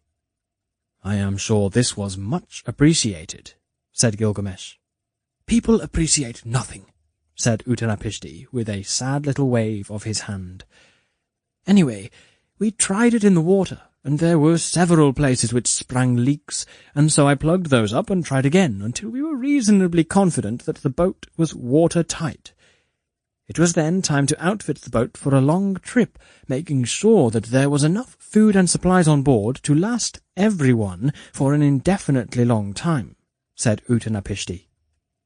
As I was given only the vaguest of guidelines as to the population I would need to sustain, or the amount of time that I would need to do it for, I had no choice but to be as generous as I could, while still allowing for the weight of the people themselves upon the boat. He again cleared his throat. Utnapishtim rarely talked this much, or for this long. With the help of the carpenters, and the bakers, and the butchers, I procured butchered oxen, sheep only recently killed, with the meat still bleeding and fresh, and stored them in the cool, dark recesses of the boat. We also found large vats for gallons and gallons of beer, wine, ale, and oil. Any accesses we obtained I gave to the workmen, for indeed they had been working day and night for a very long time in order to make sure this boat was sound. It is only fair, said Gilgamesh. And I am the fairest of them all, said Utnapishtim. There was an odd pause between them, which Utnapishtim decided to skirt over by continuing quickly. We soon found that the boat was finished and stocked. It was sunset when we realized this. Setting the boat into the water, once it was filled with supplies, was extremely difficult. We managed it with a series of rolling logs, which we placed in front and eased the boat onto, and then rolled it, running logs from the back to the front until we reached the sea. When we set it into the water, immediately it bobbed about until 2/3 of it was under the waterline, which was nerve-wracking, but we watched it carefully, and the hull sprang no leak.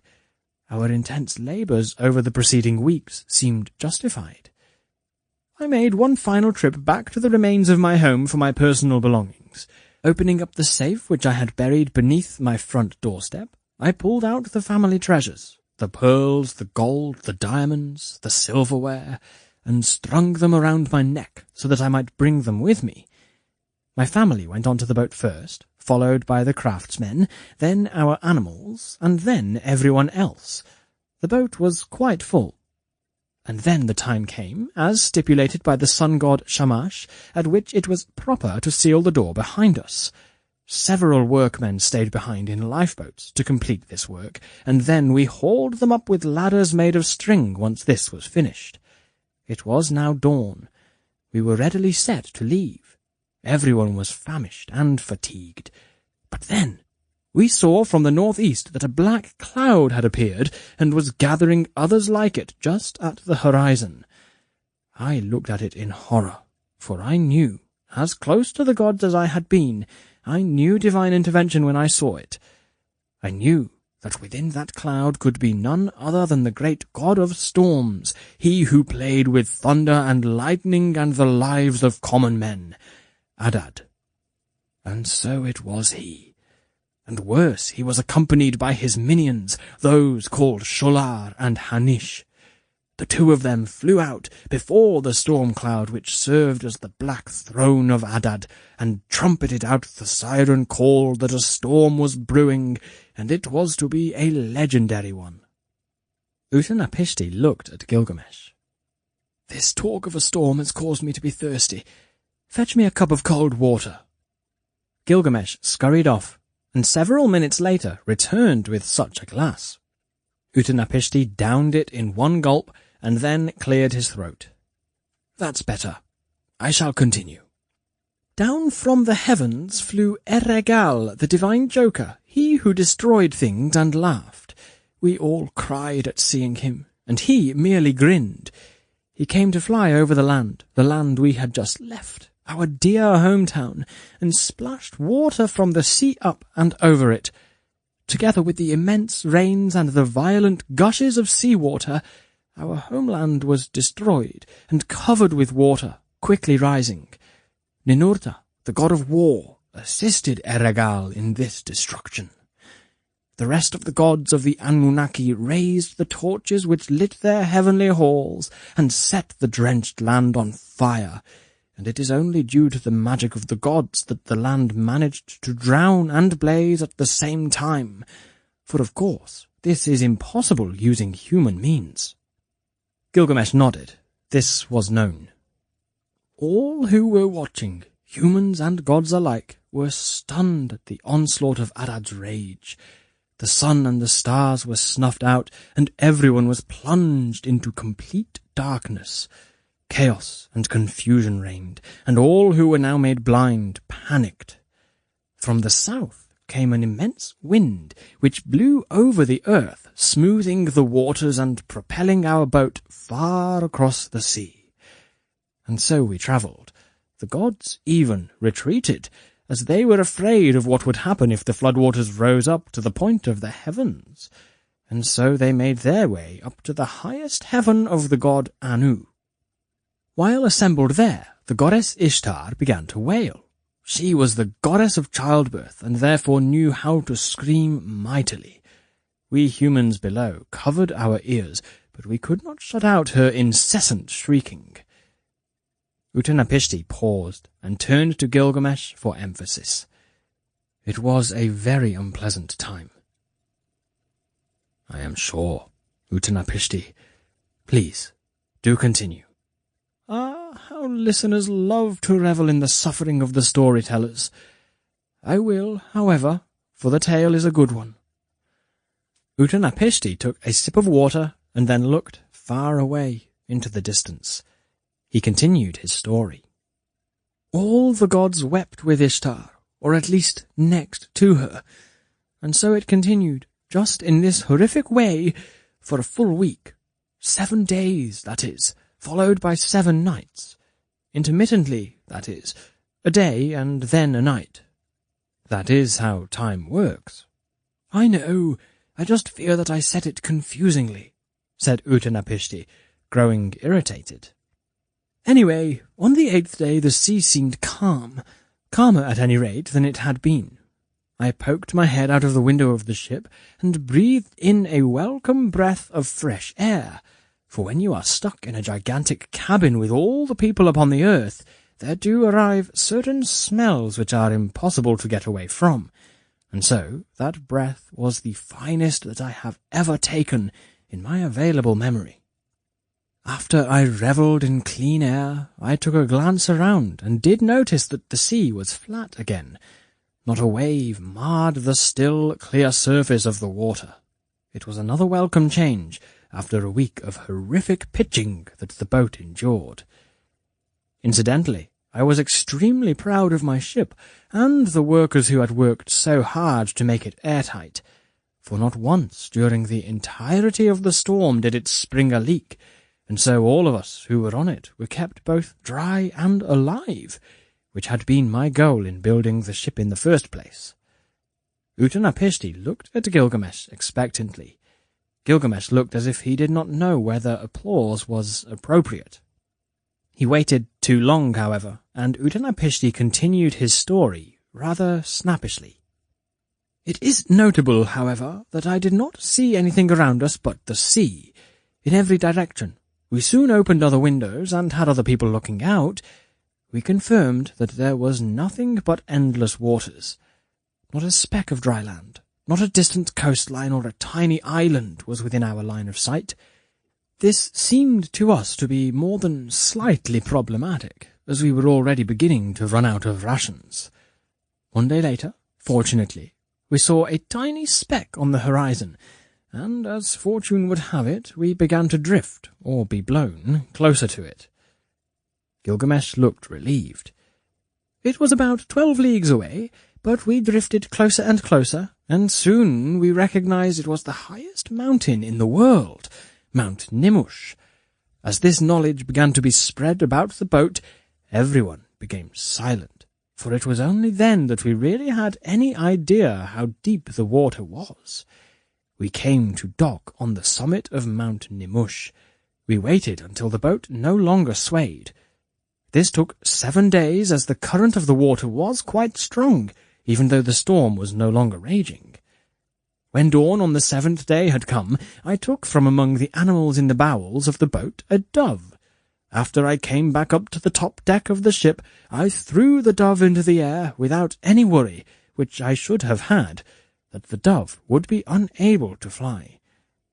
It had been a long time that it had been stuck in a very small place, and I should have let it fly about first, inside, to make sure that its wings had not atrophied or forgotten how to swoop. All was well, however, and the dove swung out over the sea. Away it flew. When it came back to me, I knew that it had flown over the surface of the earth and not seen any tree, branch, or dry land that it could rest upon, and so we had longer to wait. We knew that the water was receding, because, as you remember, we had landed atop Mount Nimush, and we could see more of the mountain top each day. We waited for 1 week after the experiment with the dove, while the water level slowly went down. After this, I selected from the aviary below deck a swallow, and repeated the experiment, flinging him off the highest point of the ship and watching him fly away. He also came back, and so we waited for 1 more week. We were very cramped and hungry, but we knew we could not leave the boat if there was not any dry land for us to walk upon. For our 3rd trial, we set free a black raven. When we never saw that raven again, we assumed that dry land existed upon the earth, and we rejoiced. This may have been a leap of faith on our part, but as you remember, we were delirious with hunger. "Hunger does make people do odd things," said Gilgamesh. "Right you are," said Utnapishtim. "Which reminds me, no, I will eat later, after I finish this tale. So, the raven, we did not see him, and so we decided that it was time to leave the ship. However, some modicum of caution remained with us, and so I decided to send out the oxen and the lambs first. I lit incense upon the top deck to make the gods aware of our gratitude that we had survived thus far. When the gods had smelled the incense, they looked upon us with favour and allowed our livestock to live when they had tramped down the mountain. I selected a sheep to kill and burnt it, again offering up incense, this time not upon the deck of the boat, but atop Mount Nimush. I had not set food on dry land in a very long time, and the temptation proved too strong for me. The gods were pleased, and all came down to Mount Nimush to smell the sweetness of the incense and the burning sheep. Among them, of course, was the greatest goddess of them all, a goddess so great that I do not mention her name here, but surely, Gilgamesh, you know of whom I speak." Gilgamesh nodded, and then closed his eyes, overwhelmed even by the mere thought of the name of the greatest goddess. Utnapishtim smiled, satisfied that his audience was showing the proper amount of awe and respect, and therefore continued. "The great goddess, once she had arrived, showed to us all the beautiful string of beads which she wore around her divine neck. The beads were formed of lapis lazuli, and they were truly a marvel to behold. She spoke, saying that, by the beads on her neck, she would never forget the sight of the gods swarming around the dead sheep, but that she forbade Enlil to smell the sweet odour, as he was the one at fault for the terrible flood. As you can imagine, Enlil was not terribly happy at this pronouncement. As he saw it, he had only been one of several gods who had decided to launch the flood upon the earth. When he had come to the site of the sacrifice, he became furious at the rest of the gods. He whined that it had been the plan of a council of gods, and that it had been successful. Where, he said, walked the human man who had survived the flood. It was, of course, quickly pointed out to him that the boat had been built upon which I sat, and that within it were hundreds of humans who represented the survivors of their race. The gods were displeased. It was quickly surmised that the great secret of the flood had been leaked, and they looked about for someone upon whom they could heap the blame for this transgression. Divine eyes fell upon the god Ea, and Ea, who was a poor liar, turned red and acted as guilty as if he had been responsible. He attempted to pin guilt upon the god Enlil, but that did not work very well. He then begged for compassion from his fellow gods. All eyes turned toward me, for I was the other living entity who could know what precisely had happened. However, it is noble to remain silent when people's lives are at stake, not less when those lives are your own. I knew the gods would kill me if I admitted to eavesdropping, and so I stayed silent. The gods had no choice but to reframe their position entirely and act as if this had been their plan all along. I was therefore declared a hero, and the gods granted my wife and I both immortality as a result. They settled us in a palace, and the rest is as you know it. Utnapishti beamed. Gilgamesh was less happy. So it appears that the way to divinity for a human is quite complicated. You could say that, said Utnapishti, and with that the primer on how to achieve divinity ended, with Gilgamesh having learned nothing whatever which would help him in his quest. When Gilgamesh had heard all this, he knelt down on the ground and then fell to his side. Sleep, that blessed shore he had been avoiding for so many weeks, had begun to wash over him, to breathe over him. And so Gilgamesh slept, for many hours indeed, until Utnapishti brought his wife back over to where Gilgamesh lay, and they both looked down upon him. Utnapishti said to his wife, "Look, dear, look. This is the man who wanted to be immortal so much that he thought he would deny himself slumber, and now all those weeks of wakefulness have caught up with him. He is very deeply asleep. Well, there's nothing for it, I suppose." "Utnapishti," said his wife, "that's a fine attitude to have about life. Wake him up. Shake him until he rises. He is king of a city, and he is shirking his duty by gallivanting around the earth in search of personal gain. He needs to go back to his people, and you need to prompt him to do it. Wake him. Now." Utnapishti replied, "You think I have not realized this. He is a lying king. He will lie when he gets up, though he won't be laying down at least. I'll deal with him. Go, dear, to the kitchens and bake us fresh loaves. Also, please keep a tally on the kitchen wall of each of the days which he has slept, and put by each tally 1 loaf, 1 for each day that he continues to sleep." And so the wife of Utnapishti baked fresh loaves of bread, and on the first day she marked a line on the wall and put 1 tally on the wall next to it. And that was done upon the first day. 7 days went by in this way, with 7 loaves of bread under 7 lines under the wall. The first loaf of bread had gone dry and hard. The second loaf had long gone rubbery, like bad leather. The third loaf of bread was now a soggy mess. The fourth loaf of bread was now a strange bright white colour, when it had originally been brown. The fifth loaf of bread had grown a covering of fuzzy grey mould all over it. The sixth was still relatively fresh, having only been baked the day before, and the seventh was still in the oven when Utnapishti shook Gilgamesh awake. Gilgamesh's first words to Utnapishti were, "Why did you wake me? I've only been asleep for a few minutes, and I was so very tired. I'm going to go back to sleep now." Utnapishti said, "Gilgamesh, come with me. Let us go into the kitchen. Here, my wife has laid several loaves of bread, 1 for each day which you have been asleep. Look at this mess. From the loaf which is as hard as a rock to the loaf which is covered with mould, you can clearly see that these loaves were not just baked this morning. Neither were they here and already like this when you first closed your eyes." Gilgamesh looked at all of this in surprise and said, "Utnapishti, now that I am apparently refreshed, I must ask you for advice.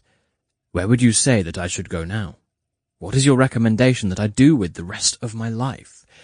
I feel like a thief waits, lurking in the dark, waiting for my flesh, just counting down the days until he can make off with it, and that thief is death, and he is waiting underneath my bed." "That's a rather dark way to put it," said Utnapishti, "but I don't know that you're wrong." He walked away and went to speak with his ferryman, Ur-Shanabi. "Ur-Shanabi," Utnapishti said, "may you be cursed for the rest of your life.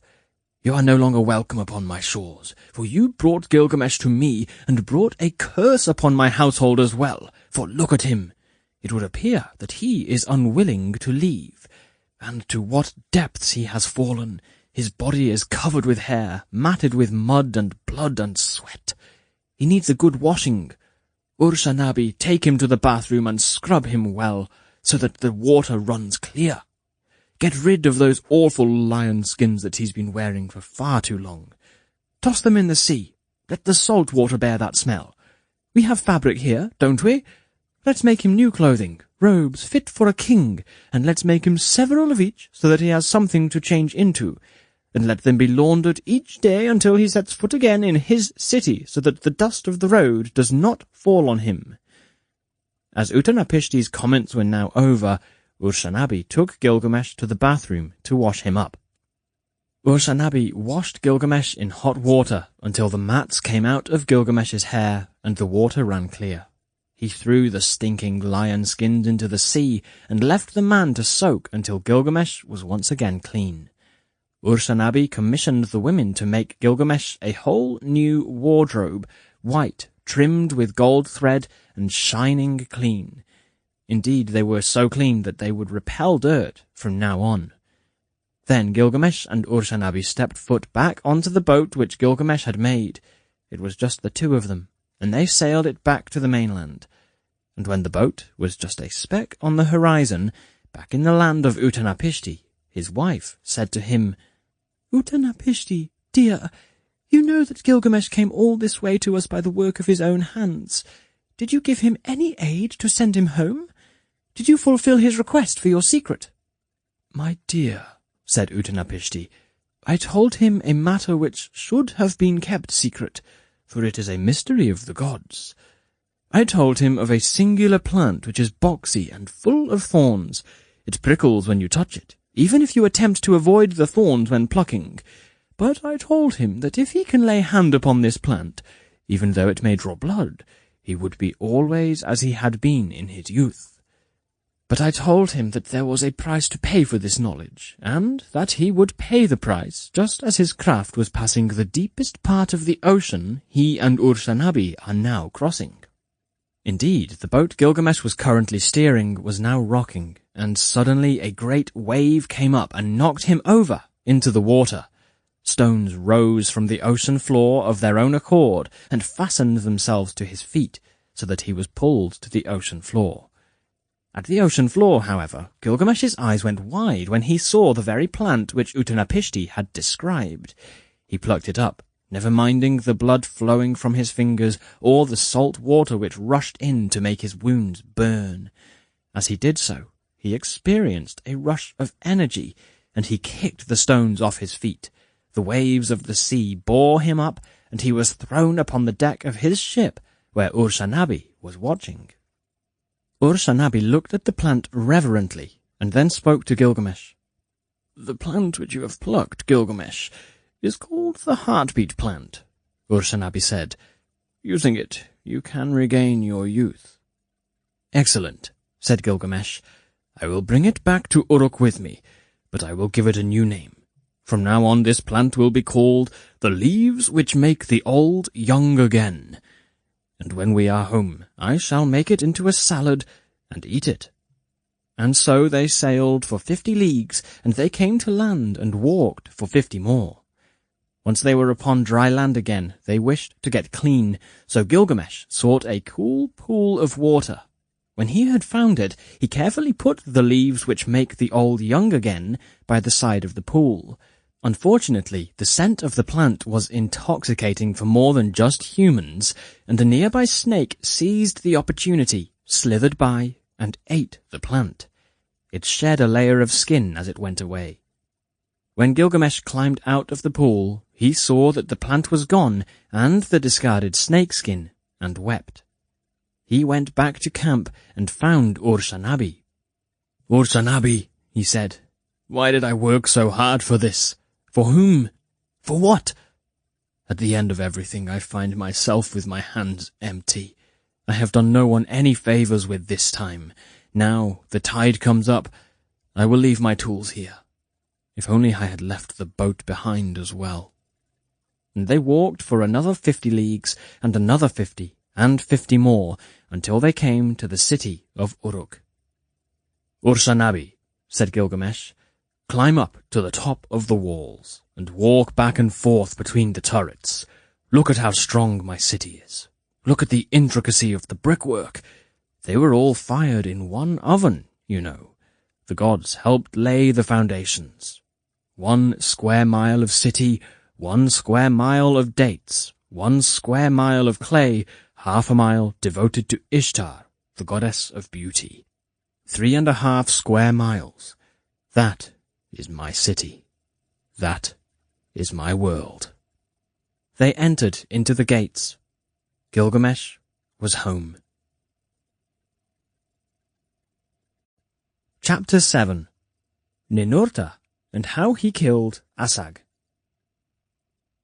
"O Ninurta, you are a wise king, a majestic king. Simply a storm you are, so thunderous is your temper, so fiery your visage.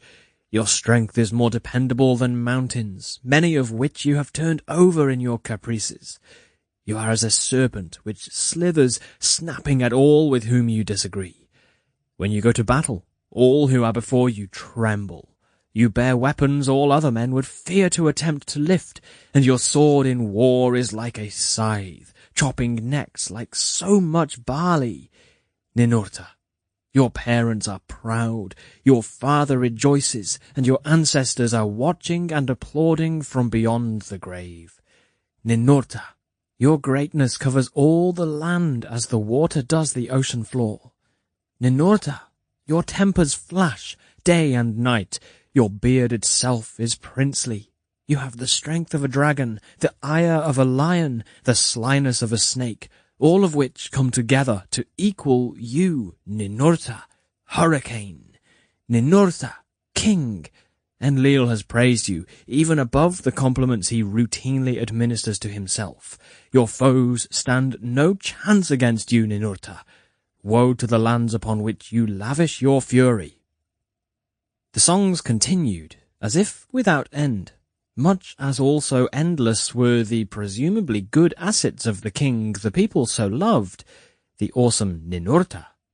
Ninurta had ascended to the throne, that regal chair to which he had been born, and was surveying the large party full of people praising him with gladness in his heart. That night he ate and drank quite possibly as much as the gods An and Enlil. His court priest pled before him up to the gods to pray for the king before the king. Ninurta, son of Enlil, was idly deciding whether or not the prayers were worth sending up to his father. The general of Ninurta's armies was looking out the window toward the west. He was referred to as the Cat-Ur, and he cried to Ninurta, "Ninurta, lord of all who listen, one who is first among all upon this earth, one who reigns over all beneath him. Ninurta, everything you command is done precisely as you have asked for it. Master of mine, the skies and the sands beneath them have come together and produced a child, a new warrior. He is called the Asag, and in his infancy he drank milk produced by the sky, no human breast milk for him. Master, he never knew a human father. He murdered his way down the mountain. He doesn't know what shame feels like. He is arrogance itself. Ninurta, he likes the way he is, and he is despicable. Lord, Ninurta, Hero, you are bull-like in your strength and audacity. I will go with you into the fray. You are empathetic toward your own people and lands. You get things done when your family wishes it. We need to wipe the world of this Asag, for as it goes it is creating more like it down the mountain, spreading his seeds far and wide, that a forest may follow him into battle. All the plants hail him as their king, which is, of course, insane, as you are king of all. It is as if a shark were swimming under the grass of the mountain which belongs to you and your peoples, Lord. The lesser kings, the lesser gods, who are in charge of those regions, are at their wits' end, and now we hear that the Asag has built for himself a throne upon which he sits shamelessly, much like you are now, but he has no right, unlike you. In all the land we can only think of one man who has a chance, and, more, has the prerogative to go and fight this impostor, this felon. For who in the land is greater than you? Who can match the dreadful Asag in every way, and surpass him? Your people are scared, and they are transfixed, and they do not know what to do. We fear that the mountains themselves, after so long of being loyal to you only, are going to go over to his side. These, the mountains themselves, have issued a piteous plea for help. They know you are the son of a god. They know you are almost freakishly strong, and this freakish strength of yours is what they need. For we all know that 1,000 warriors do not matter. It is you who matter. Day by day the territories defecting to the Asag grow in number. Now is the time to act. For you, Ninurta, the heavenly antelope, you will be able to crush them beneath your feet. No one can resist your onslaught. Asag is beyond the control of any of us, but if you were to step into the fray, we would all be saved. Asag's massive strength is too much for any of us. He is also clever. Ninurta, tell us, what is there to be done? What will you do? What will you have us do? Son of Enlil, answer. At this unfortunate news, Ninurta cried out in a loud voice, so loud that all who heard it were temporarily made deaf, and the world trembled and spun a little off its own axis. The gods looked up from their feast, far above in heaven, and frowned. The mountains stood still. The sun was snuffed out. Ninurta slapped his thighs, and the gods scattered. He got up from his throne, touched his fingertips to the sky, and prepared to go into battle. He strode an entire league in one step, brought thunderstorms with him, and was carried upon the 8 winds to the lands that were rebelling, that were joining up with Asag. He had with him a lance and a mace. His weapons snarled at the mountains, and immediately his blows began to devour his enemies. His quick fury was like a tornado, and after the winds subsided and the dust fell, after the fiery rain finished and all the men were turned to ash, he viewed that which he had accomplished. Not a single tree was yet standing. They had all been ripped out of the earth and turned upon their heads. The forest was in heaps. Mother Earth was crying. The river Tigris was more mud than water. There was one boat on it, however, and this boat was called Makar Nunta Era. Ninurta went to meet the boat, and there even those people were dispersed to chaos. Birds flew away from that spot, flying far from the horrors which they had just seen.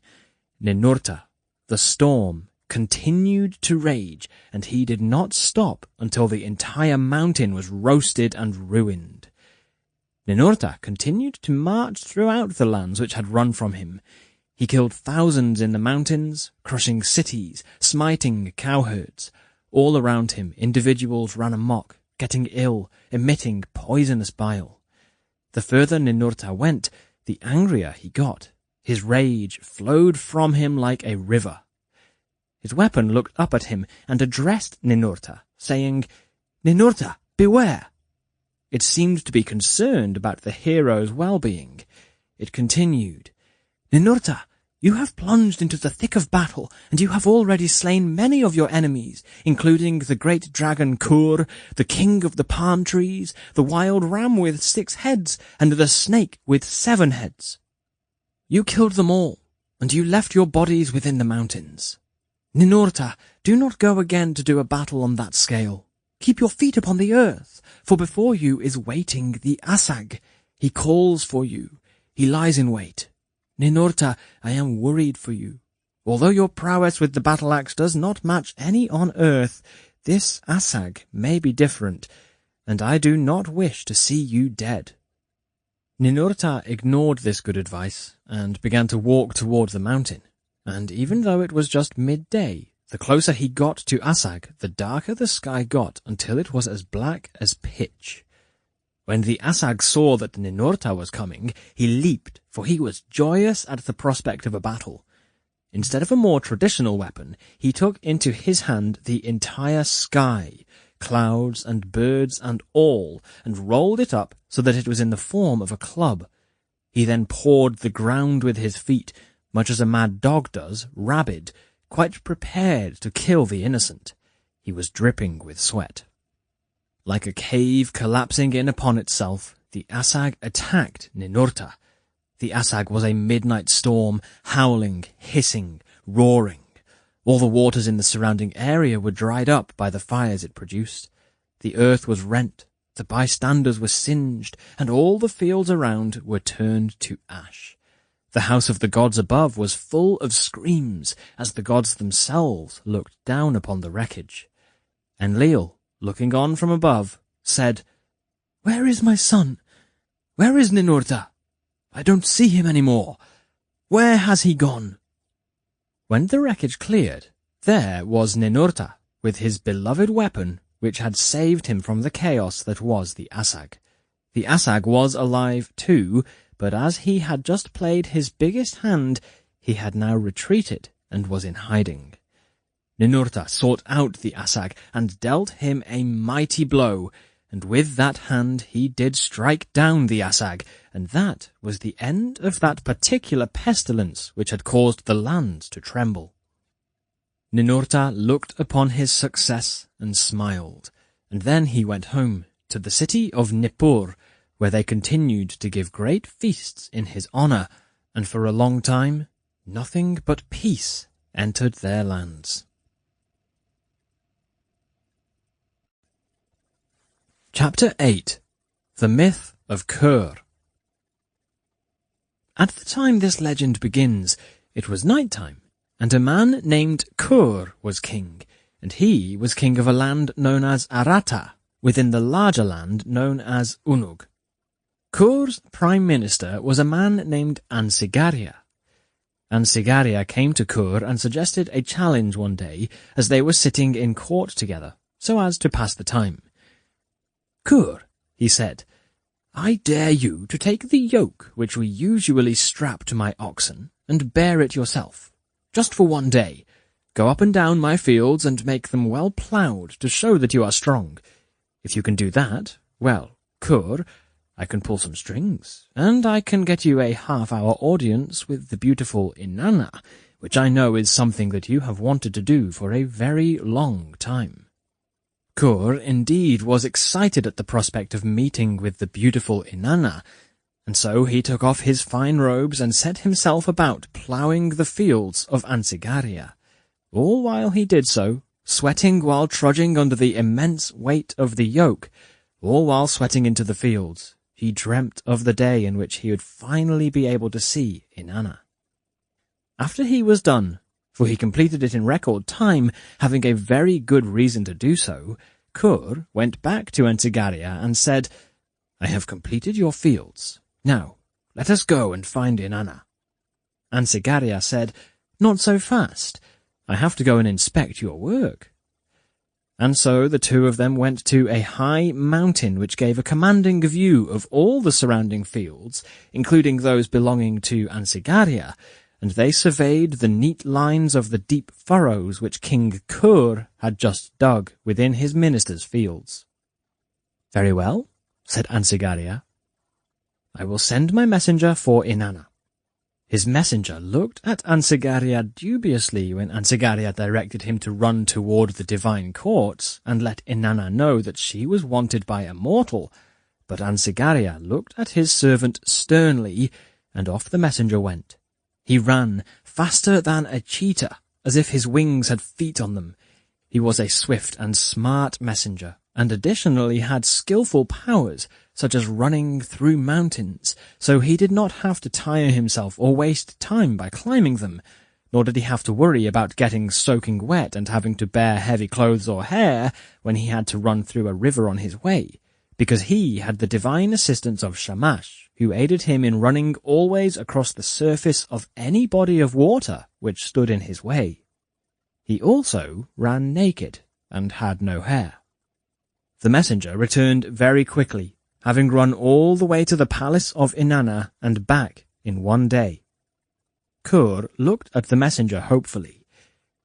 "And you have word from Inanna?" "Yes," said the messenger. "She says that you may spend time with her, and gladly, but you must come to her." Kur's face fell. Inanna lived in the netherworld, and it would be impossible for him to return if he went to her and claimed his winnings. "Go to her again," said Kur to the messenger. "Make it clear to her that if she comes to visit me, I will make it well worth her while." The messenger ran off again, through mountains and over rivers, and came to the court of Inanna, and when he had delivered his master's message, he quickly ran back. "Well, what did she say this time?" "She said that you are to come to her, sir," said the messenger, very weary of the activity he had been commanded to accomplish in just 2 days. "Very well," said Kur dubiously, for he knew that he could not give up, or he would be laughed at by all the other kings. And so he commanded a group of his servants and friends to come with him, and they travelled to the underworld. And the second King Kur passed through the gates, he died. And this is why it is always unwise for mortals to fall in love with gods, for their sense of humour and propriety is very different from our own. Chapter 9. The Journey of Inanna. Inanna was in heaven, disposed as she always was in glittering raiment as befitted the most beautiful of all the goddesses, when she thought to look upon the earth, rolling around far beneath her. She wondered what it was like upon the blue and green speck, for she had spent her entire life in the clouds with her family and friends. The world beneath her so intrigued her that she felt she had to learn more. And so Inanna set her sights upon travelling down to the world wherein the humans crawled, and plants grew, and fish swam in the miry, dark deep of the seas. There were those who said that she abandoned her post, that she ran from heaven, that all up above beseeched her to stay, and a rift was formed between above and below, because she ran down to be upon the earth. I say this is foolish. She went out of an innocent curiosity. No abandoning was done. When she left, though, she left everything behind her and did not look back. She took only her godly power with her and descended to the world human-like in every way. She could not naturally conceal her great beauty, which would have alerted anyone to her divinity in a moment if they but looked upon her, and so, once she was upon the earth, she set out to find common clothing. At a bazaar in the first city she came upon, therefore, she bought a rough turban and twisted her long, shiny hair up inside of it. For her unwrinkled, youthful forehead, she procured a wig for her bangs that it and her eyes might be covered. But the goddess Inanna did not wish to look wholly despicable while she was upon the earth, and so she bought also a string of beads made from precious gemstones, lapis lazuli, and diamonds, and rubies, and emeralds, and clasped it around her neck, a small reminder to herself of the riches from whence she came. She also bought a dress which demarcated her as a lady instead of a common woman, as she also had not left her pride behind her, and made her face more appealing with homemade makeup, and girded herself in such a way as she thought might attract a human man. For that experience, the dance of love, was one which she wished to experience while she walked upon the mortal world. She set out to find love, therefore, amongst the humans who walked upon the world, but she got a little lost on the way, and accidentally found herself wandering down toward hell. Her friend from heaven suddenly appeared at her side as she did so. His name was Ninkubura. "Ninkubura," Inanna said, "I am glad you are here, for I am beginning to think that I have somehow become a little lost. Will you come with me and be the minister of my journey? I will give you instructions as to what I wish to see, and I hope that you will direct me in the ways that I must go to achieve this end. You will obey me, Ninkubura." Ninkubura nodded. Inanna continued. As she had looked around herself and realized to where she was journeying, she said, "I am going to the underworld, Ninkubura." Ninkubura nodded. He also had noticed this. "When I have gotten there, I want you to weep. Weep for me, Ninkubura. Wet your eyes and howl, rend your garments, and place ashes upon your forehead. I want you to find drums and beat them for me, as if I am gone, as if I am truly dead. For you will not be lying, not too much. For what is death but attending the underworld? And that is where I shall be. But I want you to really sell the performance, Ninkubura. Cry for me. Build a mound for me. Go around the thrones of the gods, and let your tears fall upon their feet, and wail that it is because Inanna is now lost. Make sure you get that part exactly right." Ninkubura nodded gravely. Inanna was satisfied, yet continued. "I wish you to cut your eyes open, Ninkubura." Ninkubura's eyebrows shot up at this. This was a little more than he had bargained for. "Ninkubura, do not forget that you have sworn loyalty to me. Cut open your eyes, cut open your nose and your ears. Do all of this in public and with a very sharp knife, crying all the while that you do it for love of me. And then I wish you to go into a private place, taking the knife with you, you understand, and cut open your rear end, Ninkubura." Ninkubura's eyes widened further. Inanna continued, sublimely indifferent to the plight of her chosen minister. "Once you have done this, and cleaned up all of the blood which has surely begun to flow, I wish you to clothe yourself, Ninkubura. Take up the garments of the poorest among men, and put yourself in them, and stoop and hobble along. This shouldn't be difficult, as naturally you will be in considerable pain. Once this has been done, go to where etched is, that palace where lives that great god, the good Enlil. When you have done this, I wish you to go before Enlil. Do not let anyone disregard you.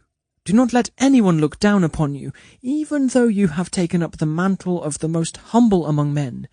Go and kneel before Enlil himself, and then supplicate him.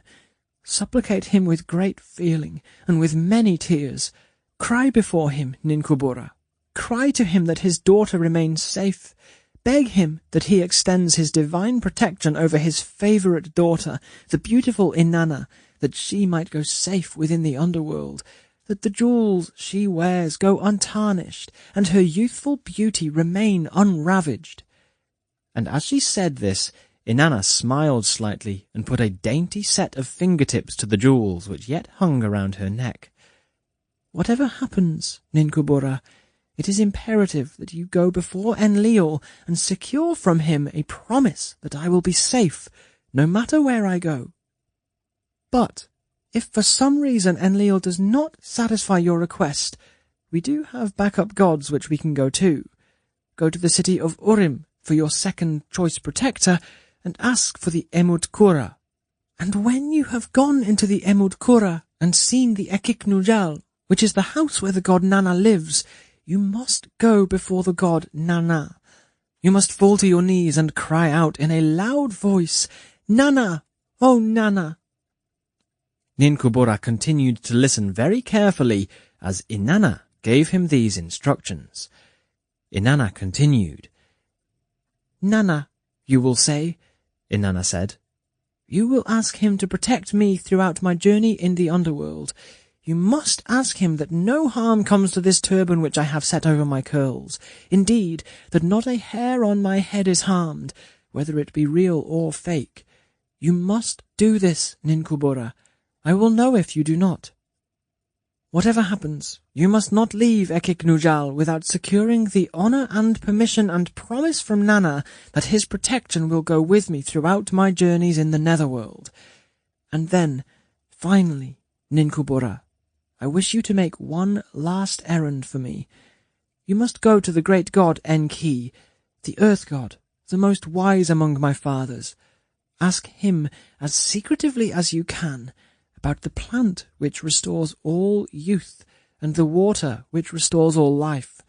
Ask him for a sample of each, that, if my life is taken from me despite the blessings which you will be obtaining, I might use them to restore the beauty which will be taken from me, that the world might not suffer any loss of the goodness I represent." Ninkubura nodded at this and made a note upon his arm. His arm was now covered with scrawls of black ink detailing all of the various errands which the Lady Inanna wished him to perform. Inanna turned to continue travelling upon the road leading to the underworld. Ninkubura made to follow her. She swirled upon him in a sudden rage and yelled, "Ninkubura! Have I not given you explicit instructions as to how to proceed? Make haste! Do not follow me. Go to the gods above and lament my passing prematurely, so that they may give you that which we have decreed. Do as I say. Go, now."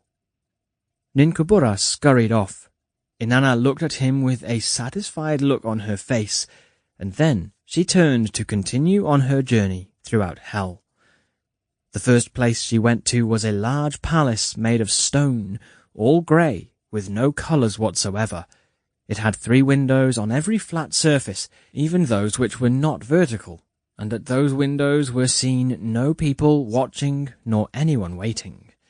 She therefore walked right in. She shouted as she walked through the gates, "Open! Open for me, for it is Inanna, come to visit the netherworld. Gatemen! Servants!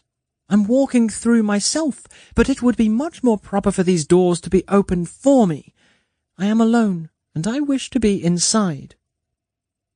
"Wish you this truly?" Out of nowhere popped a devious imp who looked up at Inanna with a devilish grin. "Who are you?" Inanna directed her pompous question toward the small man. "My name is Nettie," said Nettie. "I am the doorman of hell. Who can I say is calling?" "I am Inanna," said Inanna, drawing herself up to her full height. "Where are you going, Inanna?" Inanna thought that this was rather an obvious question. "I seek to explore the underworld," she said, very grandly. "But see, that's what's confusing me," said Nettie.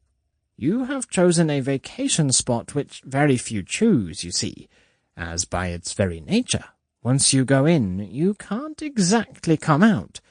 So why here?" He was justified in his concern, but Inanna immediately quashed this by offering what she thought was a very reasonable explanation.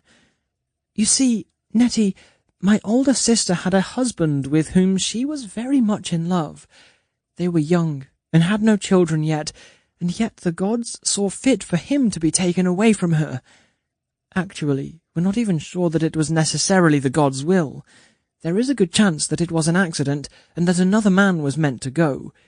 You know, of course, that Gudgalana is a very common male name in these parts. He most likely was mistaken for another." Nettie assented that this might be the case. Inanna continued, "I am here, therefore, on my mourning sister's behalf, to see if I can find her husband, Gudgalana, and figure out why he is dead. She is at home right now, offering fantastic sacrifices to the gods on his behalf, that he may live again, and on my behalf, that I might not die while I am en route to saving him." Nettie nodded solemnly. I do see then, Lady Inanna, that your quest here is more than rational, and is in fact quite laudable in its intentions. I will do my best to safeguard you against the usual tortures which accompany a visit throughout the world of the damned and dead. Let me go to my boss, the good Lady Erechigala, and tell her everything you have just told me. I do not doubt that she will have sympathy for your cause. Nettie left Inanna at the gates of hell and went to find his boss. When he stood before Erechigala, he bowed very deeply, as was only polite to do, and then he said to her, "My dear lady, the esteemed Erechigala, I do have news which I must say now, and I ask for my sake and yours that you listen to me quite carefully. There is a young girl at our gates, a girl who is quite alive. She thinks she is disguised quite well, but I can tell who she is. Lady Erechigala, none other than Lady Inanna, your sister, is here to see you. She tried to steal inside of her own accord, but I stopped her and made her tell her tale. She seeks your mutual sister's dead husband. I should also tell you that she found a way to come here with the powers of her divinity intact. Even though she has put on a hideously ugly turban, you can tell it's her." Lady Erechigala, queen of the underworld, heard all this and was very dismayed. She listened to the words of Nettie and considered deeply within her heart the actions which she would have to do. "Nettie," she said, "I have some instructions for you. Listen to me quite carefully." "I'm listening," said Nettie. "Good," said Erechigala. "Go back to the gates you guard so well, and lock them. Bolt them 7 times. Make sure that not a breath of wind nor a splash of water could get through. Once you have done this, go to the palace beyond the gates and open the doors of that building as wide as they can possibly go. One of the powers that my divine sister holds is the ability to unlock any door and go through any gate, be it closed or open or in any state of being. By this simple test, we will make sure that it is her. If the Lady Inanna does come through the gates after you have prepared them in this manner, be sure to take the clothes that she drops once she is inside, and burn them. I will procure more fashionable clothing than the ugly ones she has procured for her use, that she is fit to be within my range of sight." Nettie nodded shortly and ran to the gate and swung them shut, and then he bolted them 7 times. Running back to the doors of the palace, he opened them as wide as he could, so that Inanna would know she was welcome if she came unto that threshold. Nettie then went to stand before the locked and bolted gates of hell, and cried out in a loud voice, "Inanna, please come in." He said this just as if he was standing politely, opening the door for her. Inanna magicked open the gates and whisked herself inside before closing the door carefully behind her, and when she had, all of the pieces of her disguise, the turban, the necklace, the wig, the dress, fell from her body, and she stood naked before all of the underworld. "Why? What has happened to me?" Inanna was dismayed. "Just a little joke of your sister's," said Nettie. "Ah, so you know who I am," said Inanna. "We do, now," said Nettie, with the ghost of a laugh in his voice. "Don't worry, Inanna. Your sister is glad that you are here. We will take care of you now. Come with me." And so Inanna followed Nettie up through the first fields of the netherworld unto the gate of the palace itself. She came to stand before the throne of her elder sister, the Lady Erechigala, and though it would have been easy and extremely understandable for her to shrink and cower, as many of us do when we are unclothed in public, the Lady Inanna stood tall, as befits a lady of divine status. "Hello, sister," said Erechigala soberly. "Sister," said Inanna. "Before we do anything else, I must ask that the Anuna judge whether or not you can stay here alive," said Erechigala. "It is due process." "I'll give you due process," said Inanna. Judges, tell my sister that her time here is done, and that I am the queen of the underworld now." And the judges were so taken by the clear beauty and courageousness of Inanna that they complied, and condemned Erekigala as Inanna wished, and to really cement their decision, they decided to kill Erekigala with a look, and so they glared at her, and Erekigala was turned into a corpse without having done much of anything to deserve such treatment. Inanna perched her sister's dead body up on a hook on the wall, much as one might a decorative tapestry. Inanna then set herself up on Erekigala's throne and summoned the servants of her late sister. "Servants," she said to them once they had assembled, "servants, I am your mistress now. All that I say must be done, and it must be done by you, and it must be done when I say, and no later. And the first of the commands that I am giving unto you is that I wish for you to go to the wardrobe of my late sister and burn it. Burn everything in it, and then make a new wardrobe, a whole new wardrobe, just for me, one that is attuned to my styles and measurements, and then bring me something to wear, for I am now naked, and that isn't very comfortable, particularly when sitting upon this hard throne. Actually, now that I come to think of it, fetch me a blanket to wrap about myself while you are off making my new wardrobe, so that I am not naked for a very long time. Go, now." The servants scurried off, and Inanna curled up into her late sister's throne and smiled. She thought that she was going to like being queen very much. Already she could tell that it suited her. For 3 days and 3 nights Inanna waited for her new wardrobe to be stitched together, and during this time she set herself up as a fair ruler of the damned. Ninkubura, her minister from before, came back to her side after having carried out the instructions which she had given to him before her descent into hell. He became her right-hand man and ensured that all of her commands were carried out in a timely manner. Ninkubura never forgot the orders of Inanna and made sure that her household ran as smoothly as a ship. Inanna began her rule, at least ostensibly, in mourning, for few knew how her sister had really died, and of course she had come into hell in the first place by saying that she was mourning the husband of her sister, and so Inanna filled the first few days of her dominion over the underworld by leading processions full of professional mourners throughout the underland, streaking dirt and ashes upon their faces, wailing loudly and beating drums throughout the streets and valleys, that all might know that the old queen was dead, and that the new queen was duly reverent of this fact. Inanna went so far as to pierce her own eyes with a hot nail and put a needle through both sides of her nose to show that she was very sorry for her sister's death. And because Inanna did nothing halfway, in private she cut open her own backside to show her sorrow for what had transpired. After all of this, Inanna decided to check up and see what the outside world was doing, and in particular, if those in heaven missed her at all. So she girded herself up in one of her disguises again, and travelled to go see the good god Enlil. When she stood before him, she said, "Enlil, mighty as the mountains are you. I am grateful to you, for you did not allow me to be killed in my time in the underworld.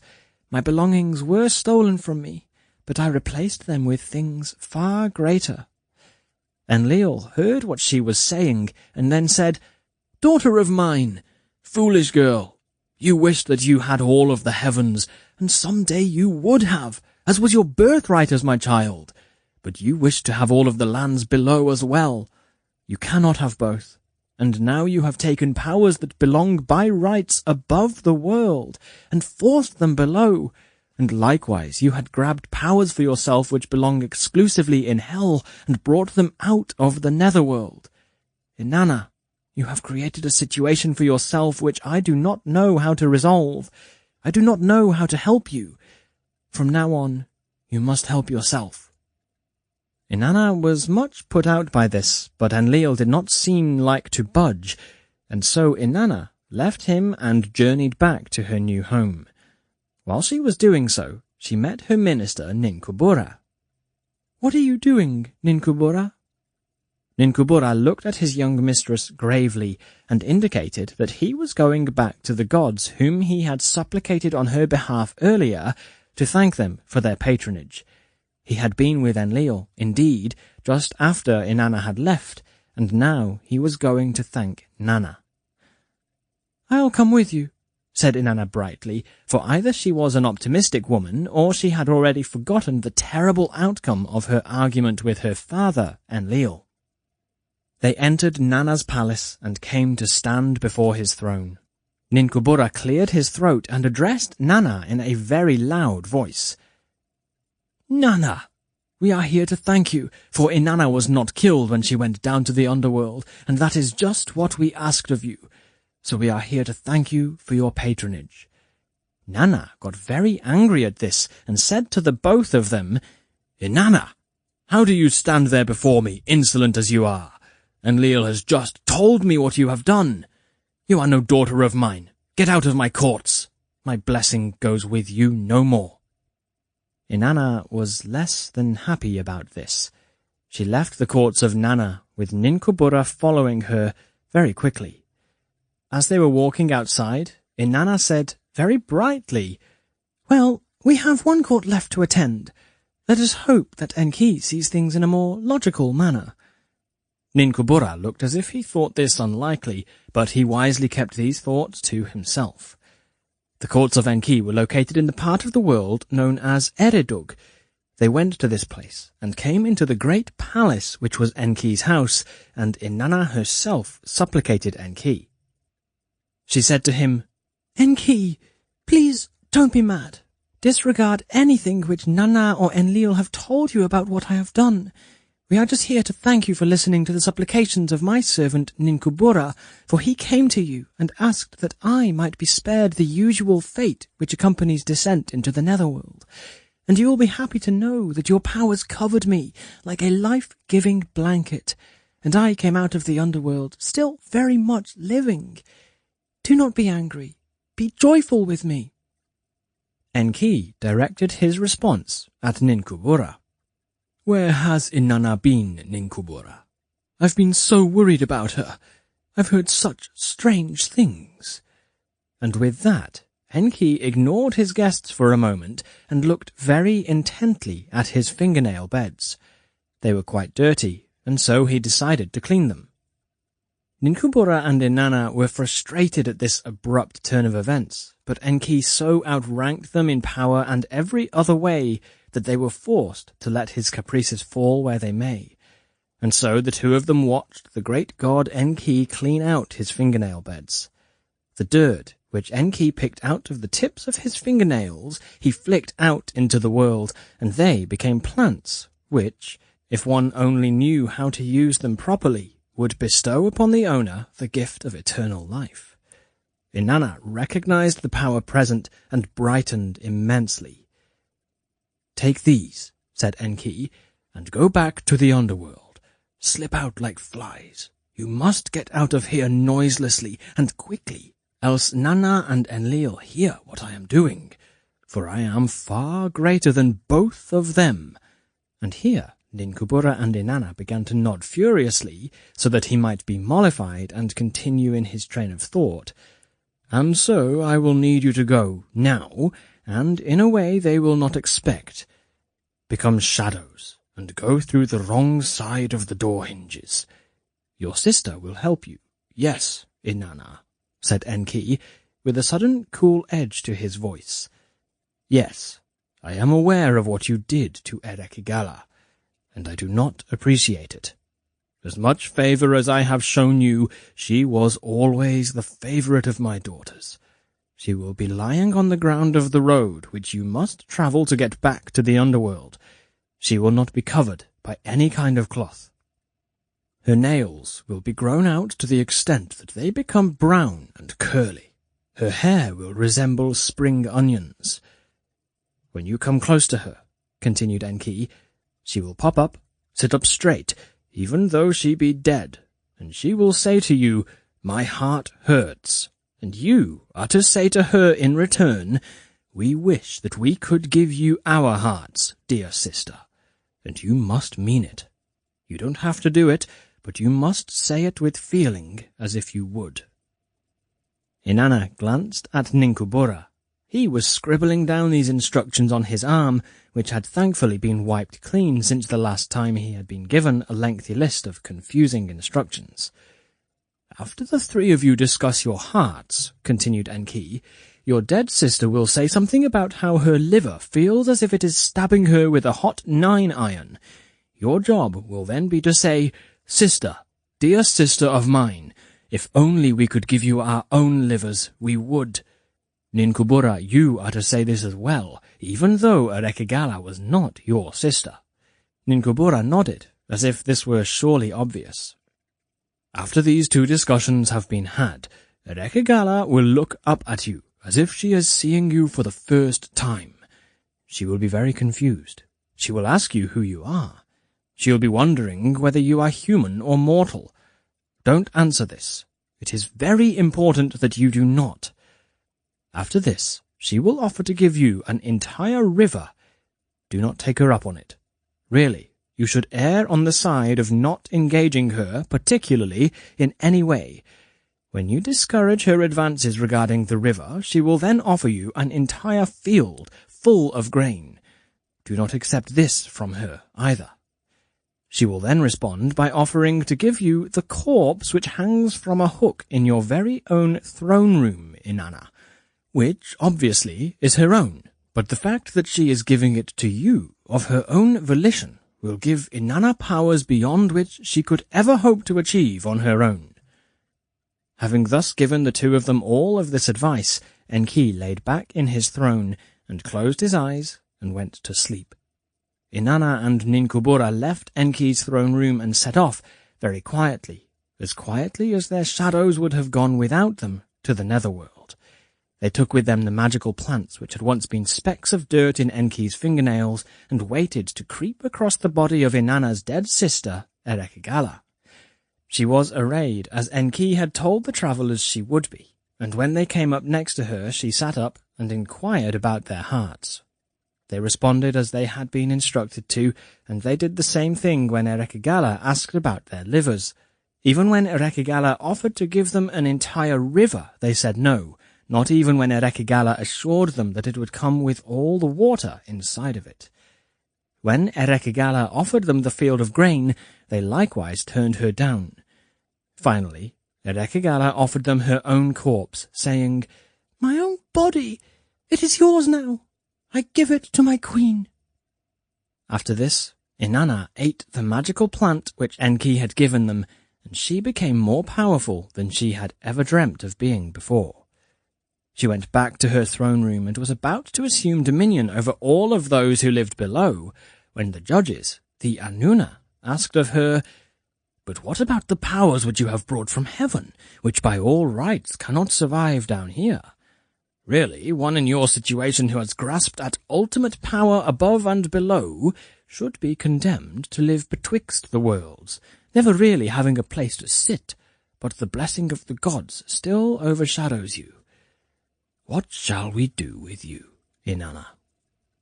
Inanna shrugged at this, and then decided that she might go and explore the one land which she had never yet travelled through, that is, the land between heaven and hell, or the land where the mortals walked. This was generally approved by the judges as a convenient solution to the inconvenient problem Inanna's existence presented, and so they saw her off, promising to keep her kingdom safe in her absence. She brought with her into the mortal world a retinue of a man who went before her, brandishing a scepter in his hand, as well as a man who went behind her, swinging a mace to keep away all but the smallest of demons. All those who travelled with her abstained from food and drink during their entire journey, as well as any sort of affection embraces from their families. Inanna, in her turn, ate only garlic and leeks. Ninkubura went with her, and he wore a dusty garment which got filthier and filthier, for he refused to wash it for good luck. During their travels, Inanna found in her path a beautiful tree which bore gigantic, colourful, juicy apples. Under it was a man whose name was Dumuzi. At the very first sight of him, Inanna fell in love, and so she and Dumuzi got married instantly, for they already had the minister there with them. He came along with her in the rest of her travels, and the two of them lived happily ever after, travelling across the world together. And eventually, Inanna allowed their party to eat things, but only garlic and leeks, for she had acquired a taste for them and had planted many acres of these plants in her travels. Conclusion. The ancient Sumerians lived a difficult life, and this is reflected in their myths. However, also reflected in their stories is their love for justice and the values which they most supported, among them beauty, honour, and truthfulness, although, truth be told, the majority of conversations among these so-called heroes seem to involve an incredible amount of lying. But between the lines of these arcane stories, we can see that the people who first created them and carefully passed them down from generation to generation were a hard-working, curious people who simply looked at the heavens above them and wanted to know why the sun moved in a certain way across the sky, or why the birds always stayed out of the water, and the fish seemed irrevocably mired in the sea. It's also easy to read these tales and think them potentially derivative, in which case it is important to remember quite how seminal the ancient Sumerians were. Their culture quite literally predated most others, and therefore so did their explanations for what happened in the young world around them.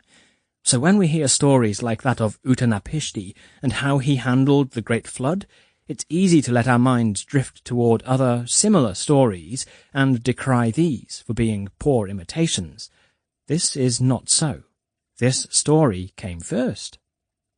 Or rather, as I like to think of it, let us assume that each of these stories actually happened, the events within them unfolding upon the earth as surely as you are currently reading this book.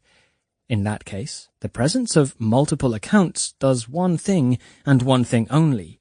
It corroborates the suspicion that many in anthropology enjoy entertaining at night, long after the hard work of academia has gone to bed, and that is that these myths and legends are real.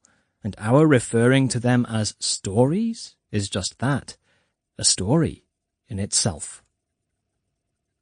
The end.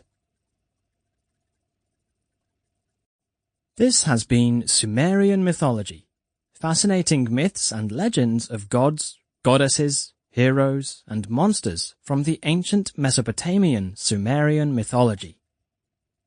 Written by Simon Lopez.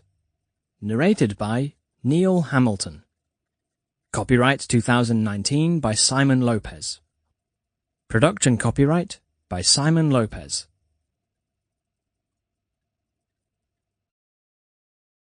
Audible hopes you have enjoyed this program.